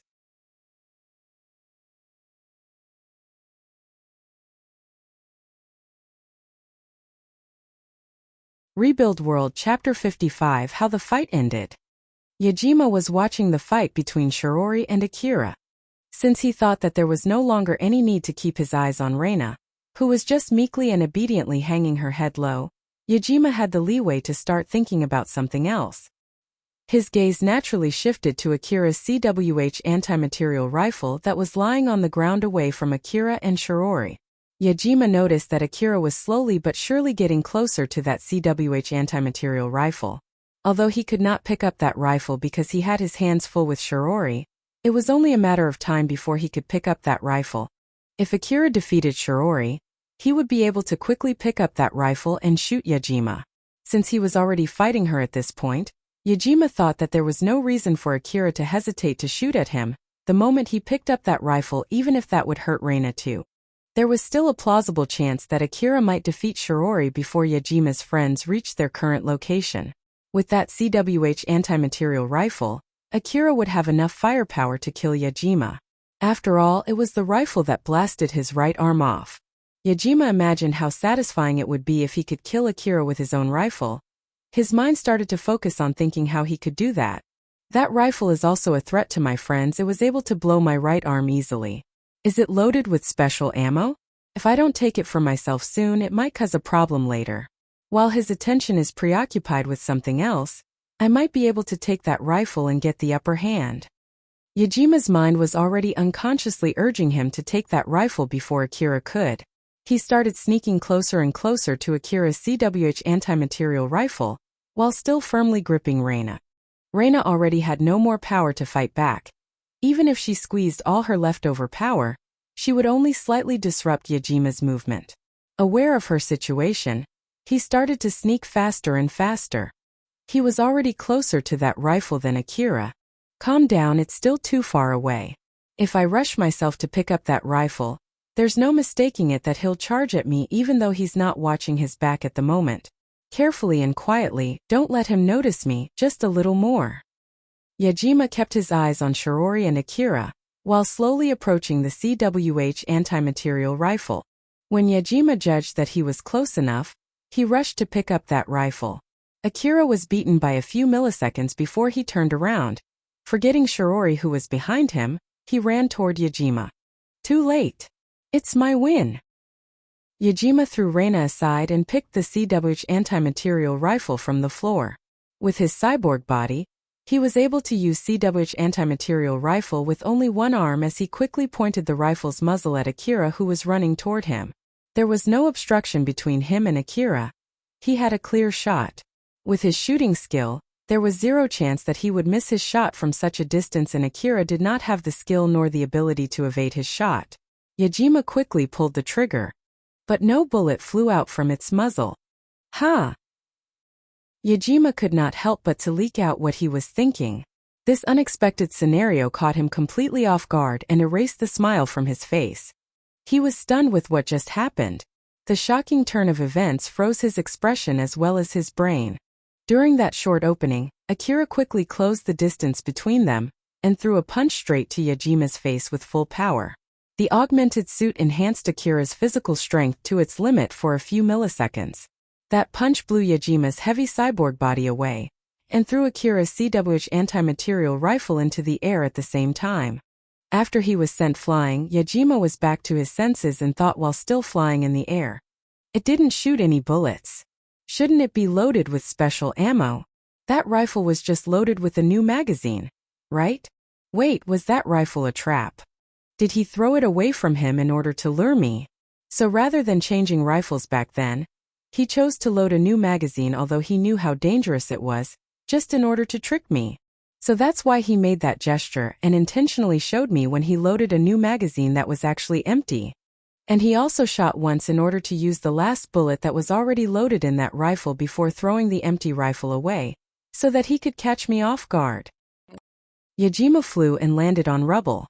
He already completed his guess in that short amount of time when he was in the air. Although his guess might be correct, it would not be able to save him now. He crashed into the rubble so hard enough to even crack open the rubble. Although it only inflicted a small amount of damage thanks to his cyborg body, it was enough to create a fatal opening. Akira quickly leapt and grabbed the CWH anti-material rifle that was still spinning in the air. In one fluid sweep, he grabbed a new magazine and loaded it into the rifle. This time it was not an empty magazine. The special ammo was automatically loaded the moment Akira stuck in the new magazine. He then aimed his special ammo-loaded CWH anti-material rifle at Yajima, who was still stuck on the rubble. Let's finish him before we get any more hindrances. I know. When he was back to his senses, Yajima saw Akira and found CWH anti-material rifle's muzzle pointing at him. He at least wanted to know if his guess was correct as he opened his mouth. But before Yajima could say anything, Asibu's special ammo blew his head and scattered his brain all over the place. He was dead before he could even utter his last words. Just to be safe, Akira also shot and destroyed Yajima's limbs. With this, even if Yajima was a remote mechanical body that could move without a brain, he would not be able to pose any threat now. Shirori was stunned by the sudden turn of events, but the moment she was able to return to her senses, she quickly went to Reina. Reina was coughing intensely. Shirori looked worried as she inquired, "Milady, are you all right? Are we saved?" Reina, too, could not follow what just happened. She mumbled to Shirori, looking for an answer. Shirori said to Reina that it was already fine. She was about to smile at Reina when she noticed that Akira had not lowered his rifle yet. Although Shirori no longer had any reason to fight Akira, it did not erase the fact that they did fight each other just a few seconds ago. She thought that it was fully understandable considering his disposition that he would still put his guard up expecting that they would continue their fight. Shirori already had no wish to fight Akira. After all, he was the one who saved Reina. She did not mind getting killed by Akira if it would satisfy him, but there was no guarantee that was the case. Akira quickly dropped his CWH anti-material rifle and exchanged it with 2H assault rifles. One of them was pointed at Shirori and another pointed at Reina. Akira's fingers were already resting on the triggers. Shirori understood that Akira knew the easiest way to kill her, which was to shoot Reina and make her cover Reina. She slowly moved to the front of Reina. Akira's aim followed her. Eventually, both of Akira's rifles that were pointed at Shirori and Reina were pointed only at Shirori. Akira was breathing roughly while supporting the rifles in his both hands. Because of his crazy moves not too long ago, his body had hit its limit. Although the medicines that were still active in his body were desperately healing his micro-wounds, it would run out of its effect eventually. At the moment, even pulling the trigger would be a difficult task for him. Of course, it was impossible for him to fully get back to tip-top shape, but the medicines that he took beforehand should at least be enough to mend his body from the backlash of the crazy maneuver that he just pulled. He hoped that Shirori would not make any moves until then. "Alpha, what do you think of her situation? Do you think the effects of the drug that she took has already run out?" "I don't think so. I feel like my medicines would run out of its effects soon though." "You're right. Akira, just stay like this and don't move so that the medicines can have the optimum effect. Depending on what happens next, you might have to start the fight again." "But we have no more reasons to fight, right? I wonder if it would end the fight if I just lower my gun." "Although you've won that fight, they messed everything up since they did not believe what you said. The situation was even turned 180 degrees because of their mistake. Then Shirori opted to attack you to make sure of Reina's safety. In this situation, there were no longer any reasons why she should kill you. So, if you lower your gun, she might quickly evacuate Reina to somewhere safe. But she would take more accelerator and come back to kill you in order to confirm Reina's safety, thinking that you might be holding a grudge against her. With your current condition, this would be her perfect chance to kill you, you know? Well, if you believe that she would not do that no matter what, you can go ahead and lower your rifle." "No thanks. I'll stay like this." Akira replied back instantly. Although he had no will to continue the fight, it was not like he could trust them. And it was the same for Shirori and Reina too. Shirori looked at Akira with a grim expression. He was still pointing his rifles toward her and Reina. Although she was forced, she did fight with him not too long ago, and it was not like she could do anything about that now. The real question was why Akira did not pull the trigger. Shirori frowned while trying to understand his reason. "It would be fine if he's only being cautious of us. But the real problem is why he isn't pulling the trigger. What if he knows that I'm using an accelerator, and is waiting for it to run out of its effect so that he can finish me off for sure?" There was a trace of fear in Shiori's face. It was not because she was afraid of losing her own life, it was because she feared she had lost any possibilities of saving Reina. Shirori would be more than glad to give up her life if it meant that Akira would not kill Reina too. She would not mind if he chose to finish her with one shot, or by beating her to death. But if Akira's grudge also included Reina, it would be a whole different story. Shirori would do anything to make sure that Reina would escape alive. Although, it was a different problem whether that was possible or not. Personally, Shirori did not believe that Akira would stop with only killing her. After all, Reina was the main reason why they were in that situation. Not only did she aggravate the fight that Akira already won by not believing his words, she even carelessly approached Yajima and was taken hostage, which in turn triggered the fight between him and Shirori. She just could not believe Akira would let that slide. Shirori said to Akira with a serious face, "Akira-sama, could you please lower your gun? I have no wish to continue fighting with you." Akira did not move at all. He only glanced briefly at Shirori. "Akira-sama, I can understand that you're angry. I'm really sorry. I'll do anything to make it up to you." Akira remained motionless. His rifles that were pointing at Shirori also stayed still. "It's all my fault for everything that happened, so please let milady go." Akira still did not move. His expression also did not change at all. He only glanced at Shirori, showing that he was listening. Shirori thought that Akira might change his mind if she prostrated in front of him and begged him with a trembling voice. So she started to move in order to do that. Akira finally showed a movement. His aim shifted straight at Shirori and stopped her from moving any further. Shirori still had some accelerator drugs left with her. Although the backlash from using that drug continuously would definitely kill her, she would not hesitate to do that if she had the chance. But in the end, those were her spare drugs. So it was not like she could use it right away. She would have to reach for them and pull them out before putting them in her mouth. If she prostrated in front of Akira, she might be able to do that in secret. But with that slight move from Akira, Shirori was no longer able to do that and stopped midway. She thought that not only did Akira know she was using an accelerator, he was also trying to prevent her from taking more accelerators. Her guess was partially correct. It was not like Akira knew that it was Alpha. Alpha was also the one who shifted his aim to Shirori. Akira did not notice that at all. After all, he was busy enduring the extreme pain that was assaulting him since the medicine that he took beforehand just ran out of its effect. Shirori knew that if she made any suspicious moves or said anything carelessly, it might cause Akira to pull the trigger. As such, she was only able to keep quiet while making a stern expression. And with that, she was rendered powerless. She could not do anything. Her expression distorted as she looked to be in pain. Reina, who thought that she was saved, realized that she was mistaken after seeing how Shirori and Akira were acting. She was shocked when she saw Akira fought evenly against Shirori. As such, she was afraid of angering him. And even now, Shirori was trying her hardest to protect Reina from Akira. But even Reina understood that it was not going well. Reina did not want to die, and she did not want Shirori to die too. If Shirori could not do anything, then she might be able to do something. Reina, who was hiding behind Shiori's back, decided to step up.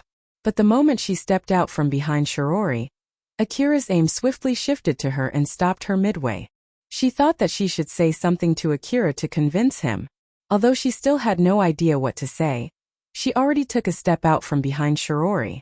But since he stopped her from going any further, it also stopped her from saying anything.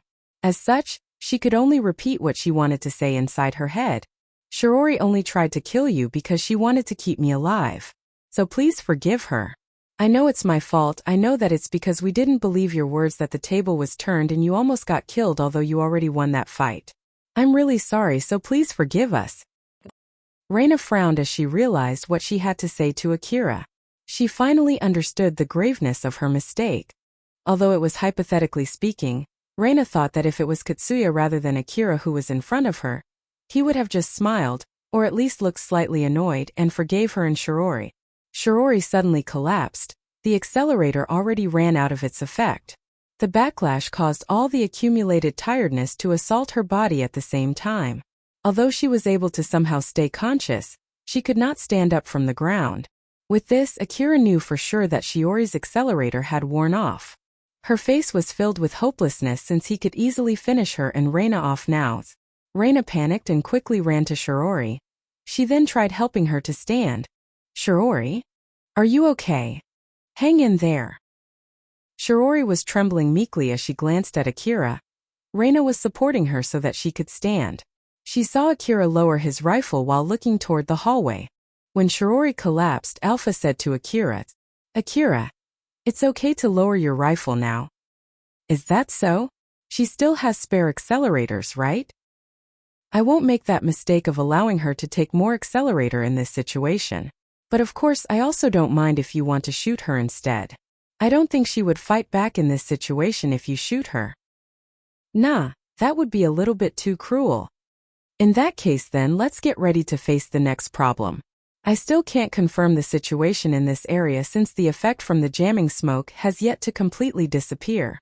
So don't drop your guard. How long will it take before the jamming smoke is completely gone? Will it be gone if we just wait for a bit more? Or will it still stay here for a few hours? I don't know for sure. It depends on the type and the composition of the smoke, as well as the topology of the area. But one thing for sure is that it'll stay longer down here compared to when it's on the surface. We're in an enclosed space after all. It's faster if you try to confirm it yourself. Let's try if you can contact the HQ or not. You're right, let's at least start from there. Akira, who was watching the hallway, suddenly turned to Reina and Shirori. Reina flinched seeing that. Reina thought that she should at least say something to calm Akira down. Thus she tried to squeeze out anything that she could think of in a panic. But Akira quickly interjected. Try calling the HQ. Reina was surprised when Akira suddenly said that.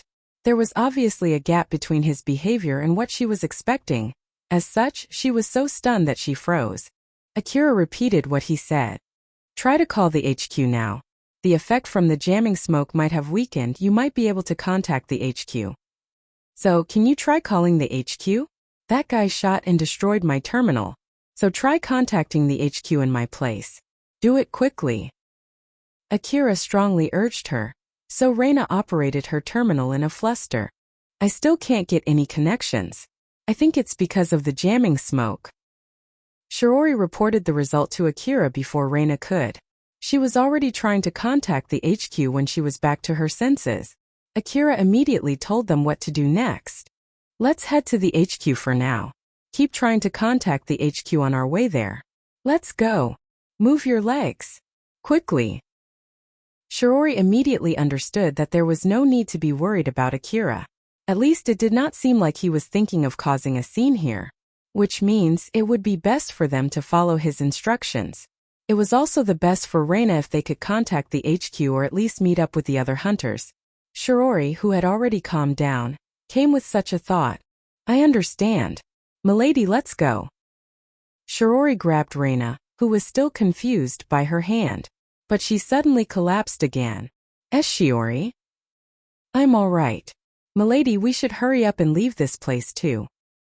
Shiori's whole body was screaming in pain from the backlash of the accelerator. She was barely able to move thanks to her augmented suit. Her tired body felt like it was as heavy as lead. The stinging pain that ran through her body was telling her to stop moving, and her tired brain was trying hard to shut down. Shirori used her sense of loyalty in order to maintain her consciousness. But she knew it was only a matter of time before she reached her limit. She was obviously in pain as she was pushing herself past her limit. The fact that even Reina could tell showed her current state. After all, she normally would be able to hide it from Reina, and Reina knew that too. Reina was lending her shoulder to Shirori. Shirori looked apologetic as she said, I'm really sorry, milady. Don't worry about it, let's go. Reina looked at Akira. She wanted to ask him if they could take a short rest. But she stopped when she saw his expression. She knew that he would just turn her suggestion down. Akira, Reina and Shirori quickly left that area.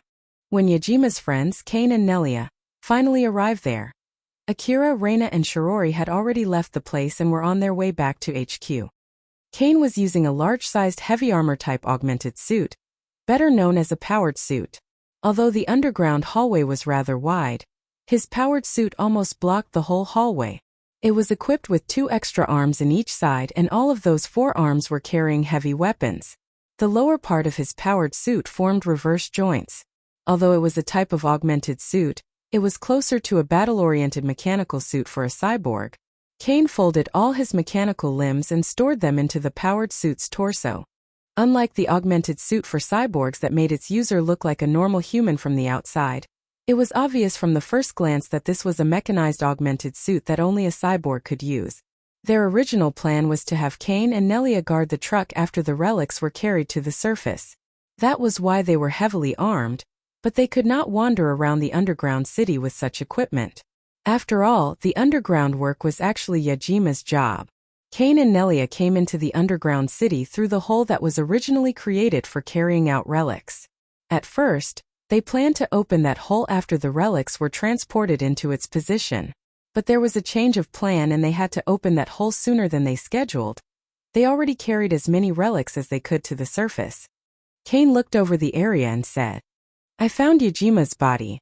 Or to be more precise, it's a pile of destroyed cyborg body that I believe belonged to Yajima. Since his head is blown to smithereens, well, he's dead for good, no doubt about it. It's not like we can just carry his brain either." Nelia replied back lightly, "You're right. He was a pretty useful guy, but it's not like he can help us with anything now that he's dead. Let's just go back." "What are we going to do with the relics in this area? Did you find any other corpse other than Yajima's?" "Nope, none at all." "That means the person who killed Yajima is still alive and has already left this place. Which means that the HQ at least knows that there was a fight here. I'm sure they'll send some hunters here to check this place. So, after knowing that, are you planning on carrying the relics from this area while fighting those hunters?" If Kane's memory served him right, Nelia and Yajima should be lovers. But it seemed like she did not care that Yajima was dead. "Are you not thinking of revenging him or something? You guys are lovers, right?" "Oh, me? I don't let myself stuck in the past." Nelia answered back casually. Suddenly, some hunters also arrived in that location. The HQ found it suspicious that Akira did not contact them again after that.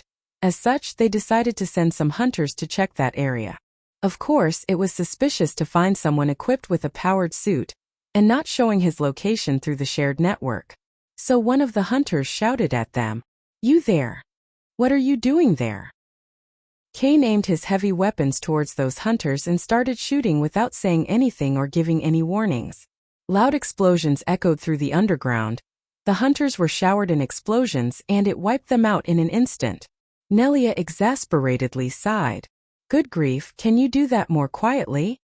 It's as you can see, I'm not good with details and minute things."